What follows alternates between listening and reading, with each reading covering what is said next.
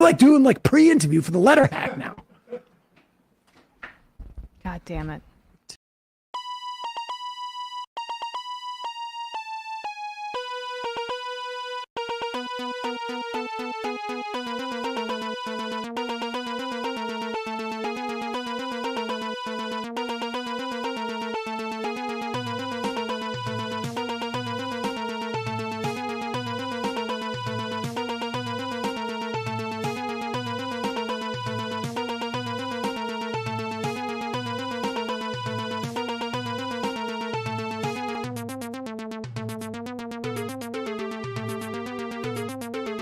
Yeah, I didn't mean to do that countdown. I don't know why there was a 30-second countdown. Nobody talk over the intro, by the way. All right. What is that? What was that countdown about? No, don't talk over the You made intro. the stream look like shit. People are gonna see this countdown. They're gonna think we're amateurs. Are we back to talking? Can we start over? I have strong opinions. I prefer not to talk over the intro. All right. Okay, we have someone in the chat say this music is annoying, though. How about good. you? Can you please stop watching the stream? No, see, they get it. They get it. What's up, Vanguard is here. What's up, Gavin and Zach? Hey, what's up, man? How are you? How's it going? How's it going? What did you think about the music in the intro? I thought it was annoying, personally. I'm just kidding. Yeah, man. I'll have you know, I made that whole song in 4 minutes and something seconds. No, I'm kidding. It's a great intro. Whoever did the animation did a great job too. That's Jake. Yes, they did. Well, no one says the animation's annoying in chat, so. Hey, I got banned in the majority report chat. Wow. What? Well, you were shooting off at the mouth. I wasn't though. Why would I? I mean, I don't they think have you a get banned beef. for no reason. Do you? Hey, do you? You're just dropping bombs in the first 2 minutes here. Gavin you got and Zach, banned I mean, from the I'm majority heated. report? Does everyone know about my beef with the majority report? Do you guys know about this? I haven't heard about this. No, we're the beef guard after all. If there's a beef, we've heard about it. So this Dude. Well, now I've been a going on nuclear the wheel. bomb has just been dropped in this beef. They were escalating. It's been going on for months. Sounds like a unit in Diablo. I have so many clips. They were talking about sending me a cease and desist. Oh no shit. And so what happened was they have this legendary caller, John from San Antonio, who's like an elections expert, right? Especially with progressive elections. He's like, he crunches the numbers. It's amazing. His poll predictions. Yeah. Okay. So I had him on my show. I have everybody on my show, right? So I had him on. And then I started having him on a regular basis, and he was calling into the majority report and like plugging it during his call. And Sam got very upset. And so he's a petty man. We respect him, but you know, this is what I was saying is the Sam Cedar, he's from this Ivy League, you know, raised by lawyers. He's a very litigious kind of fellow. You know, he always goes back into that state of mind, you know, whenever he's got a slight issue with somebody, lawsuit, cease and desist. Let me call my parents, you know. You guys are trolling. I know. Watch. I actually hate you. Check it out. Good afternoon, Sam and Emma. This is John from San Antonio. John from San Antonio. Long time no hear from. It is primary day, so here you are. Yeah. What's the matter? Letter Hack's not streaming right now? Ooh, burn. You hear the laughing in the background, right? They think that's some serious stuff. You know what I mean? I you know what? Gavin and I, we're deep in the halls. We have a lot of people, you know, you'll read our comment section, you'll see we have a lot of leverage with the elite Democrats of this country. We have a lot of leverage with the power dons and financier class. Read about it.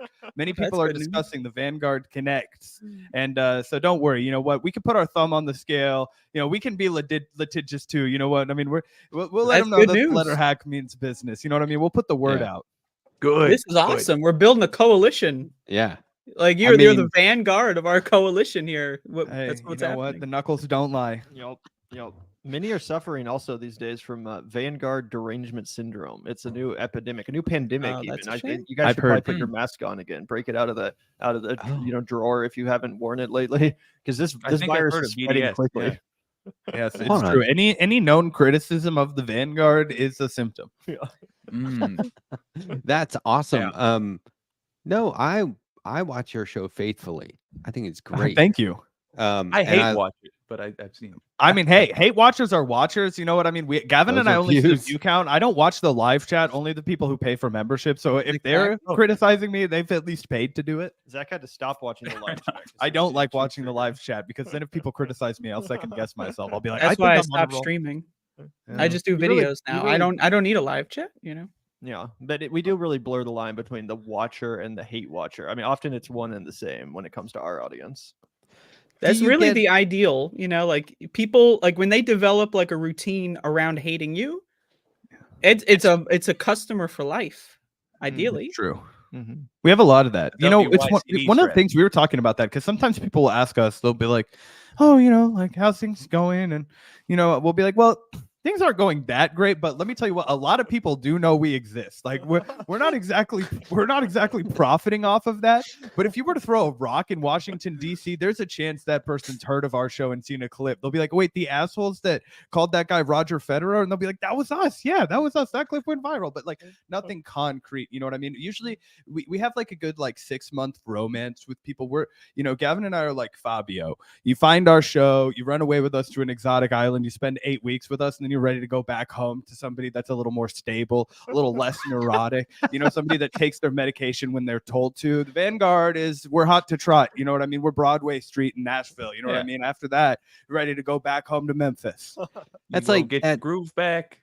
Yeah. There was a time where I was doing LSD for like 2 months straight every day, and I was sitting in JFK, the Oliver Stone JFK movie in the theater. JFK, you shrunk down. No, and I was like, man, I just gotta call my dad and tell him I feel so irresponsible. Like right in the middle of this. You were in JFK for 2 months straight. You were just chilling at the airport for a whole 2 months. Yeah. I just needed something more stable. That's a good.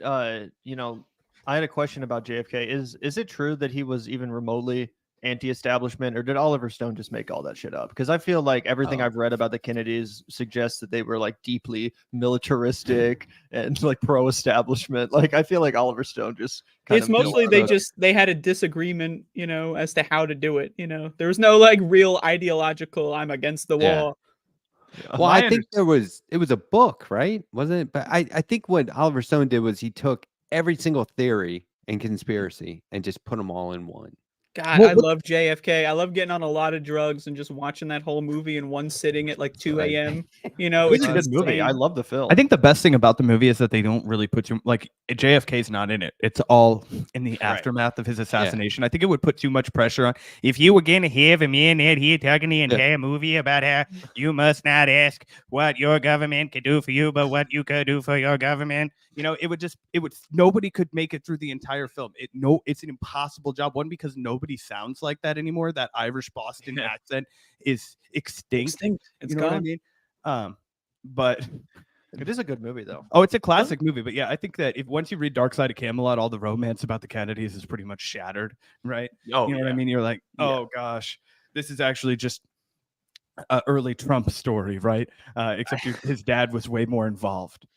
I had some political insight, but now I'm on a totally different track. Do you guys reckon that we've had a lot of undocumented accents just disappear before the age of like cell phones?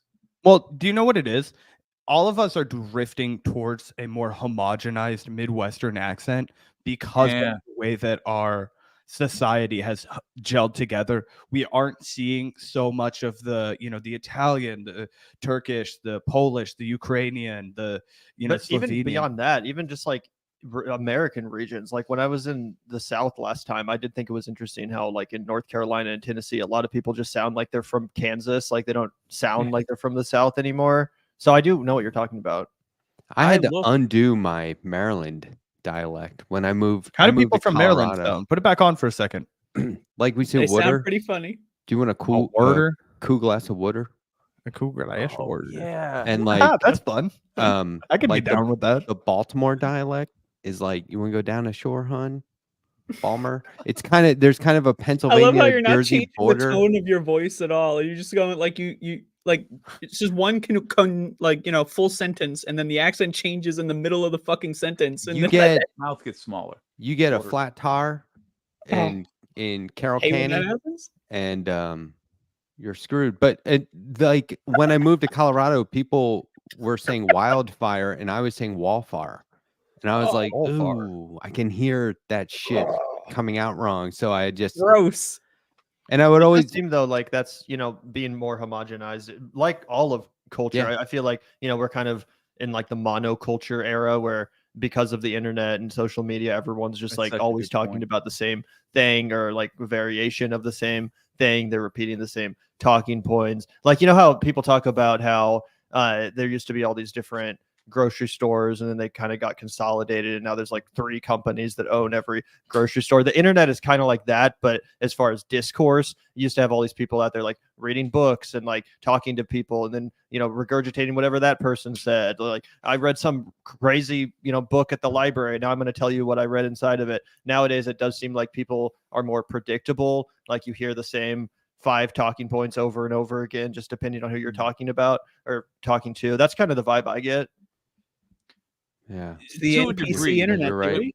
With the accents specifically, I find that fascinating. That as mass communication expands, there is something that we lose, and that is the distinct identity of smaller regions. And the fact that you brought that up reminded me, like, my father's from Grand Rapids, Michigan. I am not from Grand Rapids. When I talk about a hopping amphibian, I say frog. He says frog. And Yeah, I say yeah. fog. He says fog. That's a specific Grand Rapids, Michigan accent. You go west of there, east of there, nobody says it like that.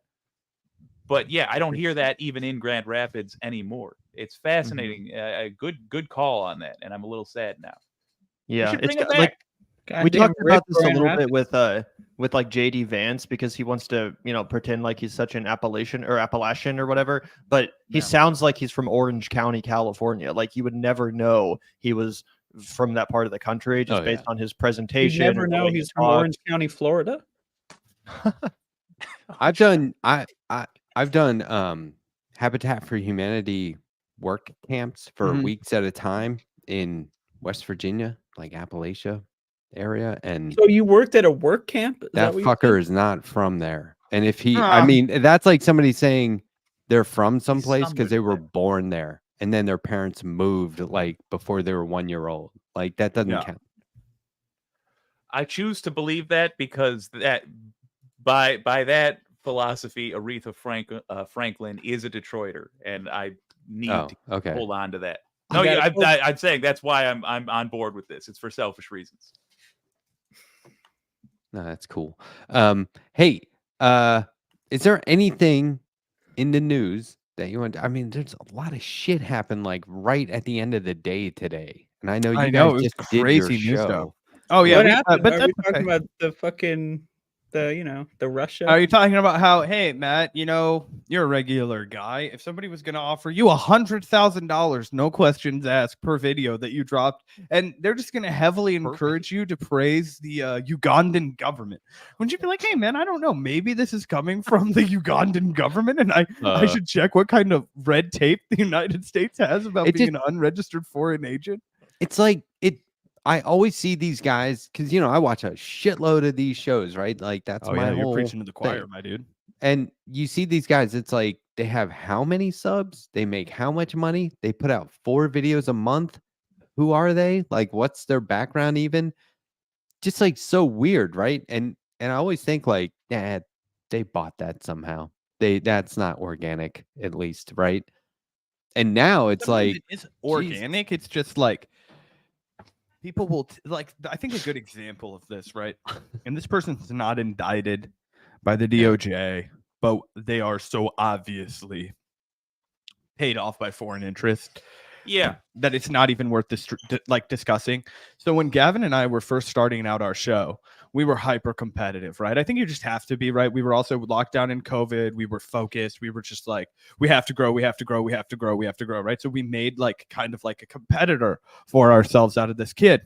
who was a very similar size show as us at the same time, kind of operating in the post Bernie bro era, navigating it. I remember they sent us a message after we got Noam Chomsky on our show, which was a huge get, and they were a little pissed off that Noam Chomsky had never responded to their emails, and they were like, how did you get Noam on the show? We were like, I don't know, dude. We emailed him, he emailed us back, right? Now Jackson Hinkle is off doing all kinds of ridiculous stuff, right? And that was this kid, and we didn't really like him. I remember I called him out because he made some really derogatory comments about women with like this random jabroni that he had on, and they were like ranking like which women from which country were the most daring women, and I was like, this is like disgusting pig shit. Like we roasted him over the coals for it on our show, right? We were like, this is the beginning of the end for you, right? But then this kid, he just ramps it up to infinity, right? Like he goes to Russia, he's making full-on propaganda for China, you know, he's on state media, he's like addressing Brazil in Brazil. He was in Venezuela, in Venezuela after the election, like clearly surrounded by government officials from governments who are not in like Americans, right? And you're just like, all right, that's the path you decided to go to. That's the path you go down when you have absolutely no morals and you will say anything for clout, money, and privilege. There was actually, for me at least, like kind of a post or a pre and post Jackson Hinkle understanding of this stuff, because before Jackson just did that and went so obviously into like the I'm a foreign agent who will just sell out to the highest bidder, literally, I was kind of like, come on, like I don't think Russia's funding political commentators in America. That just seems like more of the kind of Russiagate era fear mongering. Like, let's see some evidence. This is conspiratorial. People are just saying things because they can't handle disagreement. So they're just smearing everyone as being paid off. But then that dude pretty easily just straight up literally became a freaking, foreign Russian funded commentator, provocateur, whatever you want to call it. And I was like, oh, okay, I guess it actually is not only possible, but pretty easy to make that happen. Like, it's not that difficult. I'm not saying, Zach and I we've never got an offer from some foreign country, but I guess if you want to do that, it's not that hard to make it happen. So I'm like, shit, I guess we do have to think about this. What you I'm can loving do this at Jackson wycdnetwork.com. Yeah. Is how you I'm just for the foreign agents that want to bribe me. Now you know. Andrea had a whole debate set up with Hinkle, and don't even get me started. That was like a multi-week saga. He chickened out. Well, no. He chickened out like 5 times. Then it happened. And then it was like we were debating about fucking Netflix or some shit. I don't fucking. So weird. And he got mad at me because I was smoking weed on webcam, and he thought that was disrespectful. And fuck you, dude. That's the kind of stupid shit when you don't have an argument. That's the kind of shit you do. Like, okay, Grandpa. All right, have fun. So, do you think one of the things I hope to debate Sagar and Jetty one day? I hope to get to the level where our channel is like at an esteemed portion. Unfollowed us on Twitter, so it's probably not. I know it's probably never going to happen. I think we ratioed him into oblivion too many. We've never ratioed him, but we've gone for it. Idiot, man! I hate that this guy is taken seriously in any left-wing spaces. Yeah, got a lot of love in my heart for Crystal Ball. I really do have a lot of love in my heart for Crystal Ball. And the fact that she puts up with Sagar every day, God bless her, man. I couldn't do it. It's not that I respect Sagar and Jetty, but out of every right winger or Republican or whatever, like he's just the only one who I can even take seriously at all. Like, even though I disagree with him, it doesn't feel like I'm just responding to a straw man. When we're he's not a bad person. Sagar clips, like at least he. Like compared to your average conservative, he seems like a genius. But I agree. I mean, I'm not a fan of his comments. Oh yeah, no, and I didn't mean to take like a personal shot at Sagar. I've met the dude. He's not like unpleasant to be around. I just happen to disagree with like 99.9% of everything he's ever said. I was gonna have him on, but then I was like, he's not a bad person, right? Like, he just happens to be an actual legitimate right winger, and he will say stupid shit you cannot believe he actually. I don't want to give him the platform. Like, I'm down to you would bring out the hot take and say, if you are a Republican and you genuinely mean it, you probably are a bad person. I mean, I don't want to get you guys canceled or anything here. Oh no, here's what I'll do. I just mean to say, like, if you were eating dinner with the guy, you would be like, oh, he's like, pretty normal in comparison to a lot of the deranged Republicans. Sure, bring him on. Before we go live, I'll be like, here's how I do the show, whatever. It's going to be good faith, super chill. Then the intro goes, but when it comes up, it's you guys. What a nightmare. Exactly. Oh shit, we do the old Steven Crowder, Sam Cedar. You know what I Yeah. mean? The H That Street. needs to be a thing. Dude, That Gavin and I should would have been show the up with beginning of a hot trend. glasses Please, on. yes. You We know can what I do mean? that. We can do that if you want. I Big can make old that happen. backwoods. That'd be funny as shit. You Okay, know, but look, is this shit happening close to this election? Like, could this have happened at a different time? I haven't looked What is into it too this? much. The guess- DOJ unsealing this and talking about Russia buying off these podcasters. Is this the kind of shit? Should've Because been done. yesterday, even Routers was reporting about the Chinese social media influence operation. Did you say I love Raptors? that we call it or It's Reuters. Reuters, but I say Is it that your routers Maryland all the accent? time. Whoa, Yeah, Literally that's all the just time. my Hold the that's phone. just my Honestly, talking how it's style. spelled. It man, should I would be have called it pronounced routers too.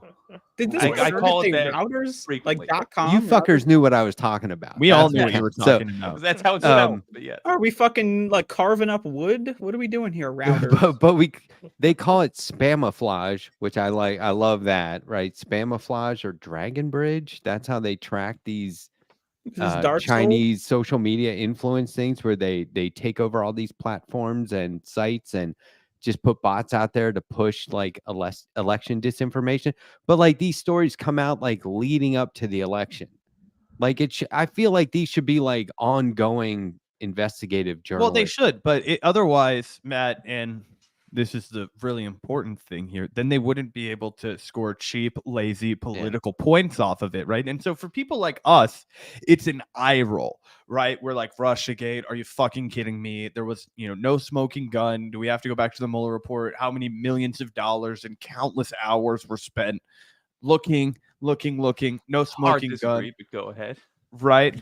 I mean, that's why Donald Trump's in jail for Russiagate. But I think that if you look at it, most people just tuned it out because nothing happened, right? But they're going to resurface it because the people who are diehard MSNBC liberals, the people who are missing, Rachel Maddow coming out every night to lead them down the Mueller, she wrote, rabbit hole, that is going to be really profitable to them. It's not profitable to them all the time, but I think in the lead up to the election, it will be. And look, I am actually not opposed to this DOJ investigation popping. I think that if you look at what happened, you look at how dumb, Tenet Media or whatever the fuck it is that Tim Pool runs. It's based out of Nashville. The person who's also described in there could very easily be Rave Dubin, which I think would be absolutely hysterical. And I think that if you're dumb enough to take $100,000 from an unidentified source, you deserve to be investigated criminally. I'm sorry, but if it's going to be that easy to bust you, you deserve to get busted.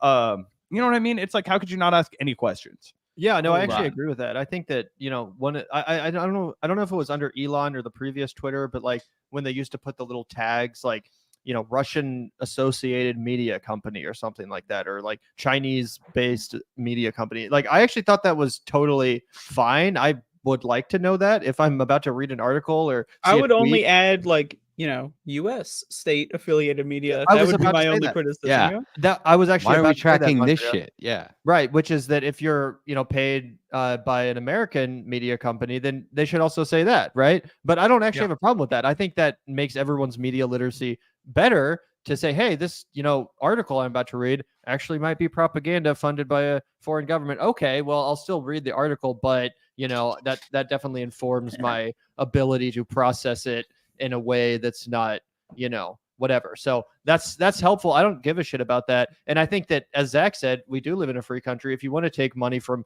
Russia to make propaganda for them, I don't think you should go to jail for it, but I think you should have to identify yourself as such. I think people the people do have a right to know that the information they're getting from you isn't necessarily your thoughts, but that you're being paid to say it. Two thoughts, gentlemen and lady. Just jump back to gentlemen again. Number one is conclusions. I think you're dead on. I think this is necessary going forward, especially as we enter a media atmosphere where there's going to be literally tens of thousands of choices to hear about the same story. It should be a requirement that in the description, not placed on the social media companies, but by the actual content producer. If you were paid to produce content, just like with sponsored advertising, we have precedent for this. It must be a requirement that in your description, you list who paid you to say it. For NBC, that's easy. National Broadcasting Company told me to say this. But for folks like Steven Crowder, it's going to be eye-opening. For folks like Dave Rubin, this would have been a non-scandal because we would have known already. I think you're dead on with that. And my piece on Russiagate, I'm not going to open the whole can of worms because it's less relevant to the conversation, but there is a difference between there was nothing there and there was nothing done about it. That is the sticking point. I'll concede that. My only final pushback would be that they were fucking goddamn desperate to do something about it, my man, and that's why I've always held out that, like, hey, Bill Barr would like to get him on something, but Bill Barr, anyway, I mean, full on covered up what appears to be some connections that were given to us by the Italian government. But the point being, I think you could way more easily go after him for Saudi Arabian connections. You know what I mean? True. And the fact that they chose not to do that was always very crazy to me. I was like, you could make this case in broad daylight with the emoluments violations that he had with his deals, the Bank of Saudi Arabia, all that shit. A cornucopia of choices with corruption for this brick. We can 100%. pick any No one, argument and it's there. disqualifying. I thought it was funny when, I don't know, I can't remember if it was Maddow or somebody from the Washington Post or whatever, but somebody was like, we just got a manila envelope sent from somebody inside the Trump campaign, and we think it might have to do with Russia. And then they would fizzle right away. It would just, they'd say, tune in tonight. Envelope before we do the public announcement. There's just more than one they time. tried to do the Geraldo opening the vault with it. Yeah. They were making a spectacle of it. That was the I watched that live, by the way. I'm that old. We were all tuned in prime time to watch Geraldo open Al Capone's vault. And there wasn't shit in there. It was hilarious. It was bone dry. I've watched documentaries about that on YouTube, and then you're like, oh, I watched that live on TV. Live, yeah. In my living room with my whole family. Can I ask you, how old are you? I'm 49. I'll be 50 in December. Okay, right on. I was just curious because that seemed to be the touchstone right there that you've been around the block a while. Yeah. Let me throw that back at you guys. You got a successful channel here. We're both 26. 26? Yeah. All right. We started the show in 2020 during the pandemic. And it's so funny too, dude, because I had a huge beard and long hair, and I was like 40 pounds heavier than I am now. So I look like a completely different person. And then you'll look at Gavin. Gavin looks exactly the same. He hasn't aged today. Nice. You should. This is what I love, though. Aged. You've just changed your. Yeah, exactly. Gavin got tired of working with the old Zach, and he had to, put me in a machine and crank out a different version. Okay, nowadays, young people are, I don't know if it's the fucking internet or what, but 26-year-olds when I was a kid, or they're all not a kid, now. when I was 26, we did not give a shit about politics like 26-year-olds do now, 20-somethings do now. We did not. You guys had so many more movies to watch, dude. If I was a video store generation kid, I would be like Richard Linklater living my life in fucking Austin, Texas, but not like successful Richard Linklater. Richard Linklater, if he'd never actually made a movie, but just talked to all of his friends about it for 30 years. Yeah. I was walking around a registered Republican, not a Republican though, just didn't give a shit. It was weird, man. Did you vote for Bush? Oh, I love when this part happens. The look on y'all's faces. He's about to say it. Wait for it. I wanted McCain. You wanted McCain to be president? Yeah. Wow. Yeah, and then I was like, oh, Barack Obama. This is the kind of Republican I've been fucking looking for, man. Dude, honestly, I just realized all the time. Go ahead. Well, I was just going to say, you guys, you grow up dodging bullets and having adults do nothing about it. It makes you realize I got to get involved in how all this stuff runs. Yeah, I wish we had an inspirational story to tell you something like that. Like, God, I was really woken up by the Parkland school shooting. Gavin and I have been addicted to the horse race since we came out the motherfucking womb, man. When Gavin and I met in 2008. So Gavin and I have been boys since 5th grade, right? And we met because both of our moms used to not we had a certain allocation of how many times we could get lunch. Quick question. I don't mean to interject. Were you girls in 4th grade? No, I just meant we were boys like homies. We've been sorry. I just Midwestern vernacular. Sorry, I just meant we've been homies for a long time. We've been friends. Thank you for the clarification. Yeah, sorry about that. Little regional slang for you. See, it's not all dead. We're not all homogenized, but I just mean we've been homies for a while, and our moms would only let us eat school hot lunch a few times a week, right? So we always packed a lunch, and the way it worked, if you packed your lunch, you had to sit down at the tables first. I didn't know anybody. I had just moved to Walnut Grove, 5th grade, so I would sit next to Gavin. We both strike up conversations. My dad's a deranged Republican that thinks like Sarah Palin's an inspiration for my sister and that John McCain's going to lead the country into the future, whatever. My dad's a good guy, but we have very different politics, right? And then Gavin's parents, they had some political sense at the time, and they were like, you know what, this Barack Obama guy, he seems like the clearly superior option. So Gavin and I would bicker back and forth. And, we've always just maintained like a pen pal, like rapport about politics and film. I was delusional though. I was raised Catholic and had no idea what I really was raised to believe the whole like, no, just pull up your bootstraps, get a fucking job, that kind of thing.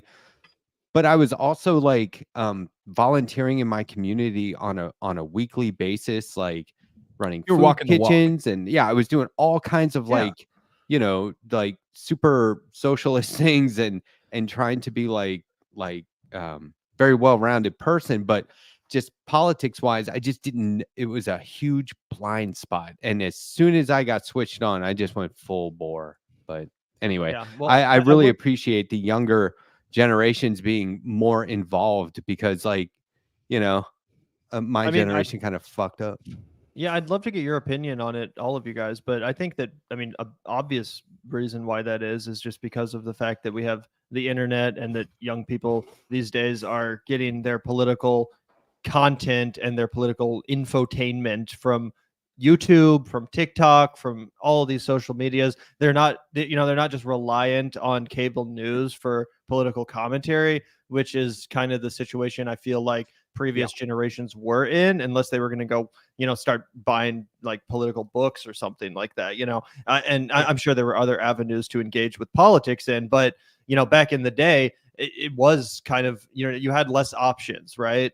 And I think a lot of boomers, for example, are still stuck in that. Like, for example, my grandfather, who I love, he doesn't really understand the fact that you can access all this commentary on the internet. So he still just watches MSNBC. That's like his, like YouTube, right? That's where he gets his political takes. But younger people, they have this entire internet of content to, look through. And I think that's, part of what's inspired Zach and I to create the kind of content that we do, meeting people where they are, understanding that you can make political content that transcends the political genre and, make it appealing to people in different ways, talking about political drama, talking about beef, all that kind of fun stuff. But it's funny because it doesn't actually just appeal to young people. There's actually a lot of boomers in our audience. There's a lot of like 60, 70-year-old people that also love the kind of content we make, even though there was probably nothing necessarily like that when they were growing up. Yeah, we're in a unique position where none of the people who make up the like bulk age demographics of our show are our age. We've always been dramatically younger than our key demos. So if you look at the people who watch the Vanguard, it's usually like 33 to 48. That's the age demographic of like the people who we hit the hardest with. And then of course there are plenty of people who fall outside of those brackets, but that's where like 60, 70% of the people who tune into our show are coming from. And we're finally getting young people on the show. I'm always the young one here. We're always getting like fucking 30 and 40 and 50-year-old guests. Well, we had like a 60-year-old guest, like, come on, like, no offense. They're great guys. I love them dearly, but like, no, I hear you. And it's hard to cut your teeth in this lane. And as a young person, there's not a lot of avenues. It's also a pretty directionless career path. I feel like a lot of people who have success and are able to navigate new media, outside of a handful of people who are deeply inspiring to me, like speak for yourself. Kyle Kalinske, he didn't really have a background before he got on Secular Talk. He just grounded out and, stood out because of who he was as a commentator and as a guy. And he succeeded in that way. But most people who have dramatic success, if you look at Hassan Piker, if you look at Sam Cedar, if you look at the guys who are the big names, Crystal Ball, these people had success outside of just starting a YouTube channel and growing organically. Sam Cedar had been a comedian. You have Crystal Ball, who was on MSNBC. Hassan, Cenk Uygur put him on the Young Turks Network because he was his nephew. And not that Hassan wasn't also a great commentator, but that's a connect that a lot of people who are just sitting in their house in Cedar Rapids, Iowa, they're not going to have that advantage, right? So how do you, as a young person in this like amorphous space, stand out? How do you, create an audience that wants to follow and give a shit what you have to say when you have, nothing but your microphone and webcam? You know what I mean? It's very difficult and it's very daunting. So I feel like you don't see as many young people. Do what? You pop your shirt off. Pop your Yeah, shirt well, off. There you obviously. go. Yeah. You know, if Instagram- I had anything to sell underneath this shirt, it would have come off long ago and I would have kept it off. Unfortunately, it wasn't going to do us any favors. The thing is, it's like I'll do a it's little like hamburger meat. young. Oh, no. Hey, don't. It's happening. The young tie is people. off. Younger people. It is the internet, right? But here's the thing: it's like cable news came around, and right away everyone was like, "Oh, it's just feeding itself. It's got to be this 24-hour cycle. This is kind of bullshit. We could see through this almost immediately." Plus, cannot relate to these people in their suits and whatever, right? No offense, Jake, but like then the internet becomes this thing, YouTube becomes this thing, and people who are involved in politics are involved in commentating on the politics and analyzing it, and that's where you get like Secular Talk, the Rational National, the Humanist Report, the Vanguard. All these shows start to spring up, and it's a lot more relatable. So I think that people are like, oh, I can finally trust the person that's talking to me about this shit. Oh, and they're also advocates, and they're not just being paid to say shit. Yeah. And it's kind of empty. And a lot of times it's like inspiring boots on the ground. If it isn't, then it's at least inspiring people to like get more involved in politics just in terms of register and actually vote. There's one other element that I feel cannot be understated or overstated, which is that 20 years ago, the only mass communication that was able to do news shows ran on hardware that required about 10 grand a month in electricity to power. And now it's damn close to free. Are you talking about And like the that's Tom the main- Green show? Or yeah, Tom Green, wasn't he the guy that did that like show back in the day?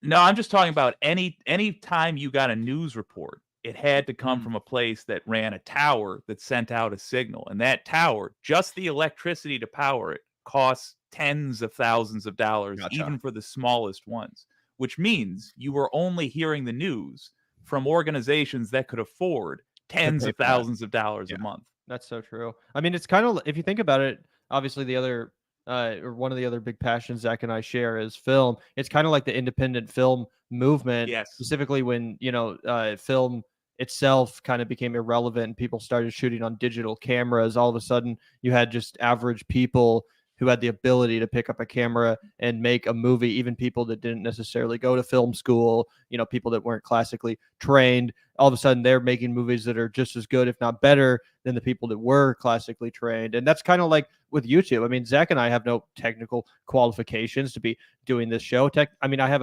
a minor in political science from UMKC. He has but a that's film degree. I that's have the no degree. extent of our qualifications. I dropped out of minor- high school, so I win Hey, in there the you go. unqualified Olympics here. There you go. But I mean, that doesn't. No one cares. It's not like, I mean, I people might care. disagree with you, but even if they disagree with you 100% and think it's the dumbest thing they've ever heard come out of your mouth, they don't know that. They can't, leave a comment saying this woman doesn't even have a high school degree. They don't know. You might as well have 4 PhDs. I That's wouldn't true. know. I actually have 7 PhDs. I got to hook you guys up with Movies versus Capitalism. Have you heard of that podcast? That's the Sirota one, right? Or the It Lever was. Now Association? they broke out on their own, and one Really? of the hosts, Frank Capella, is working for Mehdi Hassan. So there's a Oh, connection fuck there. yeah. Oh, over at Zateo. I'm gonna be on their show for the second time in October, talking about the movie Killing Them Softly. Oh, hell yeah. 2012. Oh, the Brad Pitt one. Yeah, about how they've robbed that one poker game and it disrupts the gangster economy. I've actually been Anyway. meaning to watch that film. I haven't checked it out yet. Oh, you Yeah, haven't seen you it? and I Oh, were don't let talking me about ruin it. It's great. Bringing back a segment that we did at the very beginning of our show before anybody gave a fuck about us, where we would talk about like anti-capitalist sentiment in films. Like we did like Brazil, we did Spring Breakers, I think we did They Live, we did a couple of other ones. That's fucking Yep. awesome. Yeah. Can I love bring- movies. I'm a nut. Oh, me too. Yeah, we did Videodrome, I think. We did Yep. a bunch of shit. Wow. Yep. Can I bring our conversation back to the internet for a moment? No. I'd love to talk about movies though, Movies. but I'm Hate riddled with short-term memory loss for unknown reasons. So I'd like to dump my Okay. brain So it was before. all your base belonged to us. Damn it. Kyle Kalinske. What's next? I don't know. Go ahead. Well, now I'm confused. Oh, that was just No. the oldest. Well, meme we were that talking exists. about the internet and how it's inspired young people to be able to do stuff. And I started doing YouTube when I was like 13 years old, so I definitely resonate with a lot of that. I'm 28 now, by the way. So I'm pretty young. Well, similar Um, generation. Yeah. Yeah, Same but like generation. Crazy. kids growing up nowadays though are and I think a completely different dynamic because for like 26 or 28-year-olds, like we kind of grew up like reading and researching things that were more like grounded in like the pre-internet kind of world. Yeah, But the like I forum feel like world. we're in this like disinformation vortex nowadays, and like it's really hard to find like genuine, real, honest news versus like we were talking about Hinkle earlier. Like how many millions of followers does this guy have now because he's just been getting on the Russian payroll, right? So like I'm worried that like we are in this weird slice of a generation where we had this lucky access to this internet that was like uncensored. Like it was still uncensored enough that we could get real honesty, and it was still small enough that people that actually cared could get to the top, or at least to where we could find them. But like, if you're 14 years old right now, what are you seeing for like political influence? You're seeing like right-wing streamers all over the place. There's a lot of teenagers that are worshiping like the Andrew Tate characters. You know what I mean? Like, I think that like we're in this weird cross section of a generation where we actually had some semblance of access to like a grounded history, but then like we were able to pick the parts of it that actually made sense, versus nowadays. I agree with that to some extent. It does feel like back in the day, the internet was way less insane and that it was easier to tell what was real versus what was fake. That's just my 10 years ago, experience. even. Yeah. Right. That's how I feel. But I also think it's fair to say that the kids these days, even younger people, they also probably have a higher degree of internet, literacy than your average person, given the fact that they were, brought up on the internet. They've known the internet their entire life. But that's my Maybe. But, pessimism. I mean, from my personal perspective, it's actually not hard to tell what's fake news versus what's real news online, even on Twitter, where the lines are blurring every day. It's pretty obvious. Basic research is still something that's fairly easy to do. Like it doesn't actually take that long to figure out if something's true or not. And I do feel like most people that grew up on the internet also understand that, they're not like these 70-year-old boomers who are falling for AI images on Facebook and that think everything is real. That's not, like, you know what I'm saying? I think that, but to give Andrea's point some weight for a second, because I agree with what you're saying. For people like us who have media literacy, sure. But what I think it is like, there's a friend that Gavin and I both had, speaking of Walnut Grove, right? I always use this guy's like, we're not going to name him, but he's the example that I always like to paint in Gavin's mind, where it's like, imagine that guy hears a bunch of misinformation, right? Not going to probably have the instinct to go decide to look into it on their own, right? They're just going to decide that that's what it is. Now imagine that kid that was born in 2007, right? True. And so now all they've known is TikTok, hot chip. Stupid people have always existed, though. Right. But what I think it is there's so many more people that are being inundated by so much media that I think I think it is rotting their brains. Like, I'm not gonna lie. Like, I hate to sound like a boomer, but I think all the kids I agree. are like constantly like doing the TikTok and the games and the scrolling and all that shit. Like, yeah, that is going to erode their media literacy. These kids are. Well, I not mean, gonna I'm be able thinking to about get like the test of kids the that are like Duper in 10th 5 to grade. 10, like you're growing up and AI is everywhere, all these fake images, everything. You Google, like, how do I make my pizza cheese stick? And it tells you to put glue on the pizza, like when you're 5 years old and you're growing up in this world, like, I don't know how it's going to progress in 10 years from now. But like, my point is just that, like, I don't think the internet is inherently. I think we had this there was this case, I don't know, we didn't talk about it, but this big case about the Internet Archive recently dropped, where they're basically saying the Internet Archive doesn't qualify as like a real library or some shit, and the Internet Archive could be now vulnerable to more lawsuits from other copyright holders and stuff like that. Like, there's something going on with the internet that I feel like the internet that we grew up on, like even 10 years older than me, or even like a couple years younger than me, like you guys, right? Like, I think that that's just going away somewhere, and it's going to be replaced with something that's going to make the next generation, like, I think, pretty dumb. I think that's my opinion. If you've heard of the dead internet theory, then you might be literally correct. Like, in fact, the internet so as scary. we know it might literally die within less than a year, if not 5 years, because AI proliferation of bots is becoming such a problem that they're going to outnumber human users of the internet in a relatively short amount of time if things continue to escalate as far as AI goes. So that definitely is true. And at that point, it's almost like I don't even know what you do about it other than just like reset the internet or something, or get rid of. Well, imagine we have like 38 million AI generated Jackson Hinkles going around. Like, like that's what I'm saying. Like, this shit's concerning. And like, as someone in this age range, maybe I'll throw Jake in there too. They're pretty young. They're still whippersnapper. But like still like we're in this weird world where it's like we actually kind of have some semblance of what the world was like before. Like I feel like we've been going off the rails for like 5 years now. Like we could argue the domino, which the first domino, but with the internet and disinformation, I feel like we've been going off the rails for a while now, and I'm really concerned because like we have all these left-wing shows, but at the end of the day, like how much discourse, like how can Majority Report affect national discourse? No, but like a standard right-wing commentator can affect national discourse with no problem, right? So we're still in this weird asymmetrical warfare thing where like the best among us really have no power whatsoever, and it's only going to get worse. True. That is going to be, or that is whether we act or not, that is the responsibility of this generation of humans, by which I mean everybody alive right now. We who are here at the early 21st century are going to have to lay down the groundwork for what is and is not acceptable on the internet and how the internet operates. And we've been lucky so far. We've been basically coasting, and the disasters haven't killed us yet. But as these issues crop up, and I don't know what the right answers are for all of them, that's when we know what we have to deal with. Case in point, Andrew Tate should not have happened. It should not have gone on as long as it did. Guy still has a show.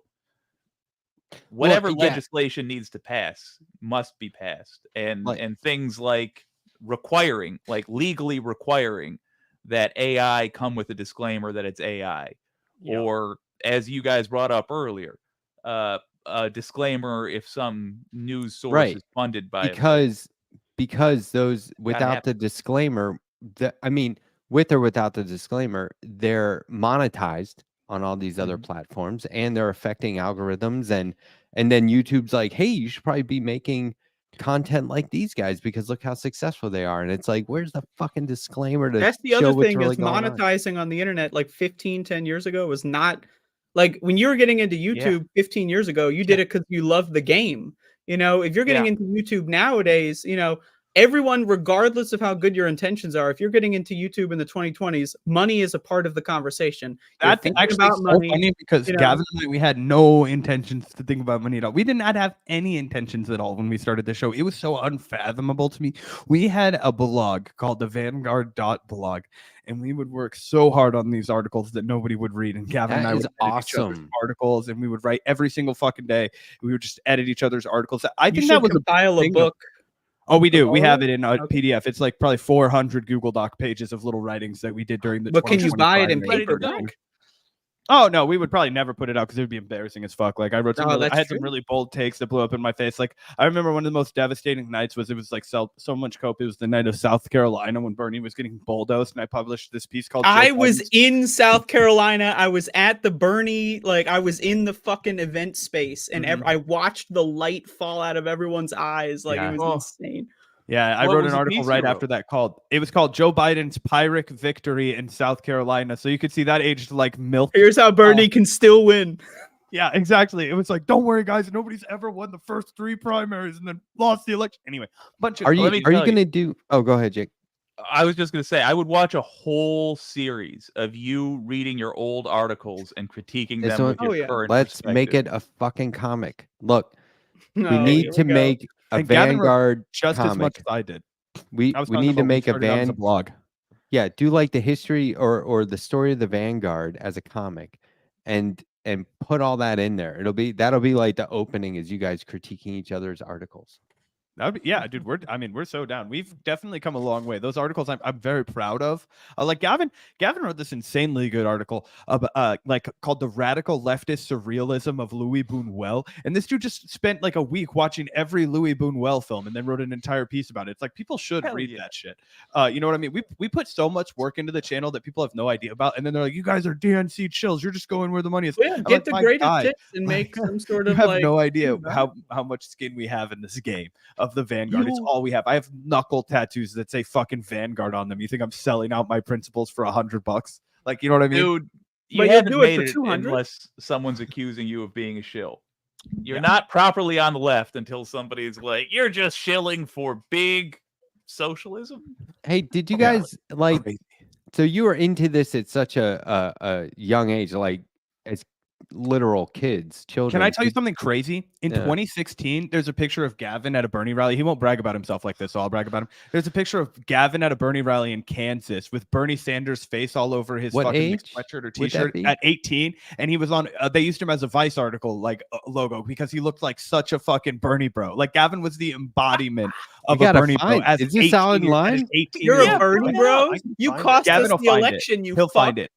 It's crazy. Like, Unity tab. You know what I mean? Like we had, like, I don't even know how to say, like, we got so lucky that we became like homies. Because but you know, when they show like, hey, this is me as a 6-month-old at Woodstock. Do you have anything like that? Yeah, right. Exactly. Unfortunately not. Awesome. Unfortunately, but 9/11 was my first day of 3-year-old preschool. But outside of that, I don't have any fancy stories to. Oh, I'll tell you what the other big moment. If you ever want, if in Vanguard lore, since we're walking down memory lane, one of the things that really just seems like it came out of a fever dream. Gavin and I were huge film buffs growing up, as we mentioned like 10 times already. One day, Susan Sarandon found us out of the blue, hit us up, and was like, "Do you guys have a Patreon?" We're like, "No, but we'll make one." And so, for the last she was our first ever patron. She was the first person that ever gave us money to do anything. It was Susan Sarandon. That's excellent. So wait a minute, you guys are funded by Big Susan Sarandon. Big Susan Sarandon. Yep. And I'll tell you what, I'll be totally transparent. Susan Sarandon, since Veterans Day of 2020. Is that right, Gavin? I think so, yeah. So like maybe 9 months after, no, 6 months after, it's like the 4th or 5th of November. You can see it. It's our pinned tweet on Twitter. And ever since then, she sent us $50 a month every month on Patreon, and we're very grateful to her. Yeah, November 11th, 2020. It was 6 months after we started our podcast, and it was just like, I could not believe it. I remember Gavin called me when I woke up, and I was like, "Holy shit, dude, this is crazy!" So like, I mean, we've worked our asses off, but we've been so fortunate so many times that there have been cool people that have thrown us a bone. Invite her on for an interview and bill it as a members only interview, like you're only interviewing members of the channel, but just interview Susan Sarandon. Yeah, it would be lovely to speak with Susan Sarandon, but I think she has to walk a fine line when talking to people like us because she's still a working actress. Fair. Well, not for long. But yeah, Gavin, can you share that? Can you share that image? This is Gavin at the. I have the image. I don't know how to share it. Let's see if I. Are you in the StreamYard link? Let me. You don't know how to share the image? More like the Boomer Guard. Well, he's on his Chromebook and not on the tab that has the. If you send me the link, I can do it. Yeah, it's in the letter hack. Let's bore the hell out of the audience while you're doing that. DM me How on Twitter. effective is a Chromebook for running a stream? Oh, it's a MacBook, not a Chromebook. We're running our stream off of my PC, like an actual like gaming. That's what I thought. Share this PC, work. But then Gavin has his MacBook over here. Is this gonna let me share? Yeah, there we go. Here we go. Nice. So this is Gavin a la 2016. Yeah, awesome. Oh, that's amazing. Some reporter took that photograph awesome. that I didn't know at the time, but then later it like kind of went viral on Twitter. They were a Vice photographer, and I was getting so fucking roasted. I remember reading the replies. I have seen this photo. I've seen this photo. Oh yeah, I bet it kind of went viral at the time. Yeah, That is killer, man. Look, I'll tell you, it's legit. I don't know who's roasting you because I'm laughing because it's a silly shirt, but it's intentionally silly, and that dude in that got the picture legalized pot button. Yeah, so many layers. That's a dude I'd be interested in talking to. Good, bro. Me and that kid smoked a lot of weed together. Let me tell you what. Did you ever like try and debate teachers and stuff like that? Oh, dude, yeah. Oh, that I was used our to do that hobby. shit. Oh, I love debating teachers. Gavin man. was the #1 I'm an atheist fight me for like 6 years. Plus, in Zach and I grew up in Kansas, so we were Bible surrounded Belt, by Tea that's probably Party. a big part of the reason why we are the way we are is just out of a reaction Rebellion. to the surroundings. Did you ever stand up for the Pledge of Allegiance? Fuck no. Fuck no. I used to I always love actually, these guys. This is great. I used to I had this super religious teacher in like 7th grade, and I would always I stood right next to him. My desk was right next to his desk. So I technically would stand for the pledge, but when it said under God. Oh, they're gone. I did. God has that was stricken, perfect timing. God has stricken this Spooky. show. Hold But on. you know what? I'm still an Spooky. atheist. It's not going to work. I on did the me. same thing though. I would take my hand off my heart and be quiet for that line, and then put it back on. My little. I got into so many fights with my fucking military instructor substitutes, and they tried to give me detention. And I said, first of all, you cannot give me detention. Even if you did, I wouldn't go.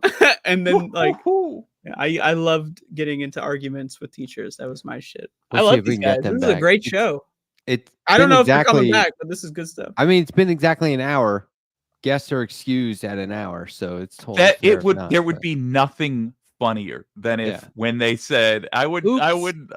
glitch under God part, and then they're just gone. Yeah, well, Um, God has different opinions, but fortunately, I don't give a shit about God on this show, and you're not going to smite my internet connection because I don't live in Kansas or wherever the fuck these guys are from.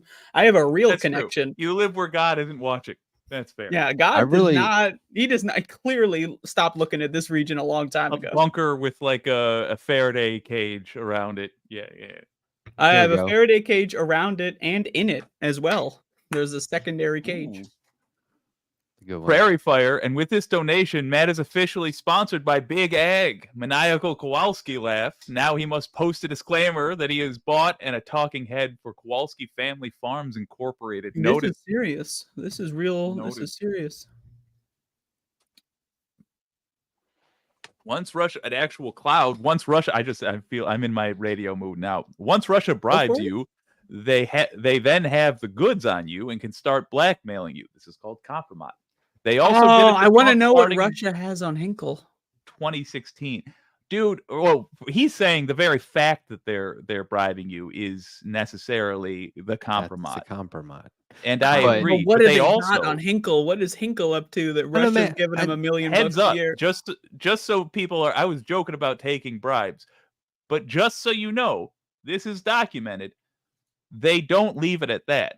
Once they've got you, they also start doing. They dig into you, and they dig up anything they can find. And they'll set you up consistently. to like create on their blackmail assets. too. Like they'll Yes. they'll hire people to get involved in your life or whatever to get you to spill Mhm. secrets.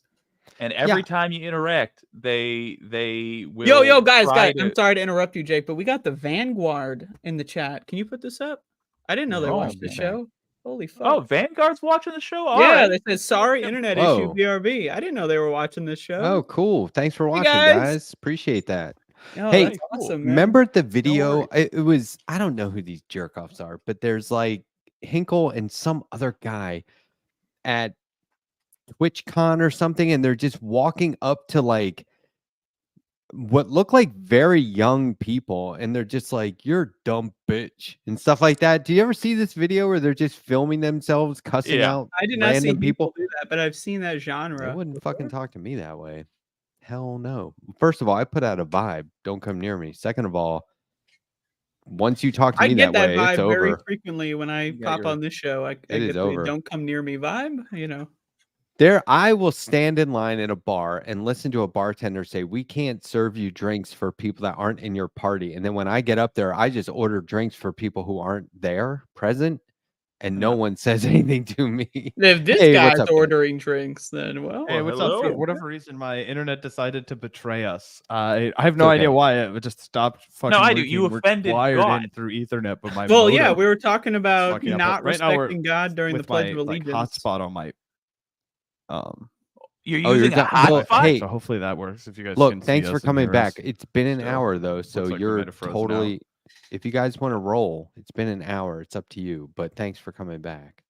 Oh yeah, absolutely. We if you had any final thoughts or whatever, we're happy to. I'm sorry. I that have a we lot of fired up thoughts. the last ad. Well- Whether or not they're final, I cannot clarify. on I that was yet. randomly going to ask if you've seen the movie Hundreds of Beavers. Haven't seen that one. Not yet. I'm super excited to. It premiered at a couple festivals that I was actually hoping to get into. Did not. But I have a movie too that I just made that's in the I heard it was Okay, damn good. look, plug the movie. got a movie? Also, I see you wearing that no clips t-shirt. Where can I get that? Oh, I don't have any extras, to be honest. Me and my co-director Alex made a batch of them, but we only made enough for like ourselves and a few other friends. So I don't have any to give away, unfortunately. If we make some more, I'll definitely be the first to let you know. And I mean, if I had some to buy, I'd let you know too. I just literally don't have any that are extra. If we make more, I'll definitely send you one for free. But yeah, the movie's called No Clip. It's a found footage film based on the liminal space aesthetic / concept. Speaking of Gen Z, definitely a bit of a TikTok concept or whatever. But anyway, it's based on the liminal spaces, shot locally at a place called Crown Center, which is a pretty creepy old mall in KC. Shot 100% on cell phones, completely improvised, made for less than $100. So pretty cool stuff. But yeah, that's the film. And like I said, I was hoping that it would play at a festival, one specific festival that I had in mind that Hundreds of Beavers played at. But I am super excited to watch that movie. What's your favorite found footage movie? Like, what would you say is the biggest inspiration? And they may not necessarily be the same answer. It's actually not technically a found footage film, but the movie Skinamarink, which came out a couple years ago, it's not, like I said, it's not technically found footage, although it's kind of found footage adjacent. Like it's a similar style. That film, I would say, is the biggest inspiration for No Clip. And in my opinion, yeah, I would definitely check it out. It's not for everyone. Neither is my movie. Well, I love found footage movies. That sounds right up my alley. So I'd love to watch it. Oh, it's Canadian. Yeah, check out Skinamarink. Cool. Okay, I'll check that out. We were talking about found footage shit. Like, what was that last week or the week? Yeah. Was that when we had? I rewatched Paranormal Activity, which creeped me out for some reason. I don't know why. It's a creepy movie. People love to shit on it, but it's an actually creepy movie. I'm gonna sit here and tell you. I don't want to get into a debate too, but Saw also pretty good. Some people love to shit on these movies, but I'm telling you, they're good movies.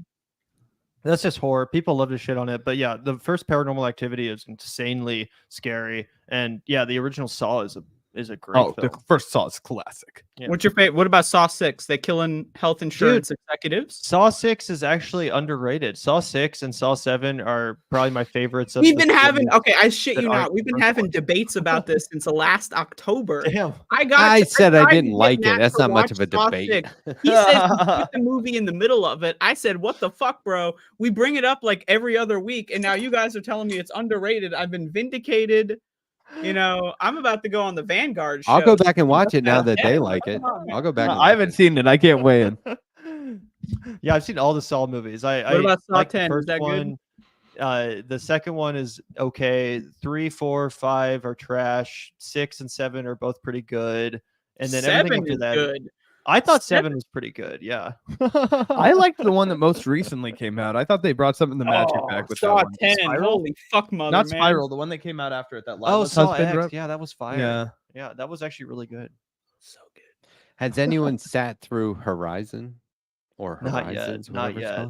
I do respect Kevin Costner for like bankrupting himself and like denying his kids their inheritance in order to like make that fucking movie. Here's what I want to watch it. No. Here's what I want to know about modern day Western films. Every single character is wearing their own unique custom made outfits. Who the fuck was making that? I was in the apparel industry for years.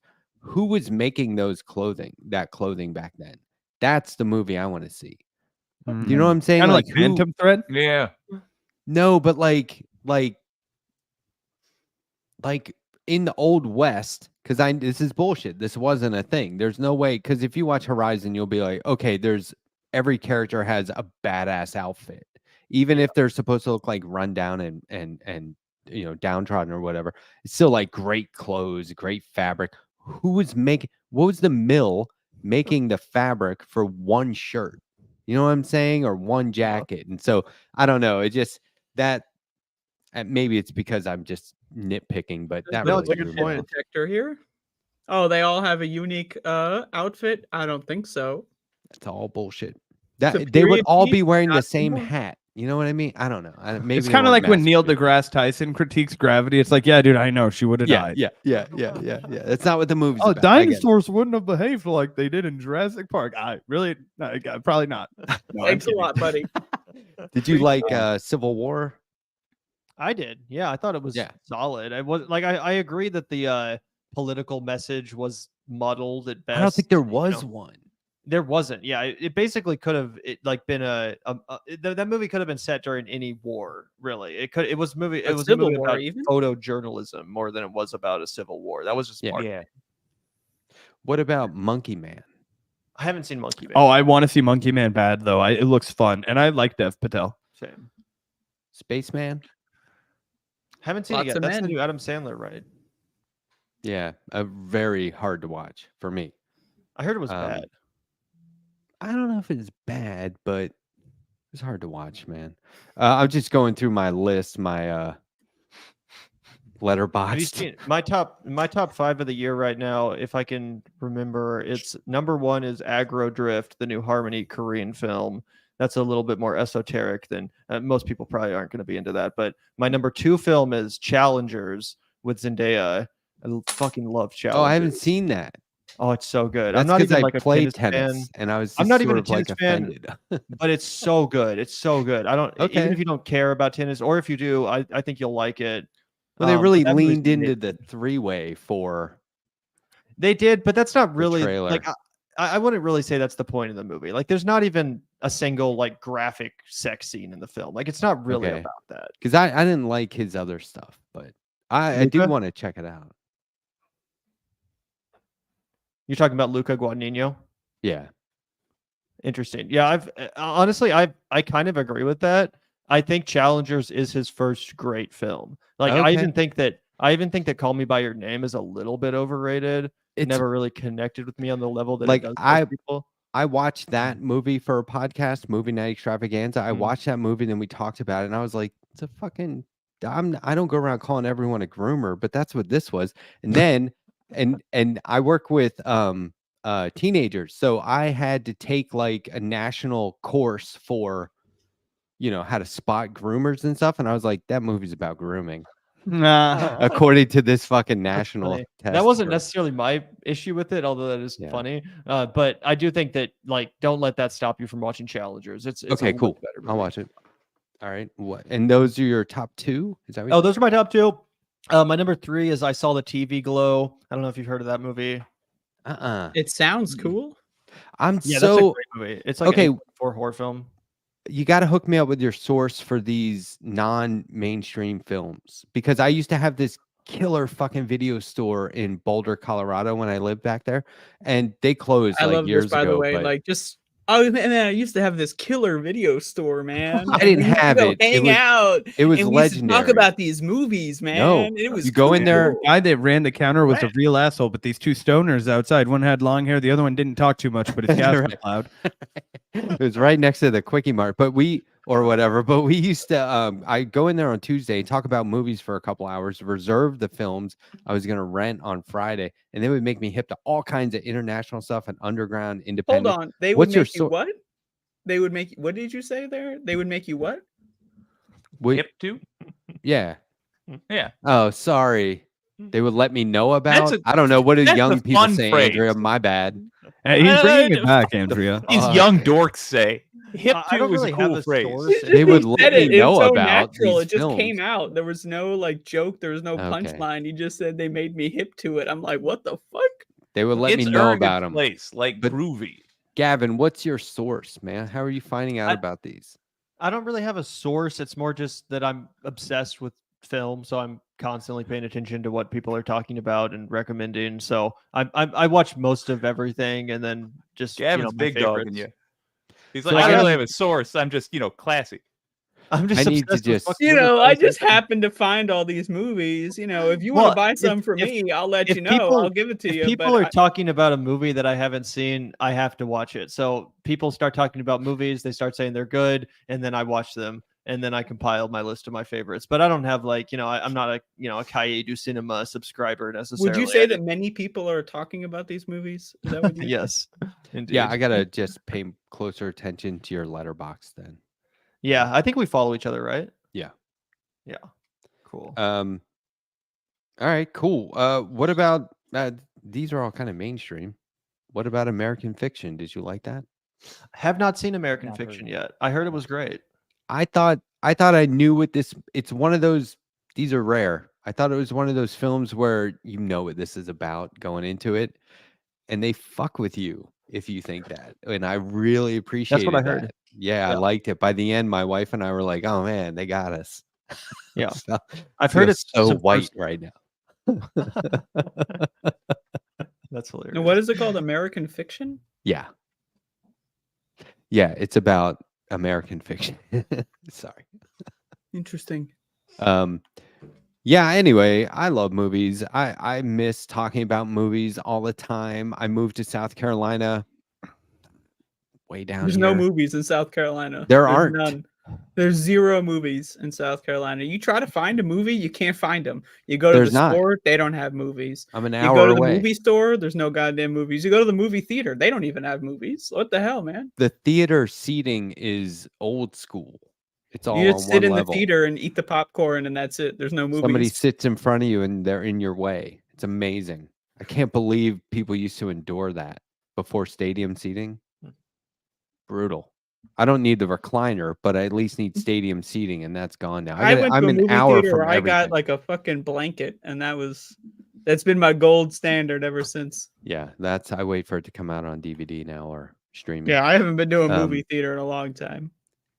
So hey, do you guys want to how are you doing regular shows on your channel? Are you on every day? Are you trying to do every day? We do about 5 days a week.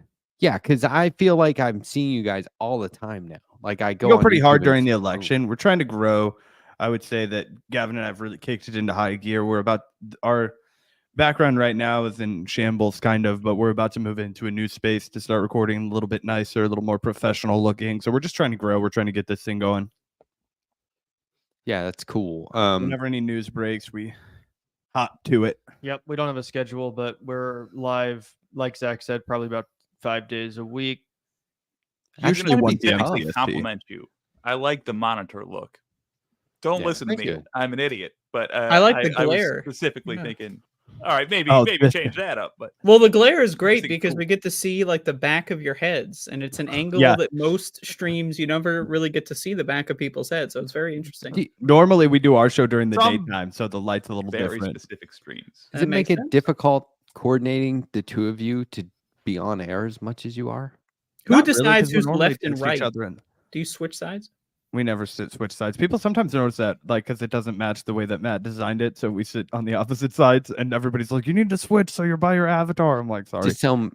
Oh well, you can't tell them it's mirrored because then the logo would be there. Yeah. Oh, well. but We could probably fix that. Oh, I'm not tripping about it. No, I love Change that. the Definitely logo. did. But Rather than switch. and Just plus we're literally about to like switch do how we like a fit bad anyway. Photoshop of the faces, make it look bad. Yeah, that'd be No, funnier. Zach can't be in my jacket. That's mine. Yeah. No, but we honestly don't find it that hard to coordinate. Like I kind of know when Zach has to be at the bar, and I'm pretty much always available. So if there's news, we're both usually like, let's cover it, and then I We don't drive have over kids, here and we so- talk about it. It's pretty easy. We're kind of we're cool. We're just like always in communication. It's pretty chill. Yep. Normally we wake up, we're like, "Yo, dude, do anything good? You want to come over?" Yeah, sure. Come over. Yeah, all right, talk for 2 hours. Go I mean, there's- home, do whatever. There's no end to the news and the stories you could talk about, but you guys definitely have like segments, I guess. Like I like when a show has a brand. If a show is just sort of doing like whatever's happening, that's kind of bland. Yeah, we to definitely. me. Yeah, we have we started our show today. We were like, I have this gag that I like where like I'm like, if all of new media was a parade, right? Gavin and I would be the hillbillies in overalls shoveling the shit at the end, and that's kind of the brand of the Vanguard. Yep. I like That's that. not true. Yeah. Well, the thing about our brand is that is true. It is what our brand is. But then people tune in and they're like, hey, actually that was a decent point. At least I hope that's what they think. I don't know if that's what they think, but I hope Shockingly, that was was coherent. actually a substantive conversation. One of that these was entertaining to listen to, even though it was packaged as kind of smut. So that's kind of the brand. Hopefully people like it. It's a spoonful of sugar to help the medicine go down. Absolutely. I have a question about the Vanguard. Do you ever do like anything like solo, or is it always the group dynamic? Gavin does Screen Fiends. I mean, technically, yeah. We have another channel that we started called Screen Fiends. I usually do it solo or with my other friend Alex. But I mean, when it comes to Vanguard stuff, it's Zach and I. I don't think that people would even enjoy it if they just tuned in and it was just me. I'm not a charismatic. We don't like it when we tune into other shows and it's not the same dynamic that you're thinking you're gonna get when you tune into it, and it's never any shade on who's doing it, right? Like like Gavin and I have a bunch of talented friends that we've met through the Vanguard, right? But because of the way that we feel about the Vanguard and because of the way that we package it, like Gavin and I don't just decide, oh, I want to go live on the Vanguard and just do it by ourselves. Like we have a specific thing that we do. So I wouldn't like pass the batons to somebody, even somebody that I trust, and be like, hey, put a video of yourself up there, because then when somebody clicks on the Vanguard, they're not getting what we've kind of like promised them they're going to get, which is me and Gavin. Yeah. So we're like, that's the kind of stuff that we do care about. Like Gavin and I care about. This is our show. Gavin and I built the Vanguard. When Gavin and I started the Vanguard, it was called Milk Mag. We were in college. There's like no way to really decipher this as like a whole evolution of me and Gavin politically as individuals. Like we've grown up doing this. It's something that's made us better friends. It's made us better people. We've learned a lot. So it's like so close to us that the only other person I would ever trust fucking with the Vanguard is Gavin, right? And we're like, we're pretty protective of what we've created in like a socialist way. Like, again, like if we brought somebody else into the fold, like it just wouldn't feel right, because it would be impossible for us to trust them like we trust each other. And that might sound shitty, but it's like I've known Gavin since 5th grade. Like, you know what I mean? It's just like we've built something that's, probably always going to stay just the two of us. Yeah, well, I mean, I just think it's an interesting thing because you often see a lot of these like group shows, and then people will like go in their own directions or stuff like that, or like the dynamics change. So I just usually they aren't like actual homies. I feel like usually it's more of like we're partners in our job. Whereas like Gavin and I, like we're homies. Like our friendship would outlast like the Vanguard getting banned and you never hearing from us again. You know what I mean? Yeah, and I feel like it's weird because that is true about our personal relationship, but I also feel like it's true about our politics. We're very in sync in a weird way. Like we agree on just enough stuff to make it work, but we also have enough disagreements around the margin to keep it interesting. What do you disagree on? What was that? What's a big one? Give me a big disagreement. We argued about UBI for about 6 months, and not because neither of us could like get down with like what the other was saying, but like in our ideal world, it manifested differently, or like we were prioritizing concern versus the upswing, just like something like that. And it's that kind of stuff. It's like our values are the same, but when it comes to shit like UBI, or like in 2020, I voted for Howie Hawkins and Zach voted for Joe Biden, stuff like that. Enough little stuff around the edges. Howie Hawkins, he rigged the primary, man. It makes for enough stuff to like argue about and kind of blow out of proportion a little bit to make it seem like a bigger disagreement than it probably actually is. So we're not 100% in sync, but we're in sync enough that we're the perfect combination for. Would you say it's like a Venn diagram of sorts? Yeah, I'd say that we've done a really good job of arguing each other to as close of a consensus as two dudes that still maintain their own brains and opinions and outlook on the world could, right? Like we've really argued with each other a shit ton. But like, yeah, Gavin was like, I'm gonna vote for this person, and I was like, well, I'm gonna vote for this person. But we have respected each other. We were talking about that today. Like the left needs to do a better job of respecting people who come down on a different side than they do, but still like embracing the fact that 99% of the shit we agree on, and how can we walk the walk a little bit better on that, these kinds of things, right? So Kevin and I always lean into it when we do disagree, because it's rare, because it's fun for us, because we can get heated at each other on the mic and then walk off and like nobody gives a shit. But yeah, I've seen you guys debate recently. I forget what it was. It was fairly recent. You Oh guys were yeah, we debating got into stuff. it because we had a different read on Kamala Harris's speech at the DNC, and so we locked fucking horns on that. Like fun But shit it's like that. Were you cooler. not Yeah, I filled like with that. joy? Right. Oh, It's a Gavin and I moral can go from failure. 0 to I 100. was. and Zach then- was not. No, I'm just Yeah, kidding. Gavin was filled with joy. I was filled with reality. No. Who but came stuff up like with that, your? you know? Who came up with? I'm changing the subject. Sort of. Who came up with your theme song? I love that. My homie Sam and well, so my homie Sam is in this band called Cat Piss. He's a studio musician in Omaha. So he's And- your homie, but not like the collective's homie. It's just yours. I mean, Gavin knows Sam He too. hates me. Yeah. No, Gavin He hates Gavin me. knows Sam. No. Alright. Sam's a nice guy, but he is more like Zach's friend. I've never had the same relationship. We used to live together, which is why I just claimed him as being my homie. And then Spin-off I hit him up, homie. and he was like, "Oh shit, bet like you can use any of this that you want." And he sent me a really long YouTube jam session. I was like, sick.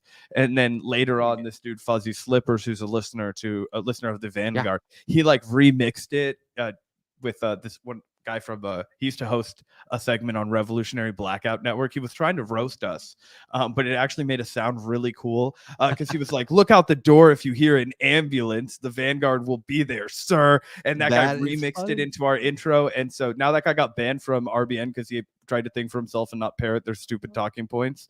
But he's immortalized in the Vanguard intro. Yep. Wow. So shout out to you, Compton J. You hated us, but we loved you. And shout out to Fuzzy Slippers. I think Fuzzy Slippers was actually in your guys' Yeah. chat. He might still Yeah, be yeah. in chat. So if you're He's in listening, there. Fuzzy Slippers, huge shout out to you because that remix is excellent. I still, every time we go live, when I hear that song, it hypes me up, man. And I'm I like, love that. the Vanguard will be there, sir. It's such a great tune. I always wonder. I was like, did they write that for someone to say, or No. why? This dude Compton J, who was one of our biggest haters. I haven't RIP, heard that he's no name longer- in like fucking years. That's What a really happened to him? familiar. Yeah, well, he name. was part of RBN, which obviously totally went off the deep end, but he got banned from RBN. But before he got banned, as Zach mentioned, there was this one segment where I think he literally proclaimed if Fred Hampton was still alive, the Vanguard would have hated him or something.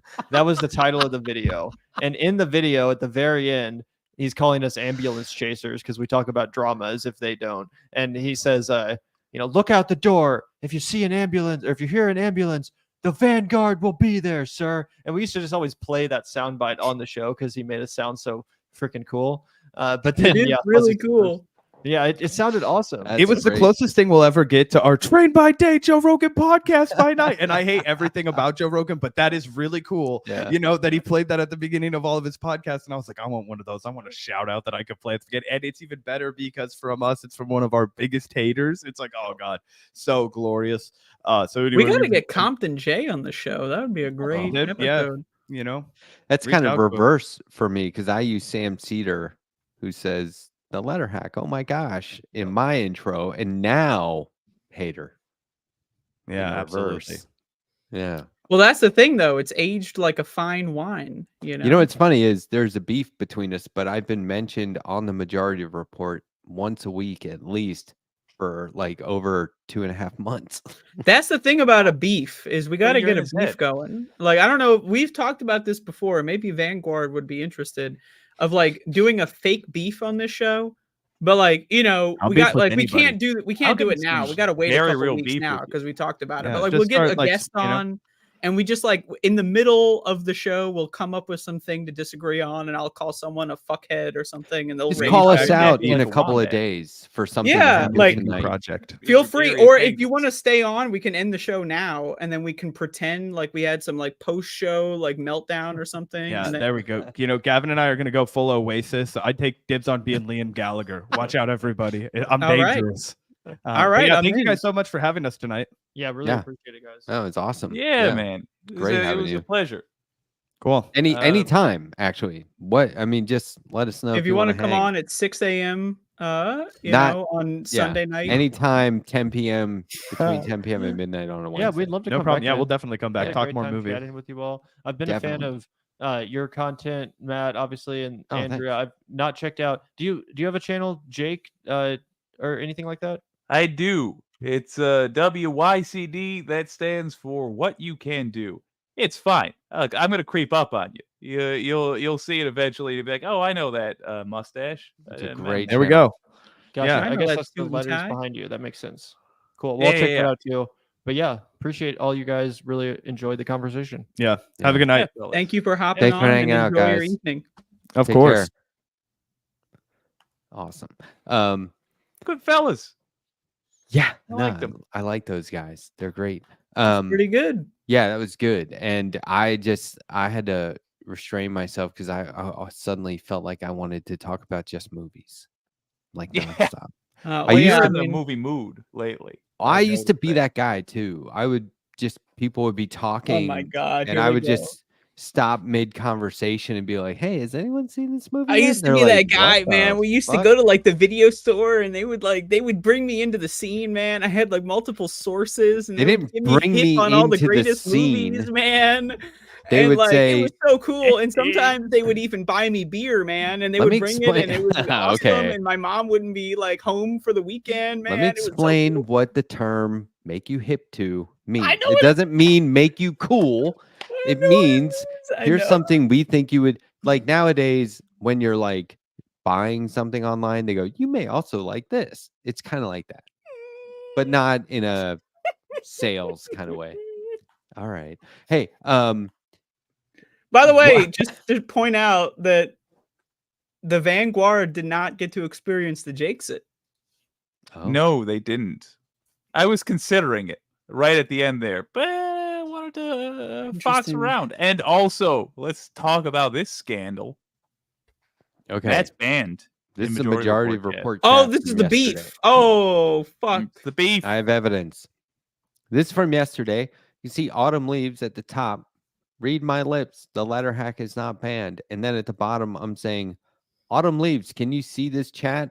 Blink twice for yes. But so, I'm just Looks having banned to fun, me. being fun. Now, here's the thing. I said something in the chat, I don't know, a couple of weeks ago. And this couple of weeks ago. And I was like, or more than that. I was just like, hey, what's happening, everybody? It's like before the show. I go into chats all the time. Nobody said anything. And I was like, okay, whatever. I shouldn't expect people to be like, hey, what's up? Letter hack. But You're they're not saying that hi important. but they're Turns saying hi out, to actually, each other. You are that important, and you were banned.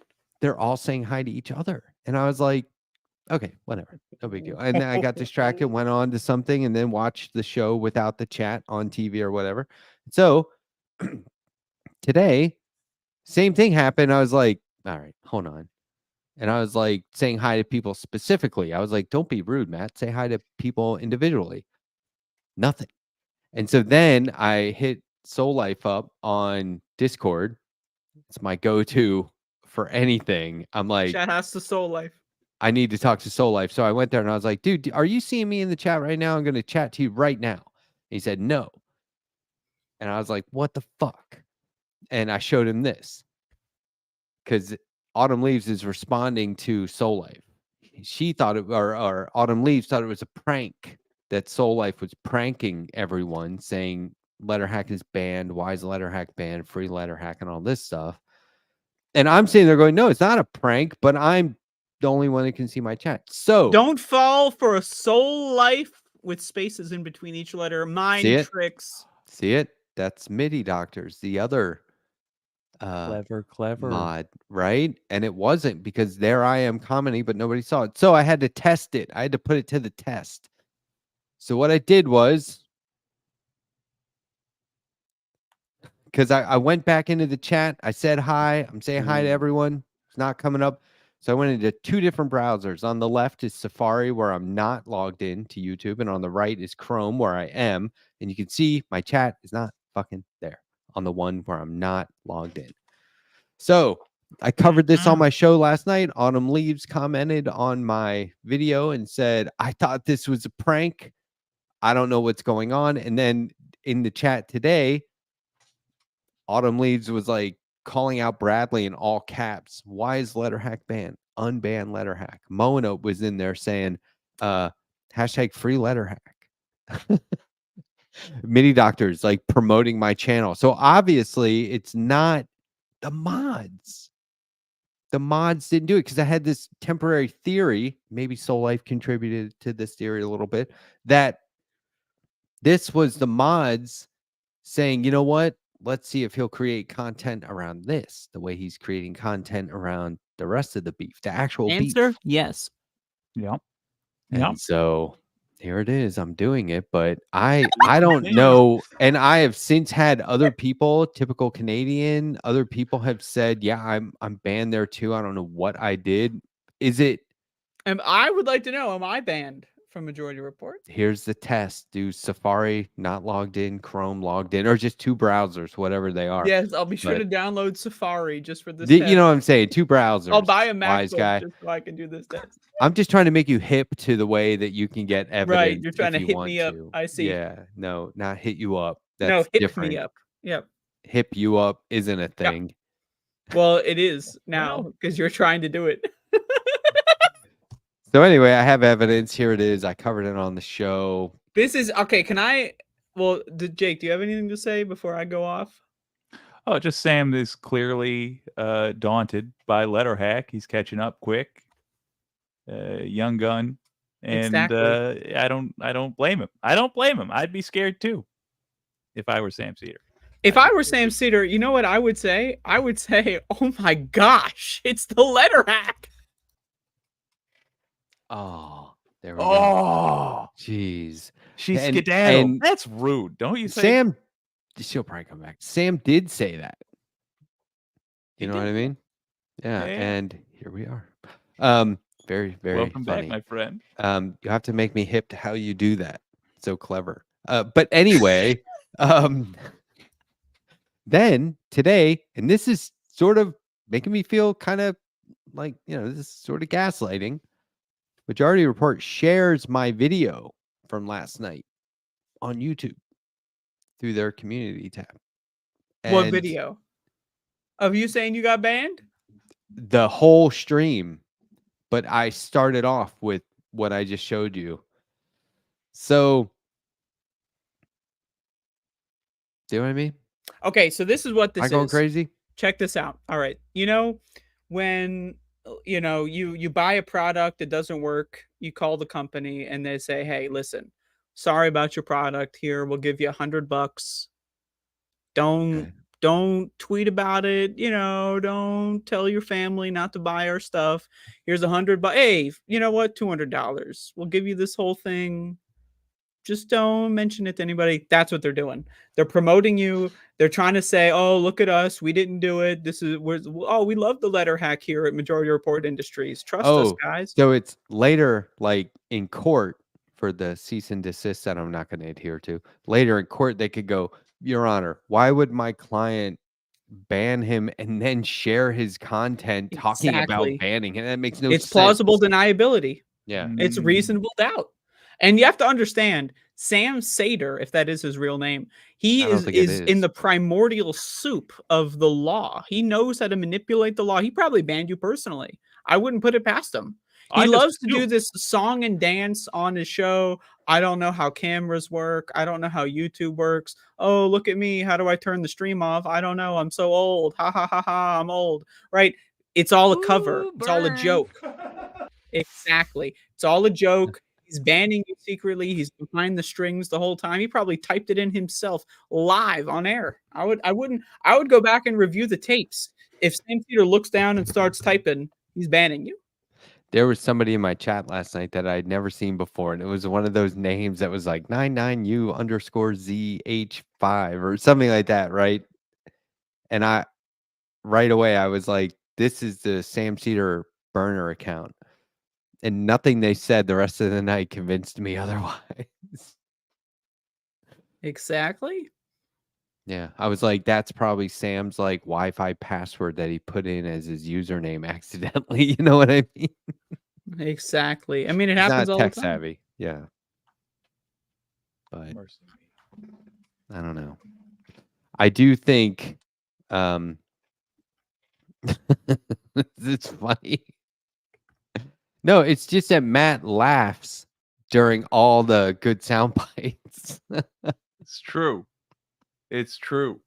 He is always always, and we don't have to keep talking about this if you don't want to, but he is always in the background, always trying to He get me. enjoys the show, and that increases my enjoyment of the show. It's not unlike a laugh track, but it's organic.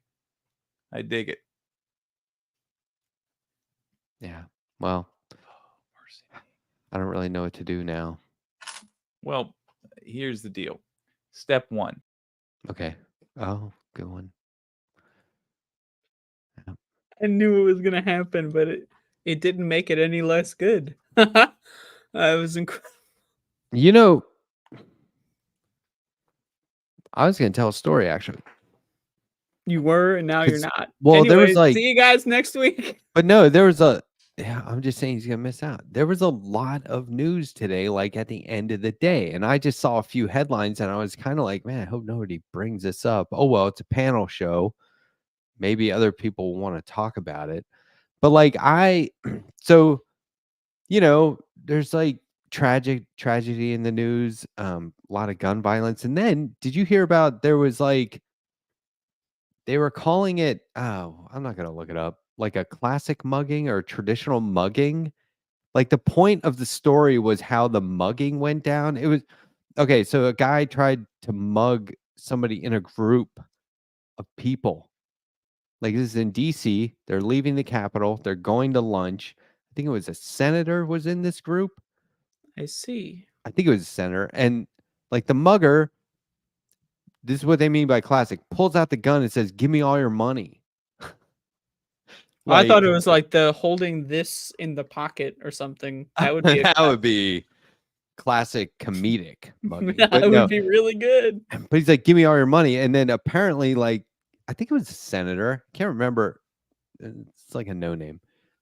But the guy like tries to do the whole, "Do you know who I am? I'm a U.S. congressman," and like that would make a difference or diffuse the situation. But what actually happened was, money, right? Well, no, the mugger said, "Well, in that case, give me my money."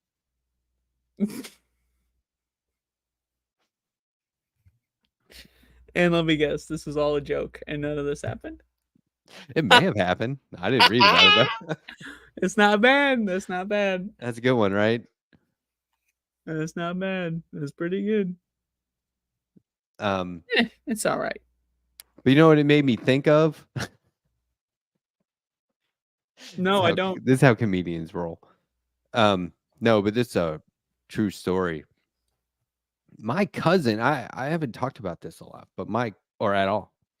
But this would be the perfect forum. I should probably wait till there's more host back. Not actual host, your host. Yeah, I'm not a host. I didn't mean to say that. I'm a substitute host. I'm not your. But my cousin ran for office. Ghost host. My cousin ran for office a few years ago, and do you know what they're doing now? Nothing ever since they got elected.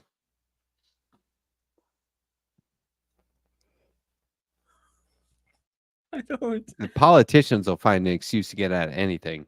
But what did they get elected to? No, just kidding. It was a joke. Politicians, they don't do anything. Get it?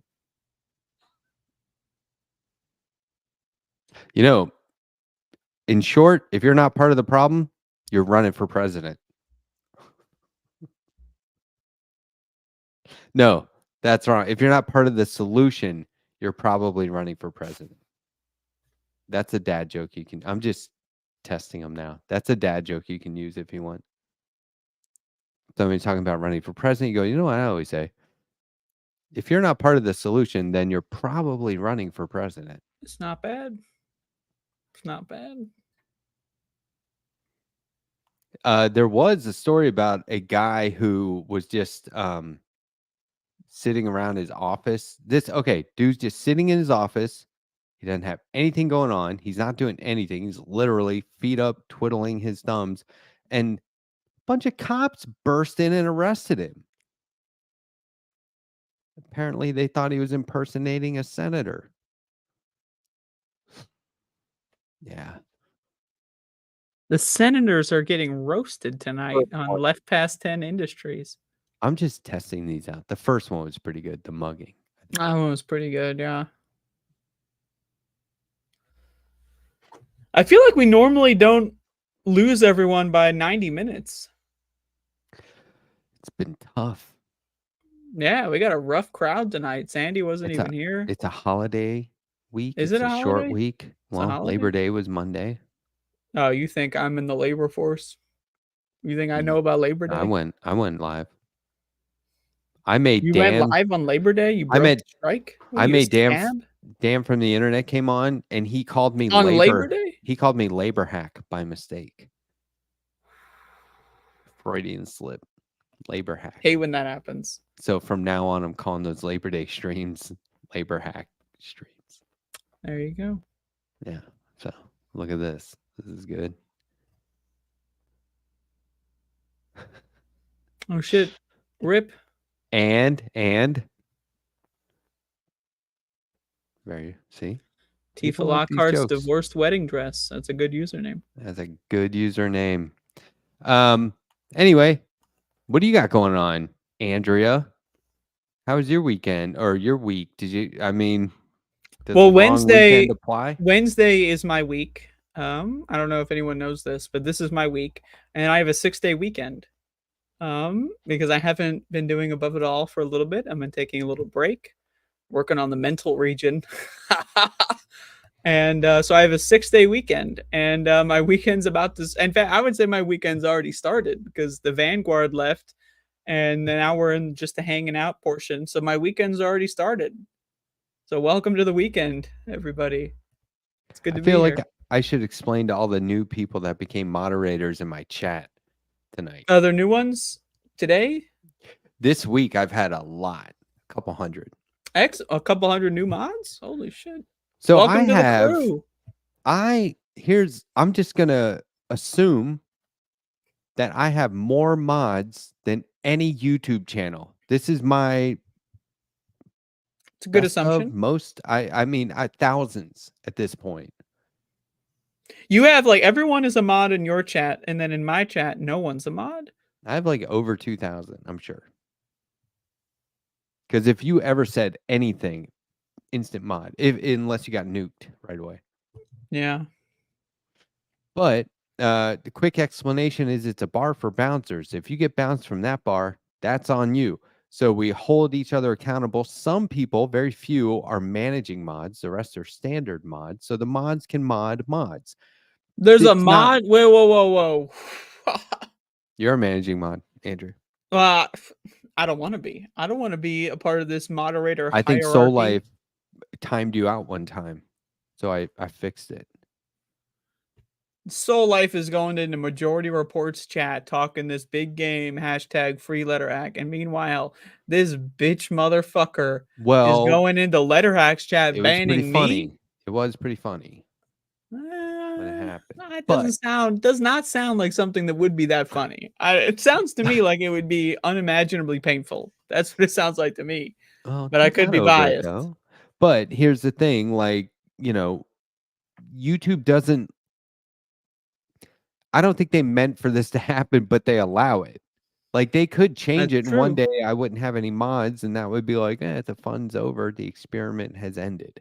But for now, we're hacking the YouTube chat. I think it's very. Would you say we're laboring the YouTube chat? No, because then people are going to want to unionize, and I'll have to union bust them. That's true. You would have to. Like, there's no other option. Like, if they started organizing, you'd have to bust them. The anti-corporatist keeps telling me to make T-shirts that say which side are you on and put that on both sides. It's pretty good. But the letter hack chat mod union. But I have like iMod for letter hack T-shirts, which I think are fun. Every now and then people buy one, and I'm like, who has those, man? It's really because I see their name and address, but I don't know. It's not like it's their username. So I think that's funny. So you just have people's names and addresses? Well, there's a legal obligation to not do anything with it. I don't even really look at it. I just know it's there. I see where it goes because of shipping, and sometimes currency is different. I almost said the denomination. Oh, go ahead. So it's possible. Like it's sneeze-friendly show. But anyway, that's that. So as long as YouTube allows us to make everyone mods, we're going to do it. And the way I had the idea was I went into the Rational Nationals chat and saw that I was a mod, and I was like, oh, nice. So I was like, I'm just gonna let everyone be mods. If I can be a mod, anybody can be.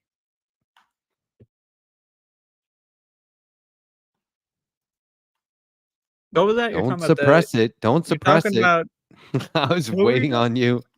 And you wouldn't appreciate it if I said bless you though, right? If you said bless me, I'd leave the show. I'd quit. I wouldn't just leave for tonight. I'd leave permanently. This is a very interesting comment. Labor hack stream with Matt hacking letters Steinbeck. Matt hacking letters Andrea Steinbeck. A. Cab Ravinsky. I am too high for this one. Boy, you said it. Okay, so David Sirota was on. Like, I've said this before. David Sirota on the show? Can we get him on here? Maybe. I've said this before. I don't abuse people's phone numbers if I have them. David, sir, I love Don't Look Up, man. It was a great movie, man. I mean, I saw it and texted him, and he got right back to me. So, but he and I will text occasionally. So today he's going on Majority Report, and I was like, I'm gonna fucking do it. So I texted him like minutes before he went on. So I doubt he saw it, but I texted him. I said, okay, you don't have to do this, but there's a faux beef between the Majority Report and I am actually banned from their chat. It'd be so funny if at the end of your interview you said free letter hack or something like that. Or like, when are you going to unban the letter hack from your chat? But he didn't. Let me guess. He did not. Oh, God. He let you down. Can you imagine what would be going through Sam Cedar's head if that had happened? You'd think it would be all over. Like a reach. deer caught in headlights. You know, how did he know I banned letter hack? Has this been publicized? Sam Cedar's still sitting pretty. He thinks he's still in the planning phase. And I'm like, no. This is public knowledge, everybody. We know what's happening. Yeah. Wow. He's a mastermind. So David Sirota did not text you back after that? He is a busy guy. He's busy. He's busy. He is. Really he has so what is it? The number 2 or number 3 most popular podcast on Apple right now. Master Plan. Have you heard this? No, I don't have Apple anything. I don't use Apple. Only has 4. Well, yeah, but I mean, you can find it elsewhere. But there's only 4 episodes, and it's really popular. He's documenting the history of corruption in politics. Oh, that's pretty good. Yeah, it's great. And he alluded to, that's what he's talking about today on Majority Report. And he alluded to something about Kavanaugh 2000s, early 2000s, Supreme Court. Like, there's a whole episode about that. And I'm like, oh my God. Yeah, it's all been part of the plan just for so long. Oh, what the? Oi. Hello again. What happened? Oh, now that Jake's here, I'm going to take a bathroom break. No. Okay, fair enough. Here's what I was gonna toss your way. First of all, yes, it's I didn't realize he only has like 4 episodes and it's so popular. I'm gonna try not to be a hater about that. Try but fail. Well, and he already had the he was a DJ in Denver radio for years, and yeah. Earned his whatever marks. Here's what I that's not it though. He had platforms that he could launch other platforms from. Sure. That springboard. But the fairness of it aside, he had already put in work elsewhere to build up. I get it. It's not easy, you're right. I'm just musing. Between the 4 of us, you, myself, Sandy, Andrea, who would be the best pair up of rivalries? Because I think we should start throwing some firebombs at each other. Oh, us. Yeah. Well, Andrea clearly hates me, so that's I feel like that's natural, and I do feel like Sandy and I have a very similar vibe as well. So it could work if we're going at each other. And I don't get mad. That's in that way. That's true. That is true. It's actually also against policy. And I feel like there would be a lot of missed opportunities with you and I, because no offense to myself, but I feel like you do some digs at me and I wouldn't get it, and that would be frustrating for you. Oh no, that'd be. I'm just. Hey man, I say funny things to make me laugh. Oh, So- but if you're trying to get someone's goat and you do a good job of it, but they're not bright enough to understand that's what's just happened. There's something. There's a Goku and Frieza. Oh, you won't get that. There's a vibe to it that's not. fun. I just keep my eye on the chat to see if they get it. Oh, look at this. All right. No, Andrea versus anyone. I think. Except Sandy. Sandy she's too sweet. Who am I versing? What's happening? Jake wants to start beefs. He was trying to match people up, and I said, "Well, Andrea already hates me." That's true. That's where my That's mind correct. went right away. Oh yeah, I'm down to be the attack dog of the show. I'll attack Yes. anyone. Like, what's the All right, deal with that Ben Dixon guy who was coming on the show last week? You know, what's that guy? What's going I'll on go with after- him, man? Coming on left past 10. That was a great show, man. I had a great time. It was a lot of fun. Before we went on air.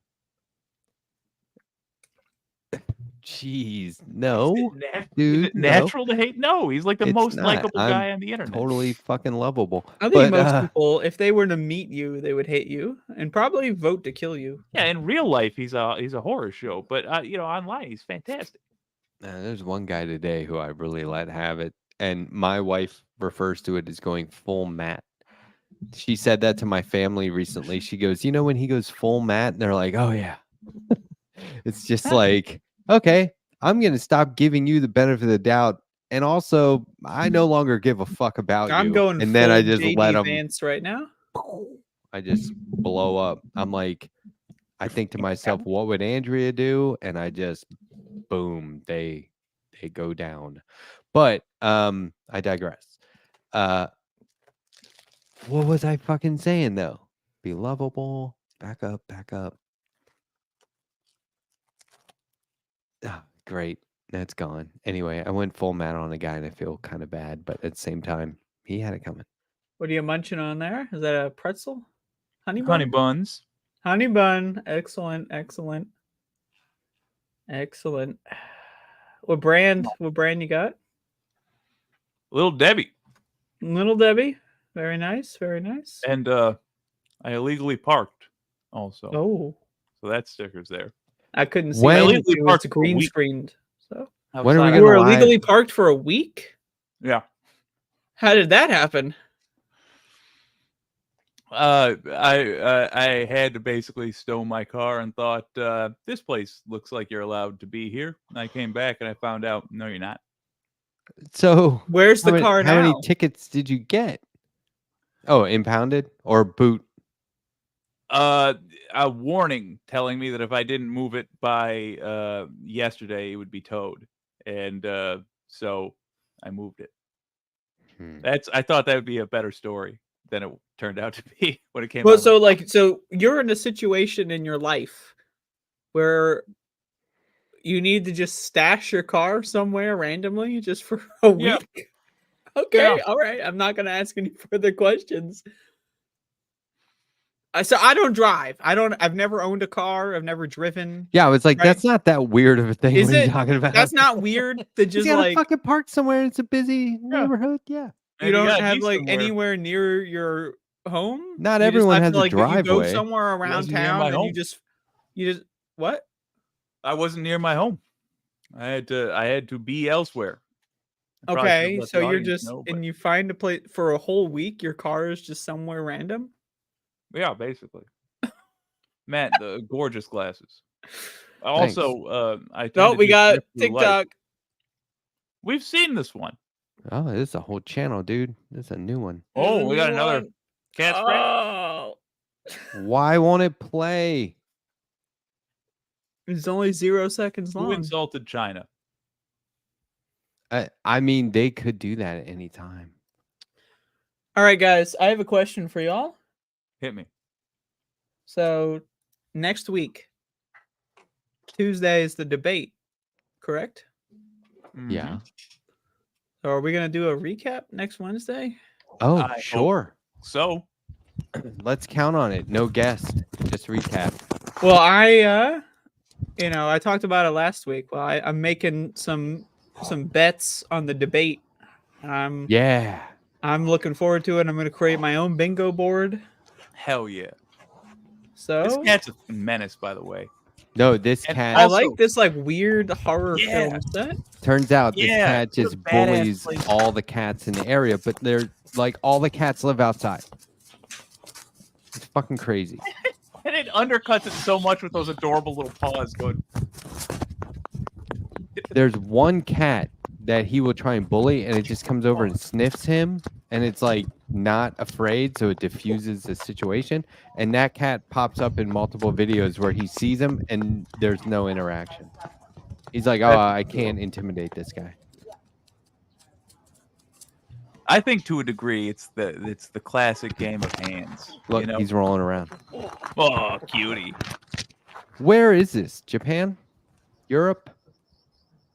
I don't Not know. the U.S. Rad places for fight scenes. No, this is the cat that he can't intimidate. This is the cat that's like, "Oh, I'm not worried about you." Hey, Johnny Karate, what's going on? Oh, it's so cute. I can't get over that. Yeah, it's great, right? I love that. So I've been obsessed with that.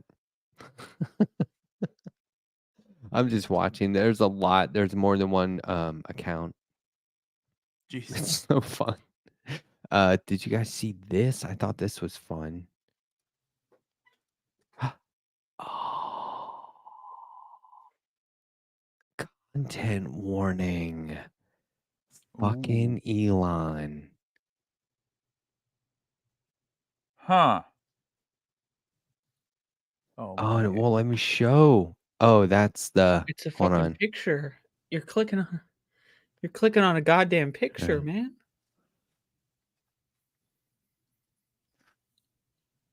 Ugh. Oh.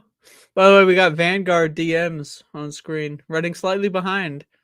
As soon as our stream wraps up, we will hop on StreamYard, Matt. Excited to chat. Oh, Sorry, my bad. internet issue, Sorry. BRB. Fuck. So anyway, check it out. No, that's the beef. That's Johnny the beef. We Bigwig. just That's exposed the beef. DMs. There That's you it. go. Here we go. All right. So we rewind. Do that again. I already ruined it. Do it again. No. So he's Yes. so Elon Musk is guilty of retweeting constant like tenant. And the way he does it is he puts exclamation points or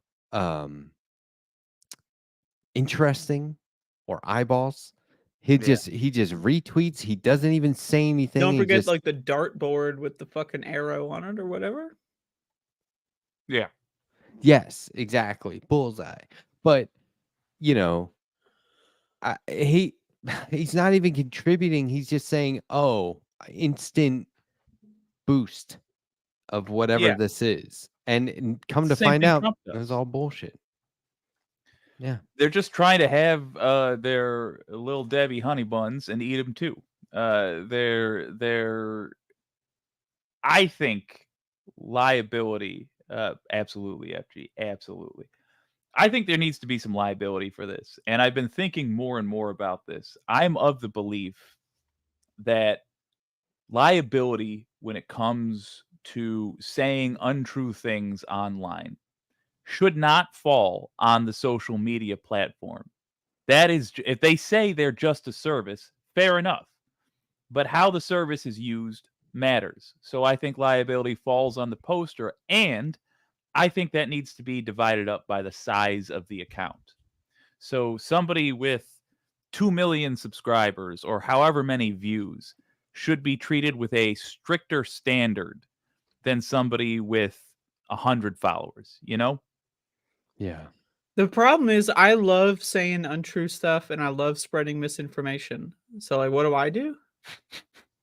Don't have a huge account, because otherwise you're But like what if I spreading want to tell my huge account some misinformation and have them like vote on Wednesday? Then what do? You're doing a crime in my world. But what if I told them to vote on Tuesday, but it's only at 6 a.m.? It depends on how inaccurate your misinformation is. But I do think we need I've been What if I tell them to asking- vote, but it's like 4 p.m. and the polls open at 5? So who's debating next week? Who's debating? I Just think kidding. it's Tim Uh, Waltz and Mike Pence. Is that right? So can we officially plan on like that's what our show should be?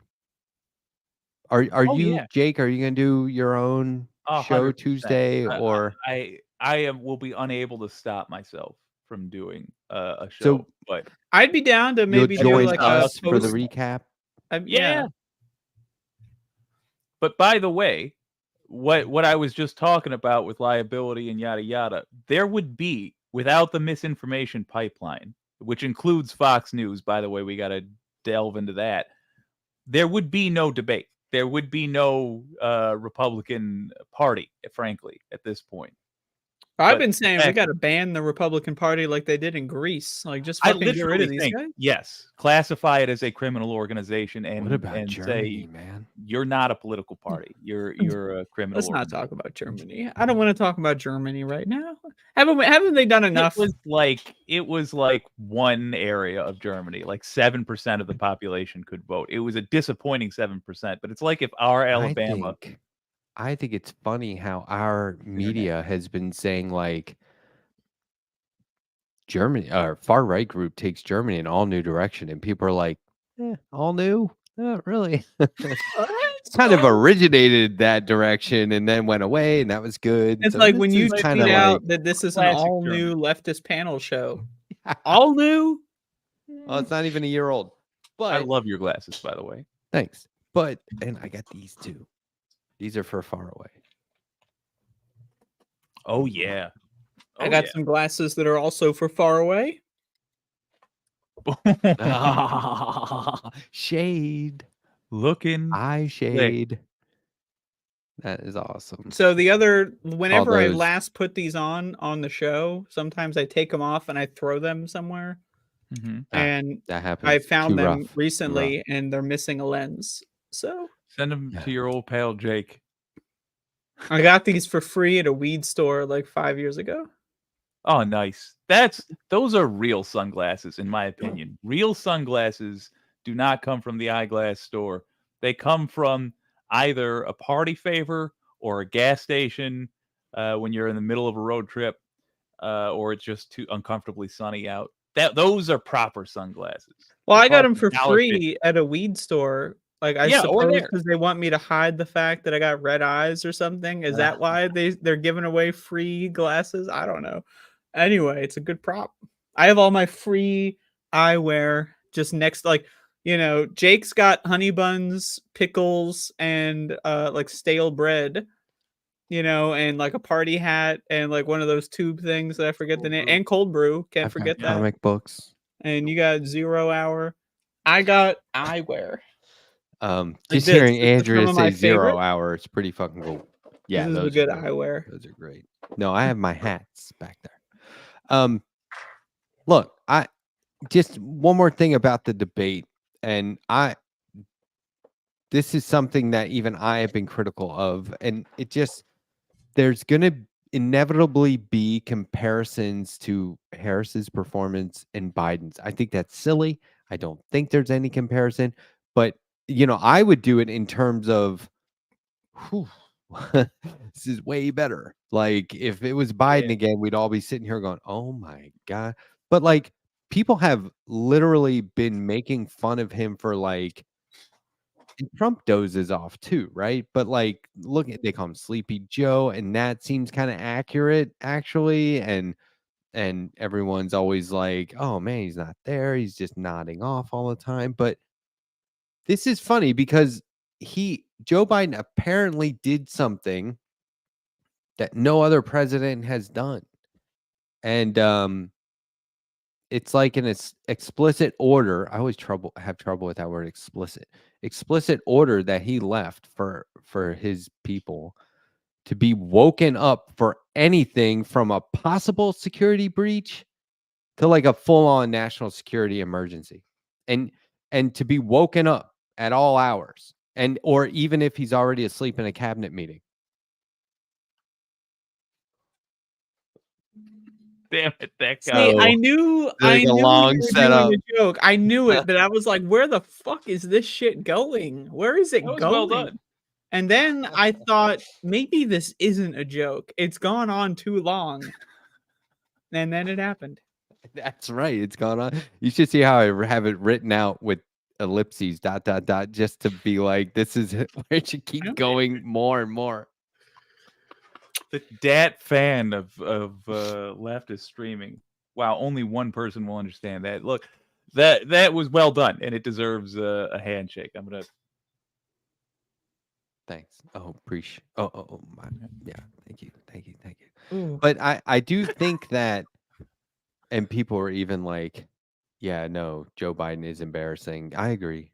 But look, here's the thing. Do you think in this series, do you think that there should be comparisons to them beyond just relief that it's a better choice than what I mean, we what are were? we comparing here? Like That's we what I have a mean. fucking zombie versus like a generic Democrat. Like I'll take generic Democrat over zombie corpse any day. I'm being cynical, but I can already hear them saying, despite Biden's performance, he would have made better points, or just like defenders or people trying to be contrary or controversial. Well, yeah, we're gonna get some contrarians, I think, but I think the consensus is just gonna be like, Jesus fucking Christ, man. That was fun to watch versus, oh God, is there an emergency run to the liquor store? Can they open up? Oh God. That's what it was last time, like. There really should be such a thing as a publicly available emergency supply of liquor. Like, listen, There really, absolutely. I just walked in. Break in case of emergency type. Oh, you hear because of the debate? Yeah. Yep. Oh, don't worry. We got a special line for you. All right. Yeah. What do you, any predictions? We could do predictions right now. Yeah. Have any predictions? What do you think? What do you think? Oh, go ahead. It's on ABC.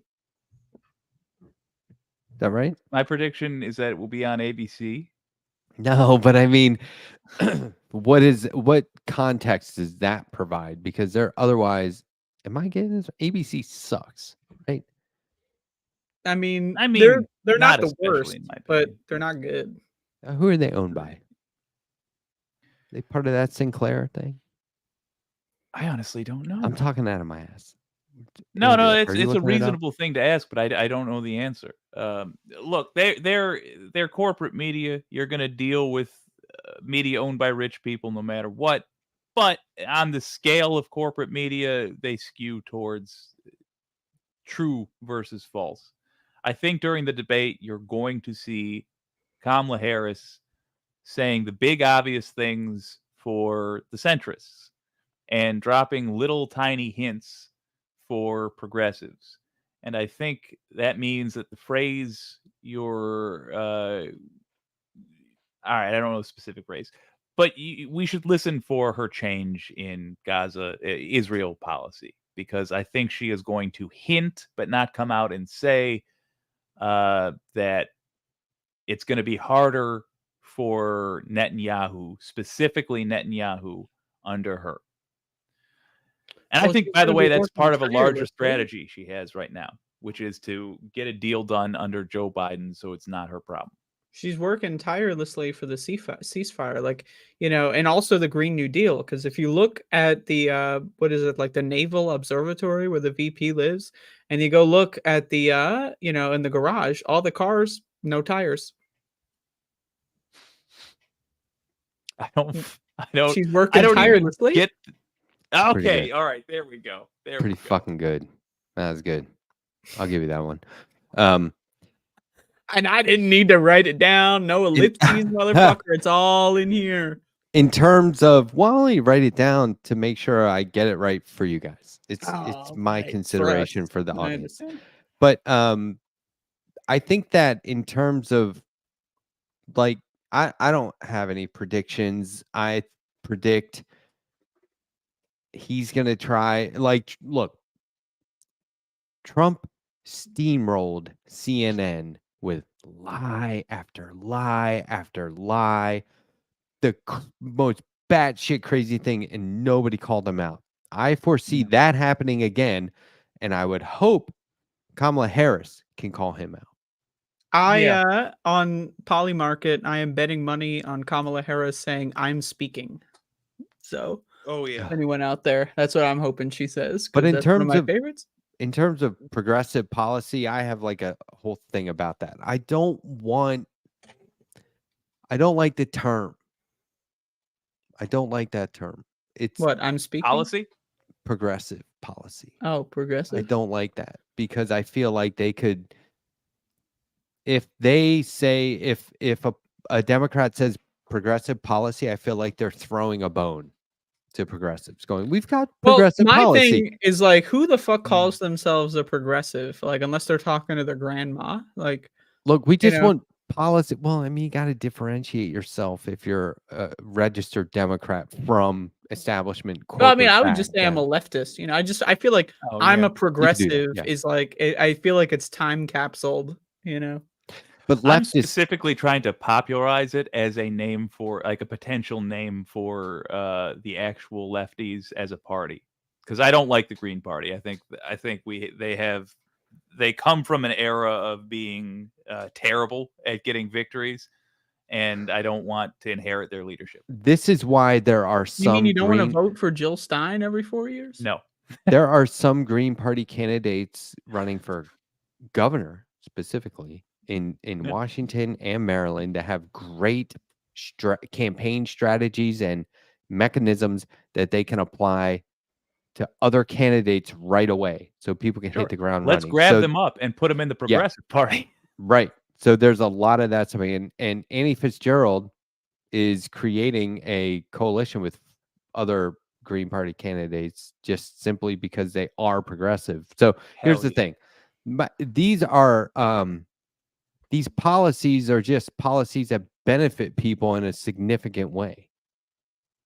Do you know what I'm saying? Where government takes responsibility for citizens and their role in ensuring citizens, not just voters, have means of survival and success in their lives, right? So I think calling them progressive policies to me gives them the opportunity to appease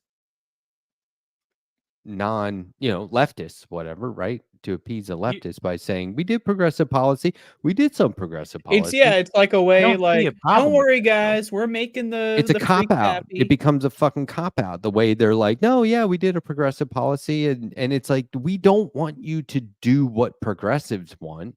Progressives want things that you should do because it's the right thing to do. It's not like we made these ideas as progressives to be progressive policy as much as we created them, because it's like, oh yeah, we all need universal fucking healthcare. What are you talking about? Yeah, tax the rich or whatever. But don't you think that does free advertising for us in the future? Again, I'm assuming a party split here, but I don't want the split. That's the thing.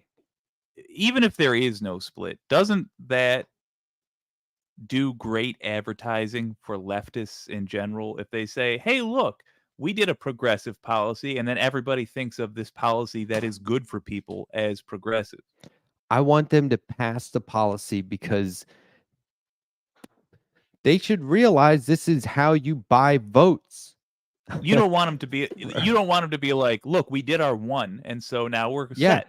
Forgive debt, give healthcare, watch the people line up to support you. You don't, and it's not about appeasing progressives, it's about helping people. So don't give them an opportunity to do things that make progressives feel better on Twitter. Fuck all that. Do things that actually help people in this country, and then you'll see that they support you and your party and your politics and your administration, right? That's where I feel we fundamentally disagree. And I want to be clear that even though we disagree, I'm not confident that I'm correct here. But I do want them to worry about appeasing progressives. I do want them to do things not because they think they're right, but simply because they hear that progressives are demanding it. Because I don't think they have a moral compass.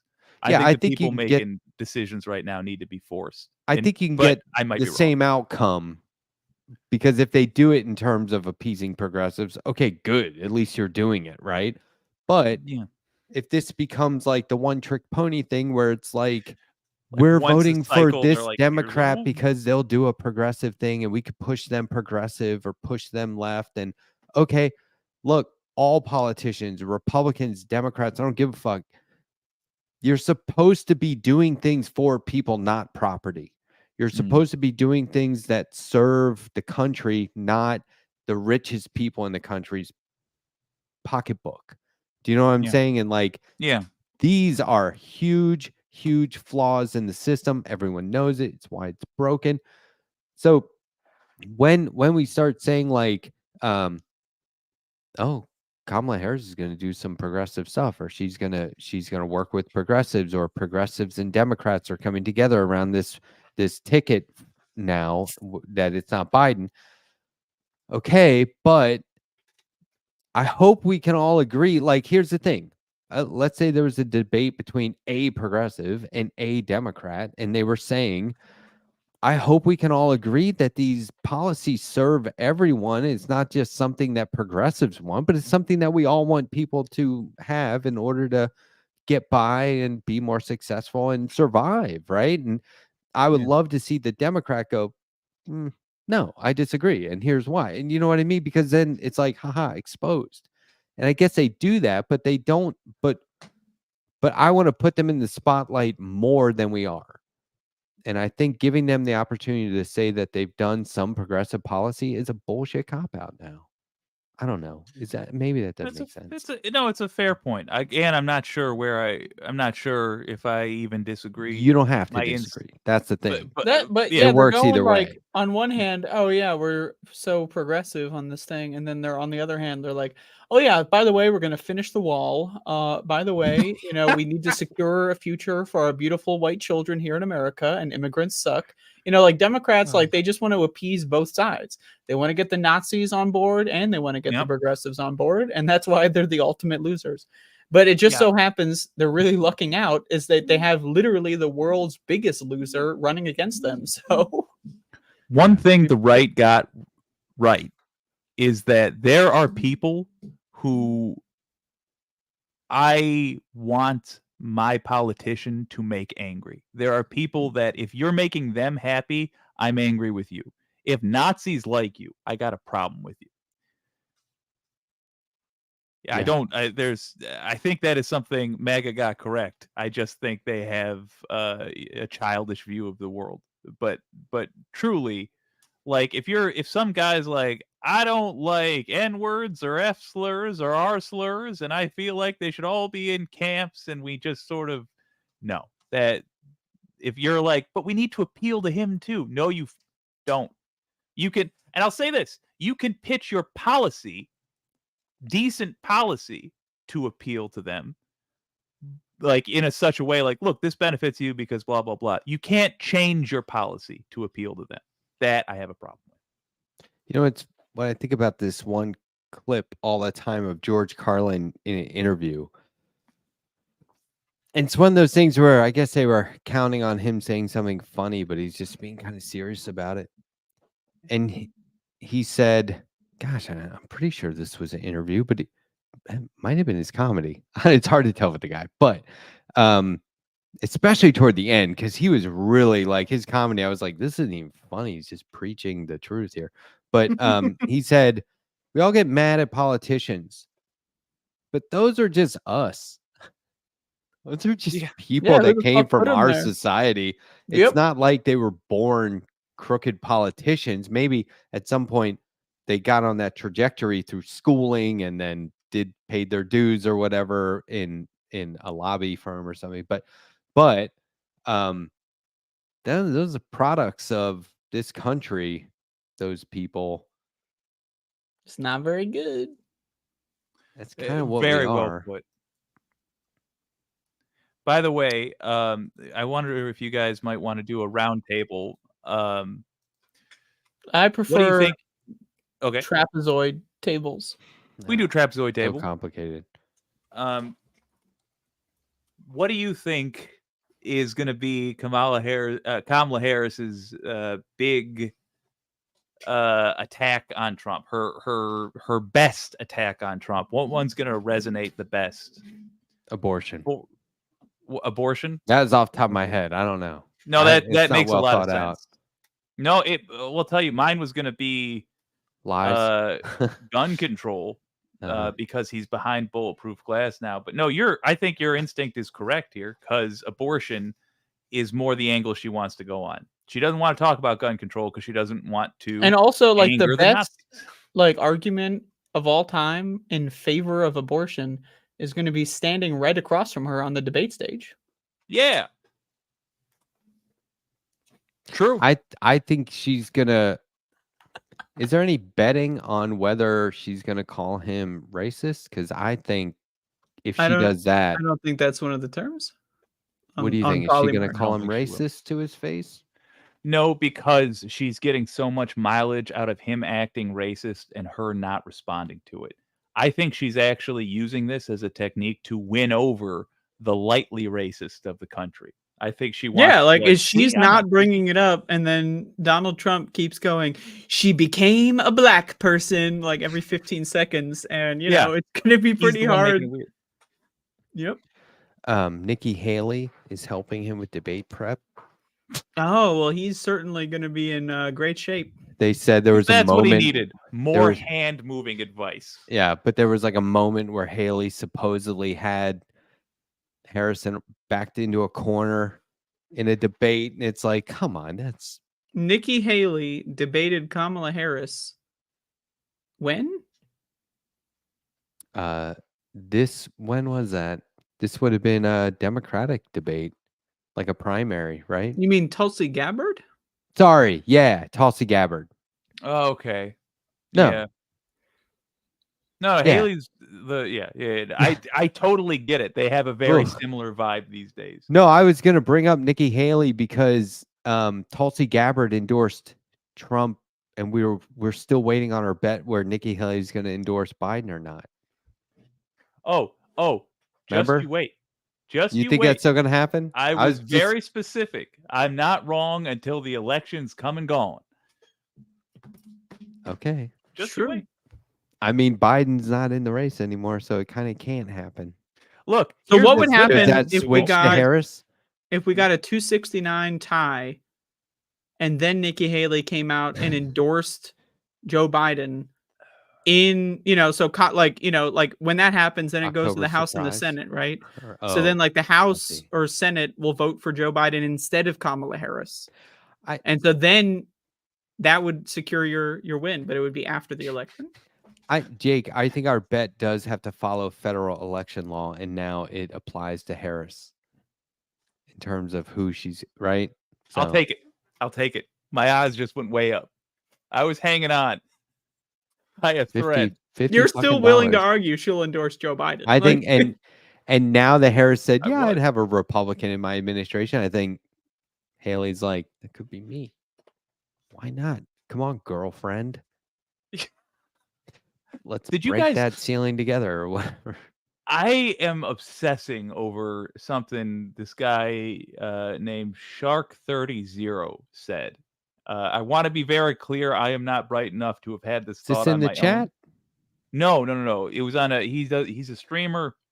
He does the same thing we do basically. He said that it might have been a big brain move by Kamala Harris here when she said she'd appoint a Republican, because as Feldo has been pointing out, Mr. David Feldman, that Montana race is basically going to decide, it looks like, whether or not the Senate goes to Democrats or Republicans. Good point. Yeah. But I don't know. We'll see. But hear me out. Sharky says, if Harris appoints Susan Collins, a Republican, to something that to anything, a national dog catcher, hear me out. If she does something that doesn't fucking matter, please hear me out on this though, because there's an interesting strategy here. You got to get past that initial shock. This is why I hate fucking politics. We can appoint her to the next ISS assignment. She appoints her to be a space station hall monitor, and then that allows the state Senate there, I think we're talking Massachusetts. I don't even remember. That allows the state senate to appoint her replacement. Hence, a Democrat. Hence, control of the Senate goes back to the Democrats. That's why Nikki Haley went to be an ambassador or something for Trump, because it put the lieutenant governor in North Carolina or South Carolina? Yeah. You live there, mother. How do I know this? I would not then, but it was like a Republican who became governor all of a sudden. Yeah. That's how they're like, ooh. Yeah. I'm not happy that that's the political game we're playing, but we are playing it whether we like it or not. And if that's the case, I'm not playing. Look, we are not playing. You're in it. I get the whole, hey, you may not do politics, but politics does you. But I do not swim in that shit. I'm voting and I'm encouraging people to get involved and be informed. But when it comes to literal politics, I don't like it. I think it's shifty as fuck. I think there's so many backroom, like this deal you're talking about. There are levels to that shit happening, and it is. But there's no deal. All gross.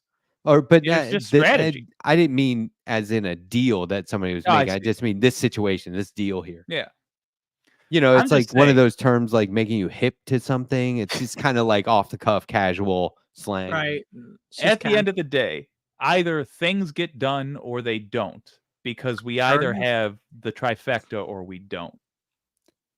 This is a way to this is insurance. And I'm not thrilled with it, but I do like that it shows that the Harris folks are savvy, because that is something I was deeply concerned about.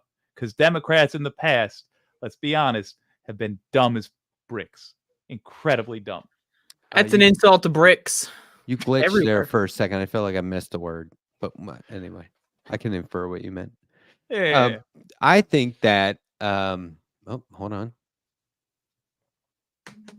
Okay, see you soon. Why'd you ban? Oh, we gotta stop. Hold on, we gotta pause the show until Soul Life. No. Everybody wait for Soul Life. Let's wait for him to get back. Nobody say anything till he gets back. Yep. Just gotta make sure. Knowing this guy, he could be cooking a well done steak or something. That's not good. He's probably at work. He said he'd be right back. Anything. This could be literally anything. That's true. He did say he would be right back. It's true. Taking his word. Oh, he's back. Okay. All right. Right on. All right. Good to see you, buddy. Hope everything's okay. So, I hate politics.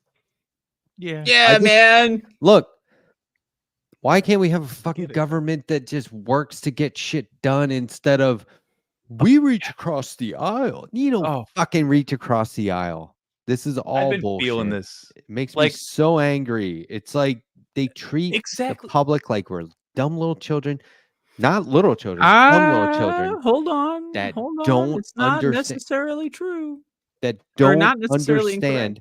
They're like, hey, look, once you're in office, it's really complicated. We have all the answers, but unfortunately, we can't explain it to your simple, small little brains. Voters. That's the thing, though, is like Americans are dumb as fuck. They're dumb. Yeah, They're just dumb.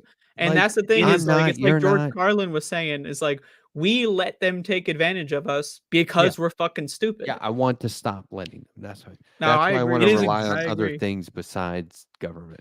Exactly what Pink was saying. It's so frustrating to me. I've been feeling that lately in particular. Like, why is it that we have to try to convince people to do the decent thing? Why is that not the default? And the job of the politician is to try to explain and therefore sell the decent thing to those that need it. I will say this.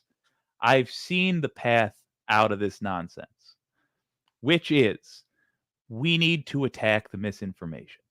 Because the vast majority of, not the vast majority, everyone, except for the billionaires perhaps, everyone who votes for Republicans has no idea what they're voting for.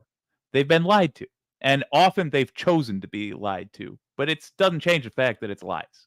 So we got to attack that. That's, I think, our job. I think the legislation pitched earlier is a great start. I also think culturally, you find out somebody watches Alex Jones, you got to address that. You have to have at least one conversation saying, you support this person who harasses the victims of school shootings? What the fuck is the matter with you? Why would you think it's okay to admit that in public? Christ. I personally like to laugh at them. I'm enjoying the whole weird thing. I've been just making fun of Republicans for a long time. So like I love the Democrats are doing it and it seems to be working. These guys are fucking I don't know about weird. I think I'm pretty weird, right? So, maybe we can choose a new word. I would say crazy ass motherfuckers. You could be eccentric. Eccentric is cool. I'm eccentric. A little bit. Even Crowder helped us out when he came up with the term big con. I think it's true. I think we should adopt that and genuinely, because that is truly what they are. It's just a grift. I think they often write the prescription necessary to cure their own disease. And they keep saying cancel culture this, cancel culture that. Yeah, culturally, we should cancel these motherfuckers. I don't think we necessarily need the government to come in and say, this show's illegal, this show's illegal. It should just be that if a person lies regularly to their audience, they lose their audience because their audience stops watching. Even if they like the lies, doesn't matter. And I think the reason it doesn't happen now is because all of us here came from a culture where you're supposed to be respectful of like, oh, well, they have their little thing and we don't bother them. We do bother them, I think. I think anybody in your life that watches this crap needs to be called out for being somebody who's assisting in this evil. So I'm pretty much done with today. Okay. You're right, Jake. I still like to be civil if possible, right? I don't want to piss anybody off. You don't know what else is going on in somebody's fucking day, right? You don't want to be the last straw or whatever. But hey, I know your fucking whole family just died in a car wreck. Like, can you believe that Donald Trump you're racist, said that? right? And you know you're a racist piece of shit, right? But like today, I really let somebody have it. Yeah, I have no remorse and no regrets. I was like, it feels good, doesn't it? When I'm you at just work. Really fuck someone up mentally, treating me like a captive audience. Year. I even politely said, you should blog because you're just blogging out loud. Like you should write this down. People will read it. People will pay to read this stuff. You have all these things like these dialogues that are just you talking. I'm trying to let them know like the fuck, dude, this isn't a conversation. You're preaching at me.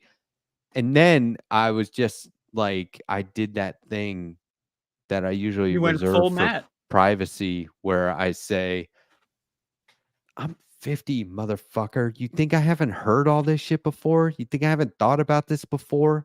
Shut the fuck up. I thought you were going to be 50 in December. I mean, I'm rounding up. But typical Democrat lying to people in political debates. Put me in the 50 and up club in January. Well, so there's more things leaning toward 50 than not. So here's the thing. I have a late birthday. So what do you want? But stolen valor. I really told the guy, I was like, I mean, it was on a particular subject and I was letting him know. I was like, you really think I haven't heard all this? I don't need to hear this. Stop talking to me about this. I don't believe in that crap. Stop talking about that crap. Who is this person? Like, is this a stranger? No, it's like I was at work. Okay. Work related, yeah. So they were not a customer or something. Yeah. So I was a captive audience and I fucking hate that. It's like I don't come in here to preach at people. I come in here to literally do the job that I was hired to do. If you're not here to do a job, please leave. So anyway, then the guy was saying like he said, well, I'm not trying to convert you. And I was like, then shut the fuck up. Like that's what I said. And I instantly had the thought, I don't care if I hurt their feelings. Yeah. Because you don't care what I think at all, or you wouldn't be talking to me. I talk to other people throughout the day. I'm in South Carolina, okay? People are saying all kinds of things about their personal belief, faith, religion, whatever, and I'm just rolling with it like, okay. I was just driving down the road and Jesus said, "Hey, how you doing, Martha?" And I said, "I'm doing just well, Jesus. Thank you for asking." This one guy said, this is a different person said, I'm not surprised. I believe that, we're in the end times. Right. And I was like, oh okay. yeah, we're in the end times. I was like, okay. All right, I mean, Jethro. but he said it in a way that was totally rational. Like, all right, we're in the end times. But he didn't what are say you gonna do? He didn't say we're in the end times. That's why I walk around without any clothes on. You know what I mean? He wasn't like being nuts about it. He was just like, dude, I think it's the fucking end times. Just like people say, I mean, just sort of being your average doomer in a way. But which whatever. But this guy, I was like, he already knew the day I was having. Is there a dog growling? Max the dog is having That's awesome. having a great time right now. So there was already like I feel like I'm vibing Max into a bad dream. I'm sorry, Max. No, he's having a great time. But he already knew that I was having not an easy day. No, there are no easy days. And he thought I'd take advantage I disagree. I'm having a pretty easy day right now. This is like a solid day. No, I mean in my work environment, it's to be taken very serious.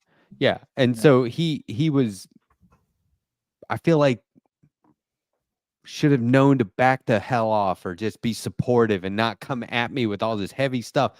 And I just was like, I went full Matt and told him exactly what I thought. And then he tried to defend it and saying, I'm not preaching at you. And I was like, he's trying to gaslight me. I said, then shut the fuck up.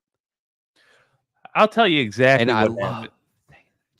And you know this already, but I just want to say that to everyone all the time. This is what I'm telling you. He saw that you were experiencing something emotionally difficult, and he thought, now is an opportunity for me to convert this person because I can take advantage That's how they get of you. how they feel right now. And hopefully in this emotionally vulnerable state, they'll be susceptible to hearing about this thing that I pitch. And I think if you're a Christian watching, I'm not angry that you're a Christian. I think it's good that there are Christians. I want there, in fact, to be Christians. But I don't. You should know, hush, both of you. You should know that is a mean thing to do to somebody. I know you're told that it's a good thing. It's not a good thing. It's a mean thing to do to somebody.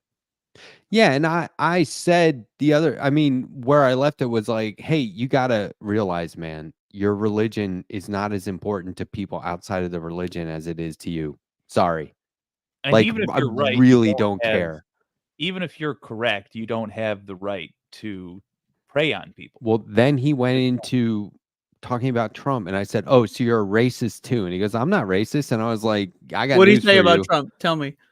Like, so you're like, I don't care about your fucking religion, and he's like, well, Donald Trump says that if we Jesus get Trump is in on office, the Bible, and we're gonna make America great again because Jesus on the $1 bill. I tell you what. If we get Trump in office, we'll get rid of these liberals, and things will start to work out.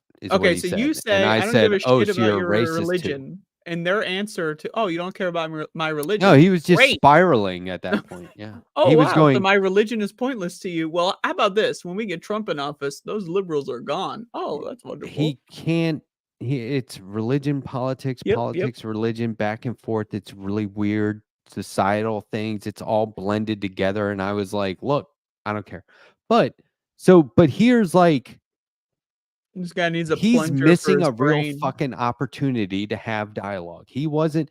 The main flaw was he was talking. Bring him on the show. Can we get him on the show? No, I actually would love that. The main flaw is that he was talking at me instead of with me, and I am a guy who engages in conversation all the fucking time. I would be happy to talk with anybody about literally any topic that's legal. But that, I want to be able to have these conversations versus that's not true. You're down to talk about illegal shit all the time. I mean, I just shouldn't say that on there. Like horrible stuff. But I don't want somebody to just sit there and talk at me as if, we have a few hours to kill. I didn't subscribe to your podcast, bro. Whatever the fuck you. That's why I was saying you should blog. But I'm having people on this show who I don't agree with and who, I necessarily wouldn't care what their faith is, but they've made it their platform. And I find it very interesting in some cases, especially when they're welcoming dialogue and a conversation and they want to talk about it and they want people to understand on a level that isn't conversion or converting. You know what I mean? They want people to understand where they're coming from and that they don't mean it in the way some other people do of the same, supposedly of the same faith. And so I think that that's very cool and very wise. I'm very open to all this stuff, but that guy, if you're out there fuck that, listening, man. fuck you. I mean, I already told him that. Yeah. I was gonna If say, you're out there delivered listening, already. fuck you again. I even had the thought. I was like, man, if you have if you get triggered and do something violent toward me, it would be better than sitting here listening to this. Good God. I'd rather get punched in the mush. Take me than keep out hearing of this my nonsense. misery. I cannot. And I was just sitting there. I was like doing this, like, oh, and he wasn't like picking up on my body language. I was So like, where, oh my why? gosh, So you're working in some like art facility and like there's like Jesus freaks preaching to you? What the fuck? No, okay, it's not an art facility, and I wouldn't say he was a Jesus freak. I think he was just using it as a means of like, that's all he talks about. There are people who have learned certain things, be it from a religion or lessons in life, who use that as the catalyst of all conversations going forward. That's a basis for everything they say, is these little anecdotes. Yeah, they got a script because they don't know how to fucking have genuine, spontaneous conversations. So they got to start on the script. Yeah, and that's why I was like, hey, man, I hang out with people that have actually, I know I'm just sort of ranting now, but we have really good conversations on this show. I have great conversations on my show when I have interview guests. I am looking for really, really interesting topics to talk about and to get to know people, and to have somebody just come at me like that. Nah. So you're at this like underground art warehouse and there's like a secret cabal of Jesus people. And they're like surrounding you, like telling you that just once described Trump is in office, liberals are going to get out. No. So you're trying to just sharpen your colored pencils and you're having to listen to these guys. And you're just standing in the corner of the classroom at the pencil sharpener, just grinding away. And you got to listen to that them would have been fucking funny. Jesus. Next time I'm just going to start using an electric pencil sharpener, just getting the pencils all the way down to the eraser. When he starts talking, I'd just be like, do like 40 pencils. Wait for him. Oh man, when I first had an electric sharpener, I'm doing I remember when they You're living. installed those motherfuckers. That was in like 3rd grade, and I remember I did the whole thing of one. There's no way. How can you not do that? You have to do it all in one sitting. Everyone has to. It's the rite of passage. Anyway, Once sorry, you I have went off access on to that. one, it's fine. It's totally good. It's interesting. I think it I was exposes triggered. folks. Yeah, it exposes still folks triggered. to something they may need to hear. Maybe. Which is, if you believe in God, please don't talk about it. No, it's like I'm sitting here trying to be as cool to people as possible. I correct my behavior. I course correct my language all the time. Call me out. I'm on it. I'm trying to be somebody that you don't have to know real well to understand that I'm an ally. I'm on your side. We can talk about whatever. We could be pals. We don't have to have the exact same political views. But if you start trying to dump that shit on me like it's your soapbox or whatever, man, bro. What if it's the shampoo box? If it's I don't unasked care for. what kind of box it is, I'm kicking that box out from under you. But anyway, it's just very kind of did. Thanks for letting me get that out because it was kind of bugging the shit out of me all night. Oh, I hear you, man. I kept zoning out, whereas normally I would have zingers and dad jokes, and I was like, I'm not here. I'm not here. I did notice a distinct lack of them earlier. It was freaking me out a little bit. That one dickhead. It just really, really made me mad. And look, I don't need a job. Fire me.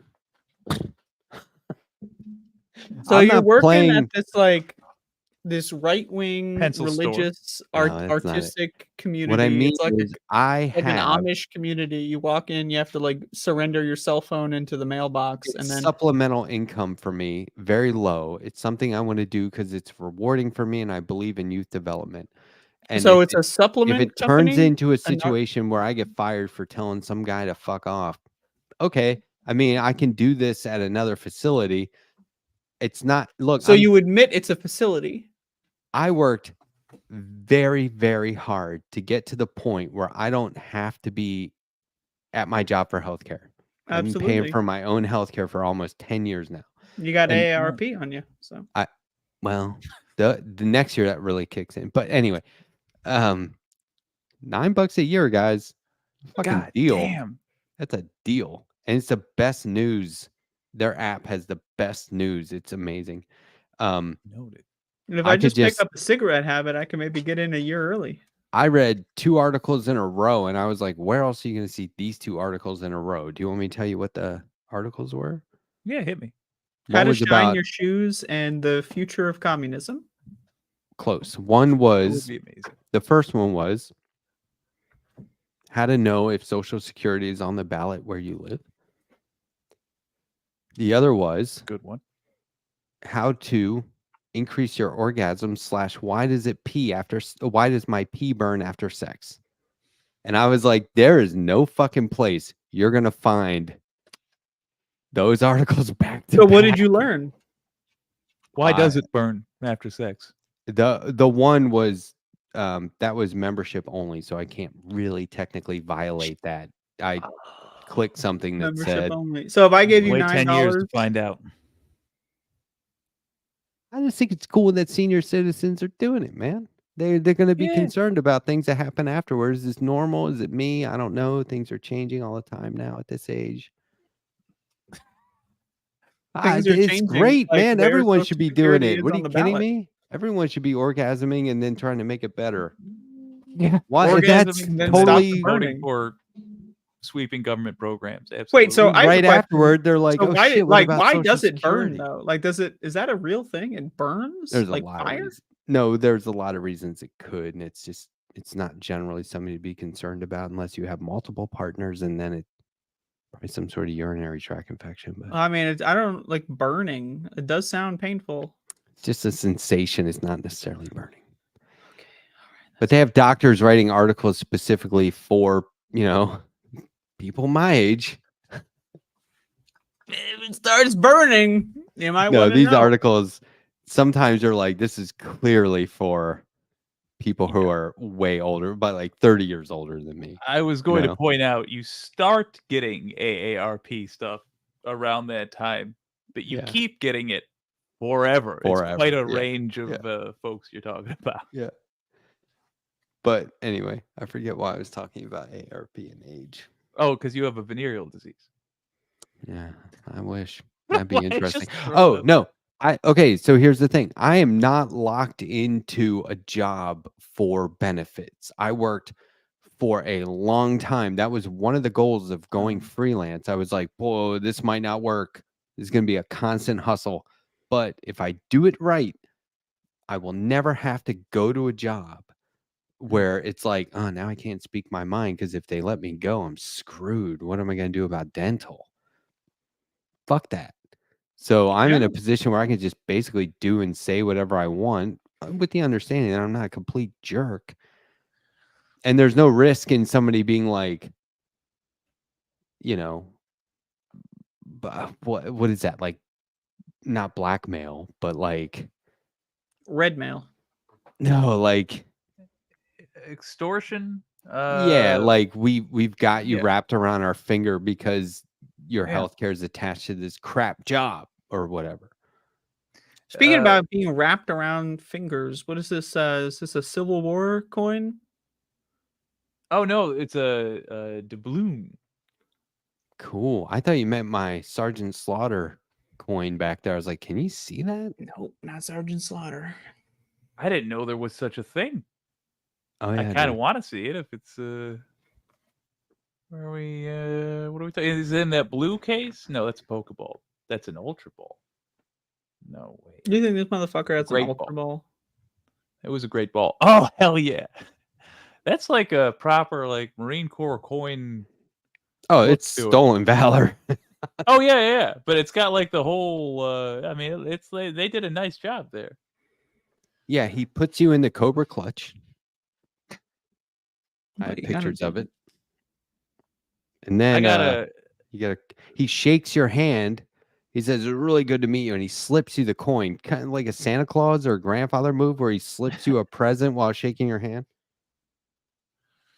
I like the idea of Santa doing that for some reason. Still a Sergeant Slaughter coin. What do you guys think? Oh, yes. Hell yeah. Jeez. That's my bazooka, G.I. Joe bazooka. Yes, jersey. dude. What the fuck?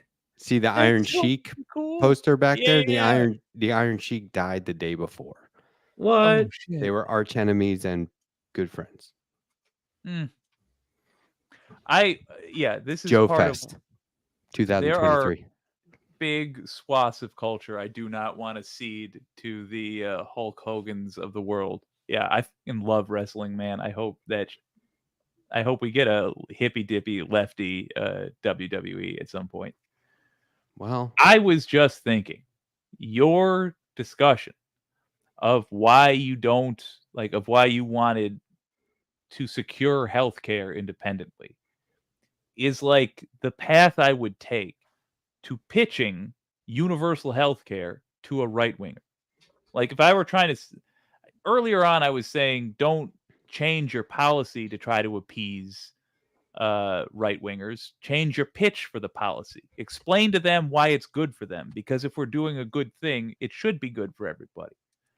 Right there, what you were talking about is a great pitch for universal healthcare. Hey, do you not want to be under your boss's thumb all the time? Exactly. Universal healthcare. Do you want to start a business? Are you ambitious personally? Well, if you don't want your family to die because you angered your boss, do you guys have any ideas, anything that comes to mind in terms of a leftist policy that you think you could pitch to right wingers? Sincerely. I somehow convinced one of my right-wing family members that legalizing drugs was good because then there wouldn't be fentanyl-laced drugs that people would die from. Legalizing marijuana is an easy one. It's easy. Yeah. And what would be your pitch to a right winger? For that? Yeah. I always make the comparison that there's more alcohol related death than marijuana related death, right? The statistics for harm done by alcohol far outweighs marijuana, and they have marijuana as a Schedule I drug on par with heroin, which is absurd. Not on Biden's watch. Schedule III, baby. Yeah. So, he made it Schedule III. He started the process or whatever the fuck. I don't know if it's happening. Right. I was gonna say that's bad messaging if they did that, and I don't know it. I'm gonna throw a curve at you though. But here's the other thing. Here's the other pitch. Remember, you're pitching a right winger. Right. Colorado, where I lived for 20 some years, did it and made $8 billion in the first 3 months, June, July, and August. Right? Increased tourism, money, increased revenue, boom, new business, local business. Do you own a business? Is there a vacant shop next door? Occupy that shit by selling weed. Know what I'm saying? The money went to cash funds, which are typically reserved for education. Think about the way you can tax these fuckers, right? The snack Doesn't matter. shop next door. Yeah. They are banking. And look at all the industries around the industry. Like the guy making, they had, this was early on, they had chips with like chunks of hash on them, potato chips. Yes. And you would eat one chip and be like, I'm going to bed now. It was wild. This shit was unregulated. But now, I mean, you like unregulated shit? There we go. Right? Yeah. How many milligrams? Not sure. Put 10 on there. Oh, whoops. Whatever. It should be regulated. But my point is, once you start telling them that there's $8 billion in revenue, and that was just the first 3 months, and when other people catch wind of it, they will be coming to hang out here to smoke. And if you look at Colorado, we were looking at the interactive map last night on Logan Phillips' website, pollster Logan Phillips. Colorado is leaning blue. It's not 100. It probably should be. They have Harris winning by like 90% so it's like, come on, that should be solid blue. Winning by 90. I forget what it was. So like Kamala's going to get like 97. She's gonna win Colorado, but they have Lauren Boeberts there. Do you know what I mean? It's not purely liberal. It hasn't turned into Amsterdam where everyone's like blazed out of their mind. They kind of are. If you drive around, you're like, wow, everyone's driving like shit. They must be stoned out of their minds. But like, it's not the woke revolution that they would be, fearful of. Wrongly so, but fearful of. So anyway, there's a lot of money to be made in that shit. It's a real big business. Farming, agriculture, it's everything. I'm enjoying this enough that I want to offer something for us to do, and it's weird enough that let's have no offense if the answer is no. One of us pitches a leftist policy. The other two have to give their best pitch to a right winger for it, and whoever pitched came up with said the policy, they decide who won. Do you want to do a quick round of that? Oh wow, I was gonna say, because you guys just did it. I'm in, and it was pretty damn good. I don't want to have to be the guy that comes up with the pitch. I want to come up with a policy. All right.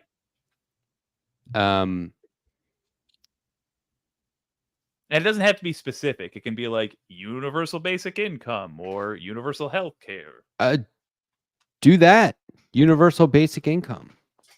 Ooh, okay. You want to go first, Andrea, or shall I? Nope. Okay. No, all right. Universal basic income, pitch in a right winger. If you're a right winger, you are a capitalist. If you are a capitalist, you require customers. Right now, the customer class of the United States is hemorrhaging money. They are paying people who are already well and truly rich. The customer class owes their ass to healthcare, and they don't have a lot of free income. That means there's not a lot of innovation happening. Universal basic income, control of your destiny. That is essentially what it is. You do a universal basic income, as in it's not welfare, but it is the minimum standard of living that all Americans can expect. That means all of your customers, all of your potential customers are at a minimum able to afford a certain amount of things. It's just good for the economy, plain and simple. Universal basic income. Right winger doesn't care about the economy. They don't care about the economy. Are you talking about voters? Yeah. Okay. Yeah. That's who we're pitching. The politicians don't give a fuck about that. No, the politicians don't. Yeah. Okay. No, yeah. Cool. That totally. The economy. I was like, this is not going to work. This is not going to work. He's losing. And then I was like, oh, I'm a voter. Okay. All right. Boom. Because I think most populist people who back populist candidates, I think they're secretly or just unwittingly progressive. Yeah, they're just too dumb to realize it. Mm-hmm. Do you rent a home to somebody? Do you sell sandwiches? All that. Your customers get more money to spend at your place. You ready for my pitch? I'm ready. Hold on. Oh.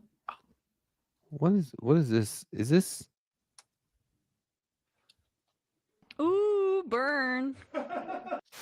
Is that what that is? That's the only sound drop you got.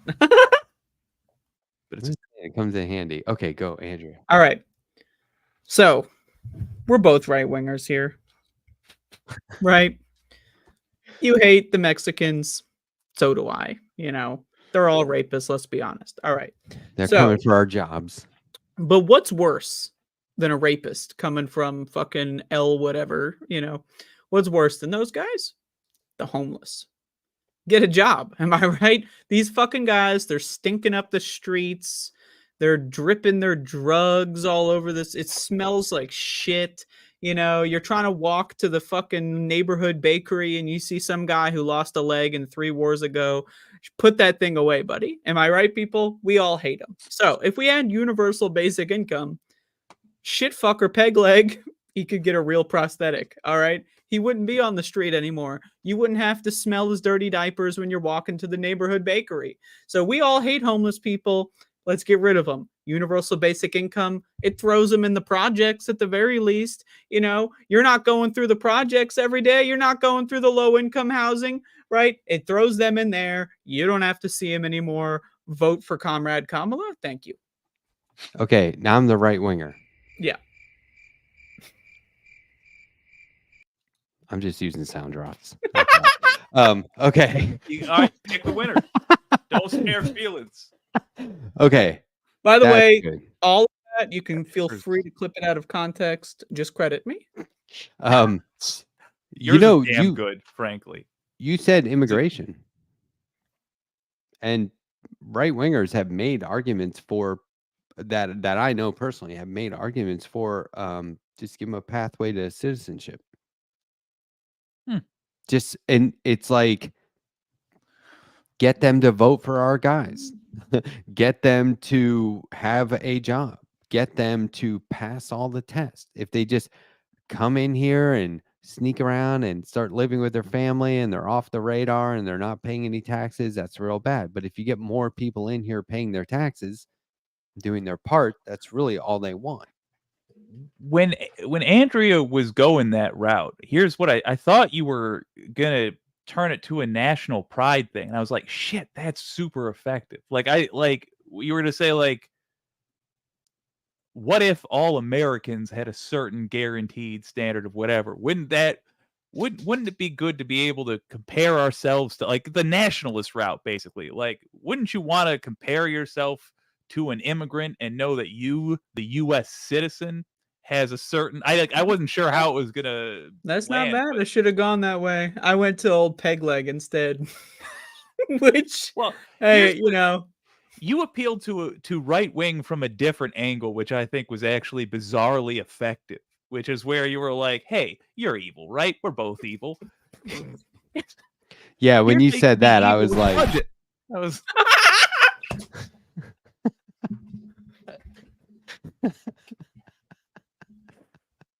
God damn, that was good. You gotta pick a winner, man. Who's did the best pitch to right wingers for a UBI? oh yeah, I mean, let's let the audience pick. that's tough. Yeah, who is best? I mean, Who- it's tough for me because one was more like white collar and one was more blue collar, I think. Wait, you got the audience from the Vanguard. Let's do a poll they on still this here? shit then. Oh, okay. Are they like? I mean, they left like fucking 6 hours ago. I didn't know. I got a lot of people watching. Genuinely, if it was down to just us, I'd keep the call going. Oh yeah, this is pretty I good. enjoy this so much, man. I'm tempted. I've been tempted to get another beer for the last hour, but now I think I've missed my chance. Okay. Best UBI pitch. Why? Is there like a minotaur patrolling? Oh, I your mean, hall? I don't want to start drinking a beer and then like you guys leave in 10 minutes. You know, then I'm stuck here with like 75% of a beer and got nothing to do at 1 a.m.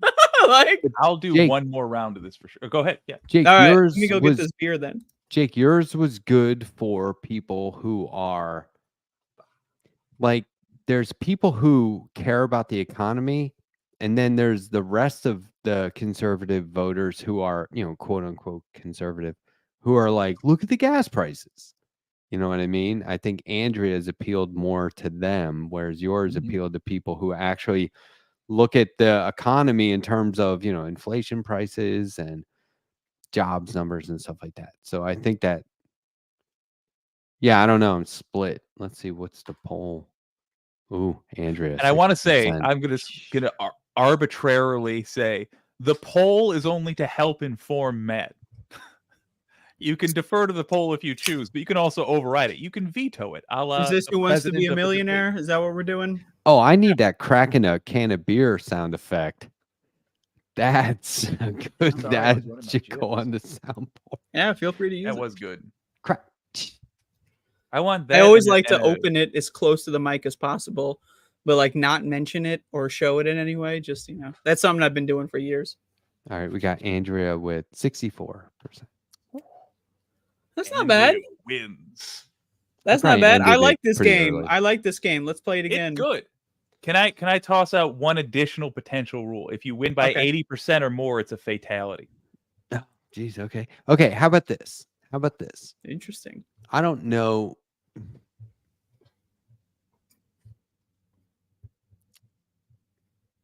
I want to just throw out a topic, not necessarily a policy. I don't know if it could be a policy. And we're supposed to convince. Can you do topics? Not a fellow, but you pitch it to conservatives or Republicans in a way that, but like in a persuasive way, like we're trying to persuade them. Okay. Yeah. I was going to say trans athletes. I see what you're saying. Like, can you make a case for that to a conservative in a way that they would be like, never thought of it that way? No, I'm in. Absolutely. I don't see it, but can you? Yeah. You want to go first again, or should I go first? We don't have to do this one, but that's what I thought of the first time too. Let's let Jake go first. I think winner has to have the disadvantage of going first. Okay. All right. So I don't think you can make this case to most lefties.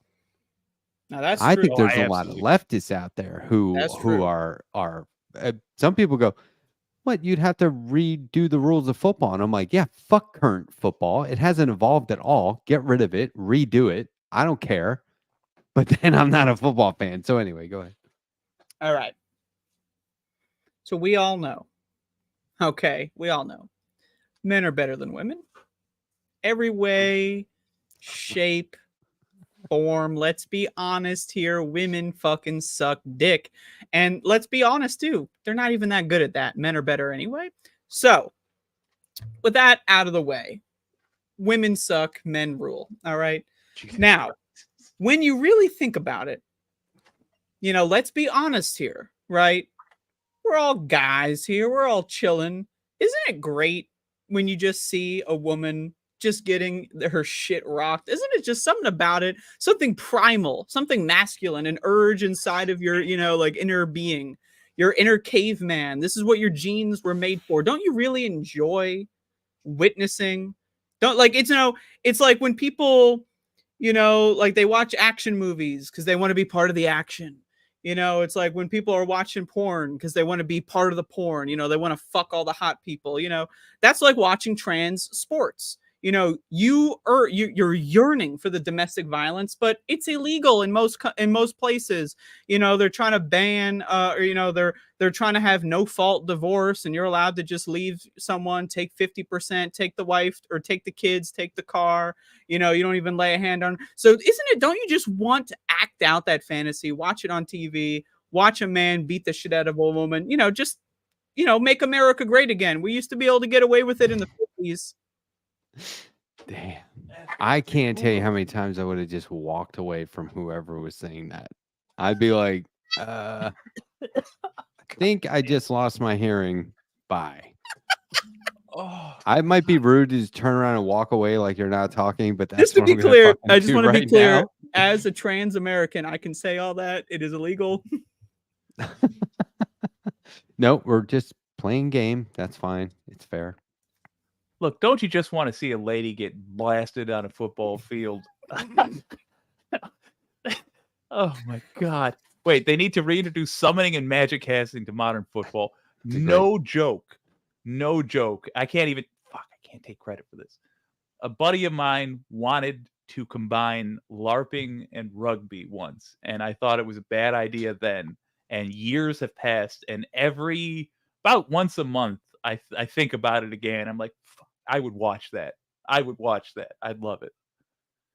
Oh yeah. I used to do a show called The Liberty Loop. in 2020 during the election, and I would just wear a MAGA hat and do like a right-wing voice. And I still randomly get people commenting on those videos. They're like 4 years old.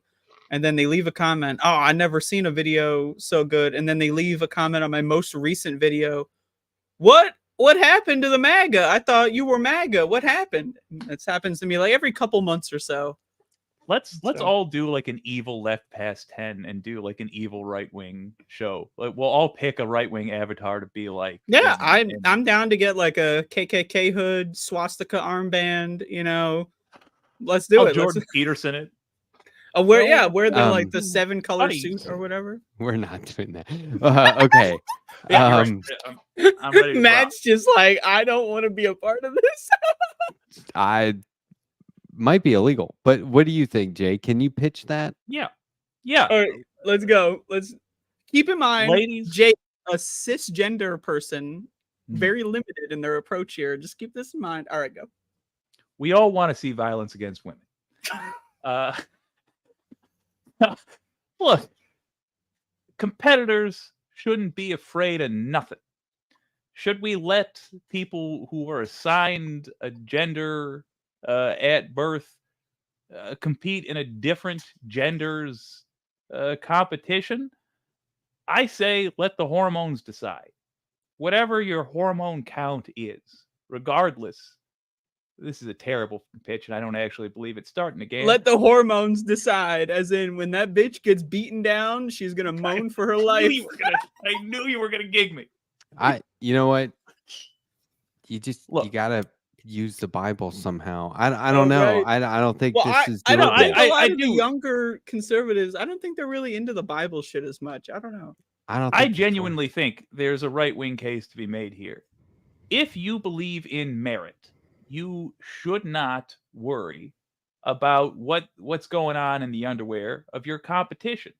I say make a girls' league and let anybody who looks and presents like a girl in it. Make a boys' league. Anybody who looks and presents like a boy in it. And then make a real league.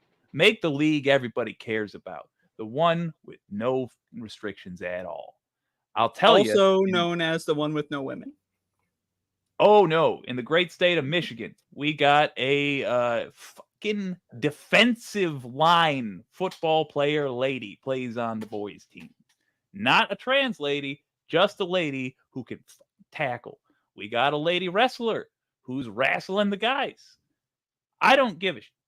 I'm saying you make a league of actual, factual competitors, no restrictions, but you keep the other leagues as well. And you don't fiddle around with people's genitals. You do a simple health inspection that we've always done. Are you fit enough to compete? The answer is yes, you're in. And you don't be a little wussy who's worried about whether your competition was born this or that. This is interesting that you both cut right to, I know when conservatives say it's a guy with a wig and a dress, saying he's a girl now is bullshit. And what you're really concerned with is women's rights or not having rights. I find it very interesting. You both cut right to that. Well, we're trying to pitch here. You got to meet them where they are. Gun control. Well, you got to decide who won. Oh, you don't even have to ask the audience. Oh, Andrea won that one. Are you kidding me? That was pretty sincere sounding. Yeah. If you clipped it, no one would be the Again, one. just credit me. That's all I ask. Put my name in the title, and I'll be good to go. Andrea, right-wing cash grab. Best takes compilation. Could you do gun control? Make that the last one? Absolutely. You want to start or shall I? Is it gun control or gun reform? Because I would immediately address the wording. Control. Phrasing. Look, okay, I mean that's a loser right away. So yeah, how would you? I want the hard version. Yeah, how would you do? God damn it, let's do it. Are you a gun owner? Are you someone who can be trusted with a firearm? Or are you a pussy? Good for you. you then understand the basics of what a person needs to do with a firearm. There are those among us who are too irresponsible to be trusted with a firearm. Just like there are those among us who are too irresponsible to be allowed behind the wheel of a car. The people who are causing the most risk to your right to own a gun at all are irresponsible gun owners. I would point you to the Comics Code Authority back in the day. What did they do? Well, people were concerned that comics were bad for folks. And so what did the comics publishers do? They got together and they agreed amongst themselves on a certain set of standards that they would choose to implement. That's all we're asking for now. Defend your right to own a gun at all by insisting that someone who is irresponsible with a gun is not allowed to have it because they are not you.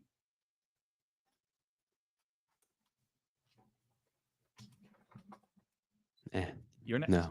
Fuck that. No. I nailed it. I nailed it. No. But no, go ahead. Let's see this. If you control guns at all, only the crazy people will have them illegally. I fall back on that every single time. Fair enough. All right. You ready for this one? So gun control. Is that what we're doing here? Mm-hmm. Gun control. Pitch it to a right winger. Gun control. All right. Is this thing on? It is. What? Oh, that's great. Hey, how's it going, everyone? Is this Gonna the be talking about? No, this is. I'm getting ready for the pitch. I'm just oiling up my glove and polishing it off, getting ready to pitch.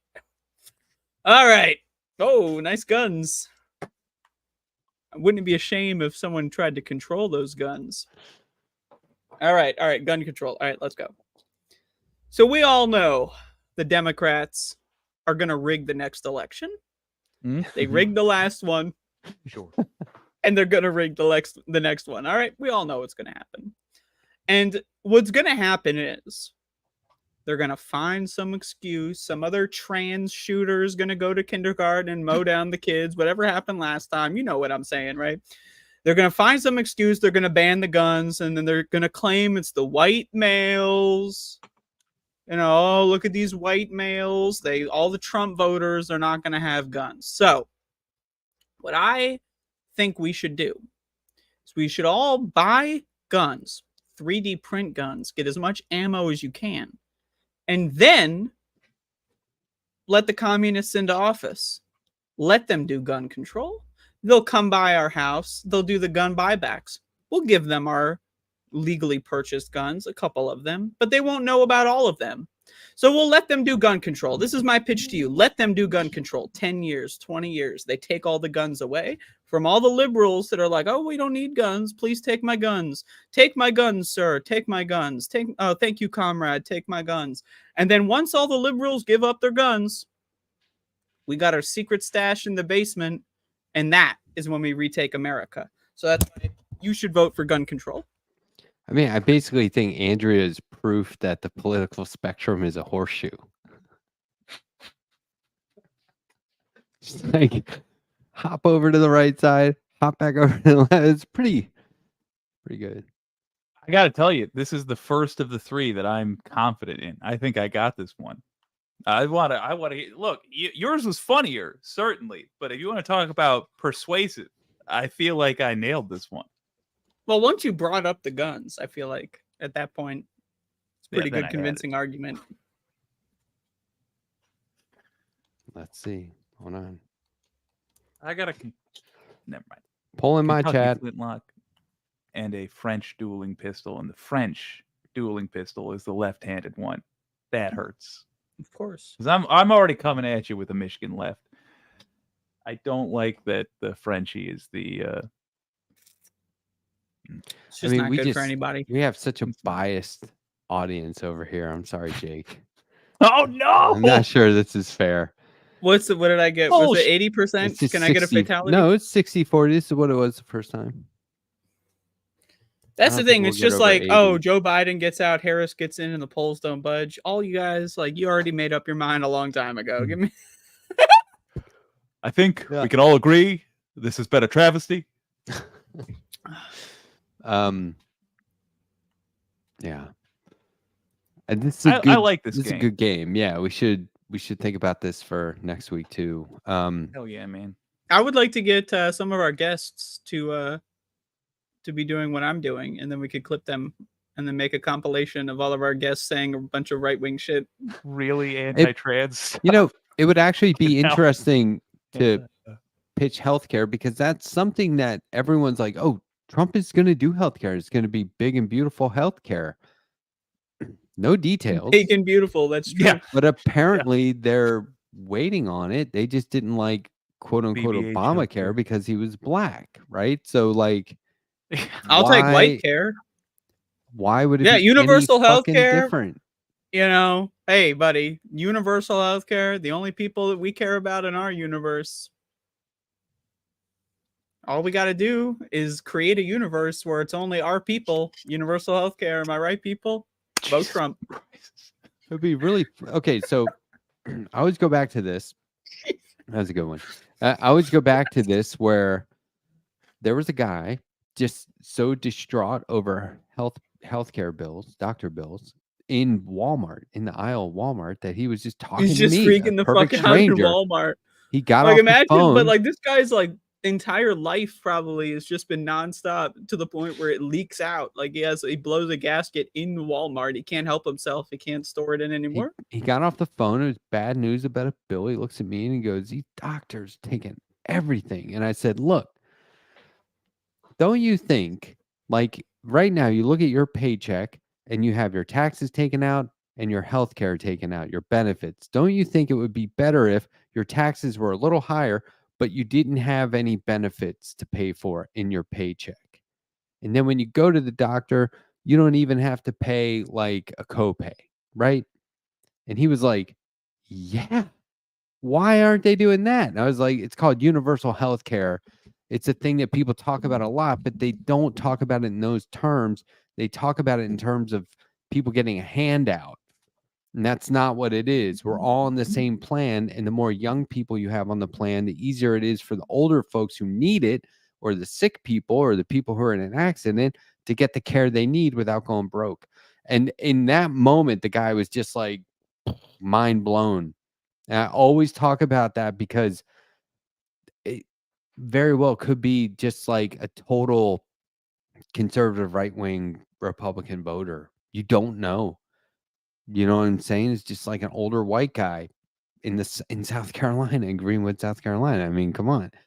It's pretty odds are in the favor that he is what I just described. But look at when you just describe it that way, it's like, oh, my taxes go, like Jake Tapper said to AOC that one time. He's like, "Why are you trying to raise my taxes?" Well, first of all, fucker, you can pay for it. And your taxes are not equivalent to what other people pay who make less than you in income.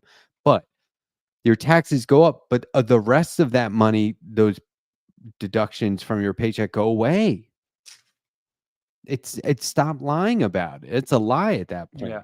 But like when you describe it that way, people are like, duh. And how many times have you been at your fucking job when they say, "Oh, it's time to have the healthcare provider come in. Here comes the rep." And he goes, "Sorry, your coworkers used the plan. So your rates are going to go up now. Shouldn't have used it. Sorry."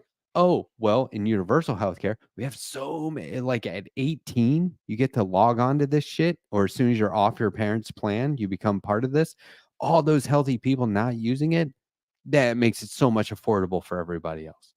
And let me give some rare credit to MAGA. They have demonstrated that Do we have look? You don't even have to do this. You don't have to do that. If we want to give some credit to Adolf, I think he had some really nice speeches. Hey, he at least killed Hitler. But That's true. That's true. The thing they've demonstrated is that they can make their representatives do stuff that's totally contrary to what their representatives said they were all about. So if we can convince these people to call up their representatives and be like, do you have an example? Listen, just curious. Oh God! Like they were like the Muslim ban. There was Republicans that were saying like, I would never vote for such a thing. I believe in blah blah blah blah blah. And then Trump came out and they were like, yeah, I'm all for it. I think it's a good idea. Okay, I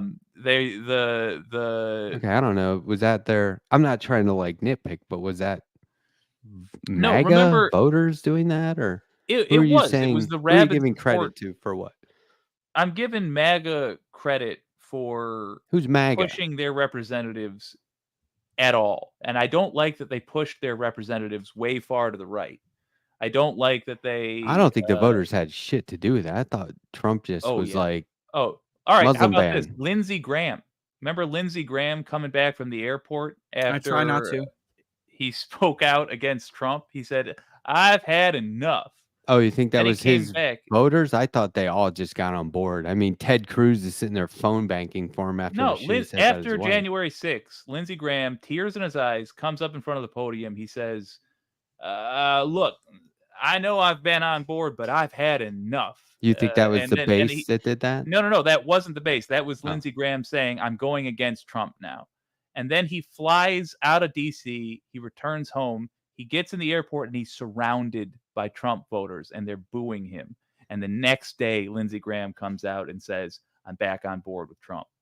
See, that's the shit I don't want to happen with what I was saying about progressive policy. I don't like that. They have demonstrated an ability to control their politicians. I want us to just elect people who do the right fucking thing. That we don't need them to flip-flop like that out of fear. You know, I'm going to lose my all right, I disagree with that as well. Government, but regardless of really what we loud. do, Holy shit! Oh shit! I'm sorry. I thought it was. Never mind. Regardless of what we do, nonetheless, they have demonstrated what they can do with their politicians. As long as that's the case, I say we convince MAGA districts one at a time to the best of our ability to get on board with some of this stuff and take advantage of the fact that they don't actually believe in anything. You've demonstrated, at least on a one-on-one basis, that you can convince one guy that universal health care, a very left policy, is in his best interest. If we combine that, your ability to do that with their ability to move their politicians, that means we can get right-wing politicians voting for left-wing stuff because they're just trying to preserve their power. And I think there is a genuine path there. I don't know, but I think. Maybe. I just hate any sentence that begins with "we can give MAGA credit for." Well, one thing I would like to give Yeah. Adolf Hitler a big shout out. Never have to do that. You could just explain the tactic without saying what we have to give MAGA credit for, because I just cannot. You know, Benito, what was his name? Who cares? He had a bunch of really good ideas, and one of them had to do with trains. One thing Romans became the best military in the world for their time by learning from their enemies. So this what I'm saying is like, yay war, I guess. I don't know. Like, what are we? Fuck that. What are we giving them credit? But you could say one thing we have to give blank credit for, and just think of all the horrible shit you could put in there. But it does make a point. But instead of saying that, you could just make the point. You know what I mean? One thing I got to give John Gacy credit for: really good at utilizing a small amount of storage space to the best.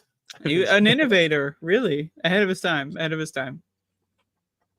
Ed Gein, very handy with home decoration. People do this in a way that I find very irritating when they go, I have to give Marjorie Taylor Greene credit. And it's like, no, you fucking don't. Somebody does. I'd rather give Marjorie Taylor Greene some debit. They do all this horrible stuff. And then there's one. Wow. And then there's one. That stopped me. But then there's this one thing they did. There's a little bit of a delayed reaction there.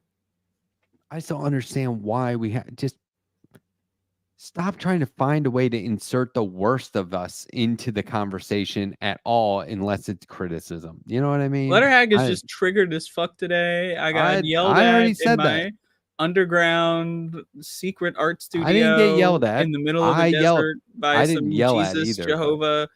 And he was and then you got on the show, and now you're like this. I would agree with you, except that we lost an election to them. We've lost several elections. We lost. Well, first of all, who is we? I mean, I'm not. Who the I'm fuck not a is team. we? I'm not part of the what I'm team here, saying, buddy. like, rational human beings. All right. All right. Look, there's a lot of factors that go into that. You cannot say that it was. I mean, we also can't pretend like the primaries were fucking rigged. You don't have to love. I'm not saying I'm not going to say Iowa, we're lost. shocked the nation. If Bernie would have won, so we didn't lose the election, it was stolen. I mean, that was legit bullshit that went down. We can't say we lost the election. Would you? Now we need to rely on MAGA tactics. Would you possibly say that it was a stolen election, a rigged election? And then also, would you say, Matt, that we won by a lot? I'm using those terms on purpose because this is a time when it should have been an outrage to people it was. Would you say though that Bernie won by a lot? No, we went on to adopt the notion that we lost an election when we didn't lose an election. This is why the system sucks, because of how they operate. We quickly flip it to, oh, we lost the election. No, we didn't lose shit. Oh, this is also with 2000, but Trump was the Bernie of the Republican Party. That's what I'm saying. Populist candidates are just, or people who support the populist candidates can be persuaded to be progressives. That's why we started playing the game. Pitch your policy, right? That's how we just came full circle. Absolutely. So agree. I'm going to leave it. That's where we agree. All right, Jake, I want to hear your pitch to a right winger. Donald Trump, female president, is not only is Donald Trump a female president, but Donald Trump is also Putin's puppet, and there is a P-tape, and that there are Russian bot farms that controlled the election in 2016. Convince a right winger now. Go ahead, Matt, if you got something. But I'm not playing. No, this is all Jake. Right. This is the solo round. I would need that repeated anyway. I think this game works best if it's only policy you genuinely believe. So I'm not going to say the female thing because I don't want to insult a whole gender here. He is not that. The other stuff, though, I 100% do believe, and I will. So P-tape. Donald Trump, Putin puppet, you don't have to look very hard for that. This little punk went up in front of the press with Putin standing right by him, and he disagreed with what the U.S. military told him happened when U.S. military service members got attacked by the Ruskies. You don't do that unless this guy's got something on you. P-tape, yeah, Trump's a little weirdo. I'm sure he got pissed on. The point being, Trump is not your friend. He's not anybody's friend. He doesn't give about anyone. And he salivates over Putin's so hard, it's pathetic. Did you say that again? He salivates over Putin's so hard, it's pathetic. He's slobbering over that thing. What are we're pitching all of that corrupt stuff as if it's not? No, we're pitching that to right wingers. So we're trying to convince them that this is so. No, we're trying to convince them that this is true. I just say, look at the way he behaves. Okay, cool. All right, you're up next. I say, look at the way he behaves around Putin. Look at the fact that when Putin says the key word, Trump presents his rump for him. Would you say T-rump if you were to spell it and capitalize it in a certain way? I actually would you capitalize it that way? Very clever. I wouldn't. No, I just think look at the history of his behavior around this guy, and you see someone who is, frankly, subservient to another world leader. I think that's an embarrassment on our part, and I don't think that happens if you're the leader of the most powerful country on earth, which I don't happen to like the way we got there, but it's a fact we're there. If you're the leader of the most powerful country on earth, you don't act like that. to the leader of a country that can't win a war against, I'm sorry, Slava Ukraini, but Ukraine, unless that dude's got something on you. And I think it's a piss take. Matt? I'm just typing Clyburn via Obama. Okay. Well, I can vamp a little more. Doesn't he also look like a guy that likes to get pissed on? Look, if you had that much money, you would do some pretty crazy shit too. That's just the lifestyle they live. But here's the thing. You better shut the fuck up about it because we need that wall. That's Wait, what I are would you say. the goal is to convince them that is true. These things are true. Yeah. Okay, well, fair enough. That was pretty effective. Fucking true. It's all true. Why? Of But course it's true. Who cares? Who cares? No. Shut the fuck up and build a wall, man. Oh, That's man. exactly how you would do that. And anyone in their right mind, if anyone is sitting there arguing, Trump would never do that. And it's like, how do you know, dude? You don't have that much money. Come on. The guy's a rock star. Kidding me? They have crazy lifestyles. Now shut the fuck up. Get the wall in the Supreme Court. Are you fucking kidding me? What is this They're like emptying- anger? This They're is emptying genuine asylums rage. and prisons to come over Hannibal here and take Lecter's all the marching jobs. through the border. No, shut up. Build a wall. That's how. Here's where I think. And the everyone's rub like, has to okay, be. it's like they're gonna take our guns. Who cares what he did? It's actually pretty awesome. I You can want live vicariously through him. Have you never thought about getting peed on? He actually did it. You can just kind of like imagine what it's like because he's so in the public eye. We might as well be him. Now shut up I think and get I Trump think hair. you've got to stick, at least in future rounds. You've got to stick Let's see who won. to Hold things on. you genuinely believe. I think the challenge here is to convince right wingers Oh. of things you believe. I do believe that. What are you talking about? Of course he did that shit. He's a rock star. What do you mean? Look at that lifestyle. You don't know what it's like. You don't have that money. I do. That's actually what I believe. All right, and Putin puppet. Yeah. Okay, He's you're so fucking right about this. It's They're just in to the agree and say they're it's on a the good same thing. level. What are you talking about? They're the people damn. do shit. Look, once you have all that money, you change. It changes you. Does it not? That's what we always talk about, the swamp and all that. At least these guys are having a good time and at least they're making deals that suit. We need Russia on our side. Oh. Do we not? But do you actually believe that we need Russia on our side? We need everyone on our side. We need to come to the table and agree on certain things to put an really end good to- point. Yeah, I we do mean- need God everyone damn. on our side. That's such a good point. I never thought of it that way.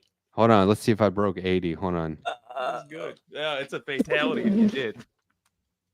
I doubt it. Fucking vote for the wall. Get the fucking line and vote for the goddamn wall. Now shut up. Get the Supreme Court. Don't you fucking say this to anybody else. I love that Matt's strategy is just be like, yeah, of course he did. Now shut up. You would too. Build that wall. Obviously, yes. You have $1 billion. I'm sure he had someone pee directly in his mouth. Obviously. I'm sure he shut had the someone fuck up. pee into both of his nostrils at the same Yeah. time. Yeah. You would You buy ever, a zoo. you ever get in a bath and you turn your head either way until all the bubbles pop out of your ears? I'm not You going did to that with finish what I hookah was piss. just saying. I'll just leave it at you would buy a zoo. I'm not going to finish that. What the fuck? You think Yeah, the I weirdest mean- thing Trump's done is have a human prostitute pee on him? No. Oh yeah. Grow up. Oh, I mean, seriously, It's it's such like a good technique. You the just out, Lolita- you run at it. Epstein Island. They were all on it. Oh, He's You're not right, the actually. only one that was on the plane that didn't see it through. They all did it. Did y'all see Trump on fucking But he's better. that now. weird like pencil neck nerd losers podcast? And he was asked about Epstein.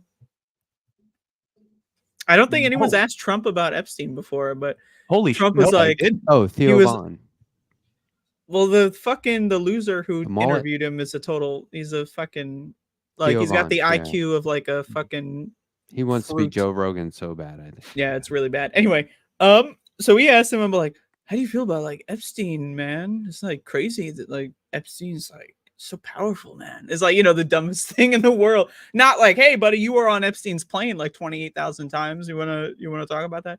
But there's just the way Trump responds to the Epstein thing is really funny. I would love it if you brought up like just a clip of that. I don't have a clip on mine. Yeah. 67, but just like listening to him like 33. Not bad. listening to him like react to like, yeah, well, I was never on that plane. I was never on the island. And fortunately, I was never on that island. Lots of people ended up there, but unfortunately for them, and fortunately for me, I was never there. But like he's been documented to be there. there. But it's just it blew my mind. It's really good. Like I love Trump. I don't know what else to tell you. Just the way he talks about shit is amazing. I mean, look, if it wasn't the threat that it was, we would all be like, he is fucking hilarious. I know. But when I hear people how actually say scary he is, man. But like at the same time, dude, the fucking guy is so funny.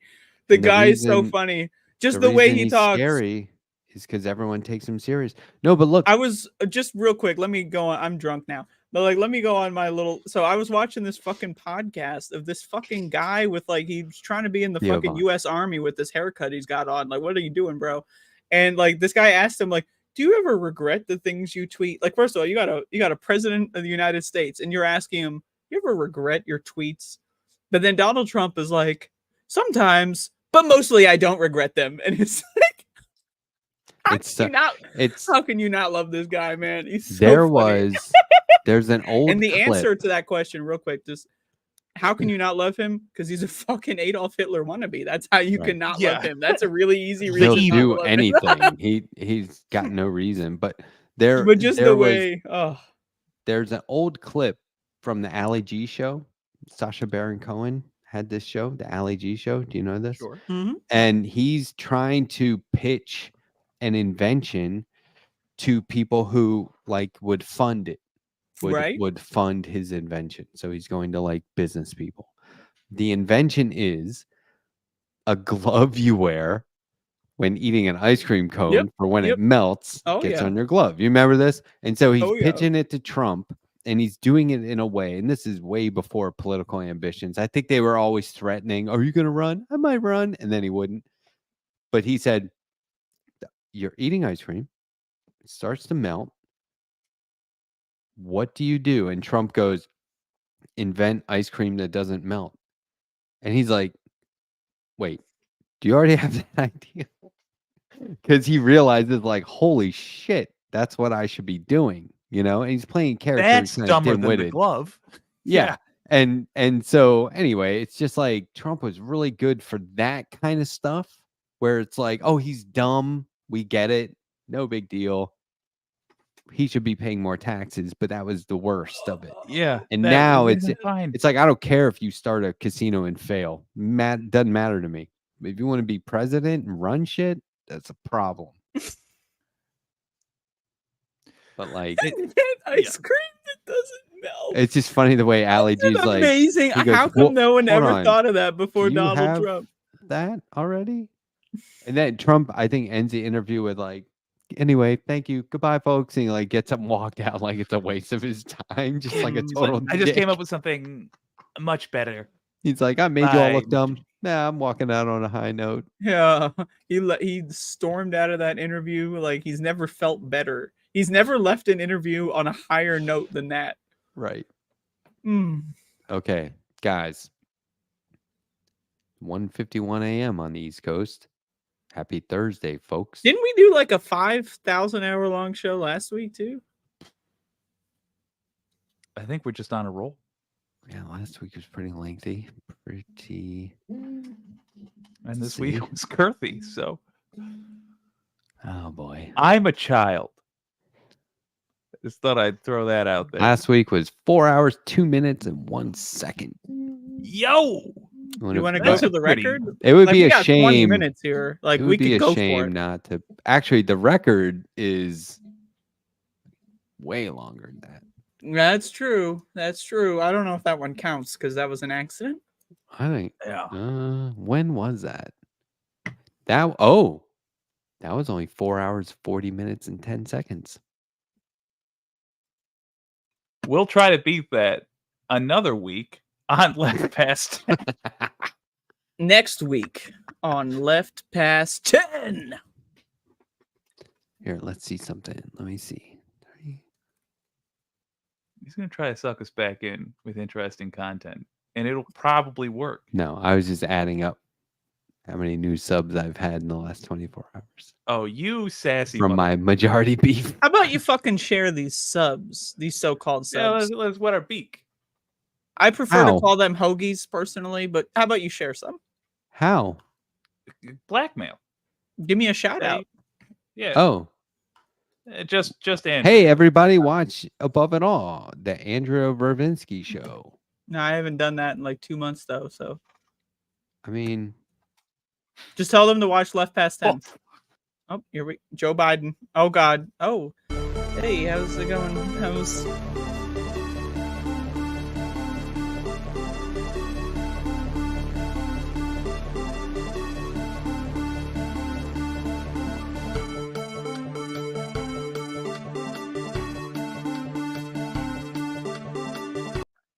I love that story. it's I the fucking show miss we're that doing? so much. The show. God, I miss that. I miss sitting The show. at my fucking desk with my work here. I like and a how Joe window Biden is here, perfectly like in the corner there. and it's just the screen starting soon. Some weird fucking title. Dumb bitch does the news, or some crazy or super hot chick does dumb news, or some great title, and then I forget what time it is, and I'm focused on work, and I hear this do do do do do do, and that the pandemic sucked, but that was great. That was so good. The mornings, it was just like, well, I'm awake. And it was like Andrea would come on and just start the craziest shit. And then all of a sudden you would just be like, oh my God, I thought I was awake. I've been at work for hours and now I'm like wide awake. I was shocked into the day every day. It was so good. I don't know about that one. It was awesome. And then January 6th happened. Andrea was just sitting there the whole time. It was so good. I want to go rewatch that at some point. I feel like we should I had to rewatch it on the upload show, man. I had to upload my January 6th footage to fucking a crypto website, one of the free speech websites, because YouTube they'll keeps take us down. deleting all the January 6th bull. Holy shit. But somewhere out there, Andrea never plays my guitar version of that Google track motherfucker, anymore. that was like the main I get version of the $5 song for that. For like I get $5. Yeah, well, first, fuck you for that one, by the way. Thanks, dude. Donald James, Thanks, Donald. X, if that is your real name, probably Donald James W. Thanks, buddy. Donald James fucking what you think. C. Donald James fucking Q with your bullshit. That was like the main intro version for like fucking 5 to 6 months, man. Give me a break. Here's a oldie. Can anyone see? Hold on. I don't know what I was using that for. Why am I at the top right all of a sudden? Get me out of here. Put Jake back up here. Excellent. Perfect. There's probably a better way to do that. I'm on too many drugs to get used to me being at the top right. I can't do it. We're too far in. It's already too late. No! Every time I try to look at, oh no. Oh God. What was that? Dumb. They're dumb! Oh, jump scare. Oh, jump scare. Oh, Jesus. That's a pretty good jump scare. I thought I had a better one somewhere.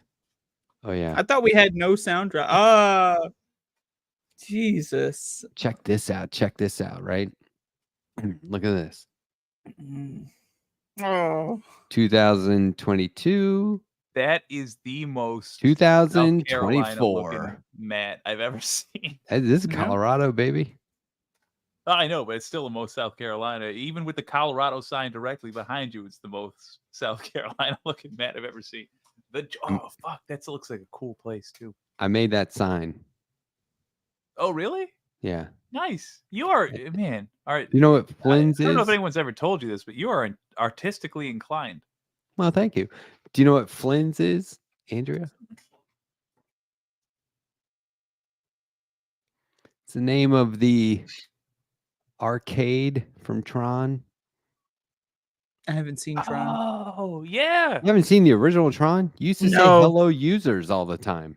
You haven't seen Tron? Do you know that's from Tron? Hello users? I did not know that.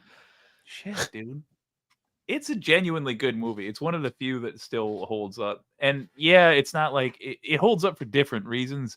The so sci-fi quiet. stuff. Yeah. Yeah, I the mean, it sci-fi looks stuff good. I just haven't seen it. Was cool when it came out, but now like the costumes are like, oh shit, that's fun. That's- Like it's just flamboyant and I- cool, you know? I thought that was peak Disney. I didn't even Disney. realize it was Disney. Interesting. Oh yeah. Hmm. Man, that shit was cool. I think it was Disney. I don't think you're know. right now that you mention it. It feels right. It's so quiet the way the cars are just like. Oh yeah. Oh man, I love that shit. And And also, throwing the why do you need discs. helmets if you're It if looks you're cool. programs? Yeah. I mean, that was basically the answer for just about everything in that movie. It's the Why? rule of 'Cause it's cool. Yeah, Rule it was of awesome. cool. Speaking of which, the rule of cool. Oh, Andrea, Anyway. he's kiting us right now. I just What does that mean? Ooh. Dragging just us going along through with content, just archive. bit by bit by bit. I got to get through this fucking. So like every time, I think this is the way StreamYard works. Is like you add a picture to it, and it's just like in the library until you remove it, right? So like you add all these pictures, and then now you're just clicking them randomly. He left while the slide was up. Oh, That's shit. awesome. Phantom the Jake said. Fuck.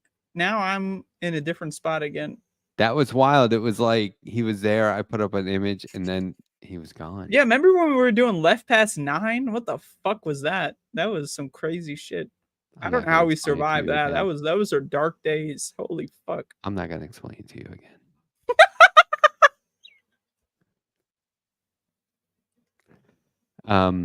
Yeah. I have I don't know why. 6.8%. Not bad. I don't know why I uploaded this. I don't think I ever showed it. When I was on the Majority Report, I made everyone laugh this one time. And tell us more about how you made everyone laugh. I recorded it without audio. I clipped it without audio because I wanted to see the part where everyone was serious. I talked and they all laughed. And you have that clip right here, and you're gonna show it to us now? Have I not shown it? Why is it here? I'm just thinking, like, how vain is that? I was doing it to be funny and then never did it. So now it just feels super. Well, you got to do it now. Show us the clip. Let's go. Okay, here we go.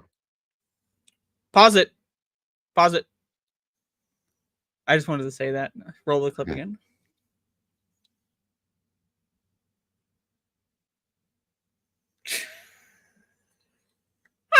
It's funny, right? Oh, Jesus. And then you start giggling. Hey, guys, what did I do? Well, that's part of my comedy is to, finish by laughing at myself. Oh, hey, guys. Oh, something Aren't I funny charming? happened. So what are you I guys said laughing at? That's why I said, I don't know if you guys realize this or not, but I have my own YouTube show where I poach all of your casting callers for myself. That's true. That's Anyway. accurate. We have not beat the record yet. Oh God. How much longer we got? Like 10 minutes? No, I think a minute. Anyway, sorry for being triggered on air. I think it was a pretty good show. Ruined the entire Vanguard show by being triggered. I think if we went I'm just kidding. I think if we went from the Vanguard to pitching conservative policies, it's pretty great. That stuff in between where I was just angry and ranting. Ugh. No, that was all right. That's what these shows are for. Well, I don't know what these shows are for, but that's one of the reasons. Yeah, when are that we could going to be do one of like the reasons. Yeah. You got to do like a 1 year greatest hits show where we do like what is one that clip October? from every. I don't know when we're on 47, right? So well, I've done clips. I mean, I'm just saying, like, if we do, this is an idea I had, just like a video with one clip from all 52 shows. Are you gonna do that? No.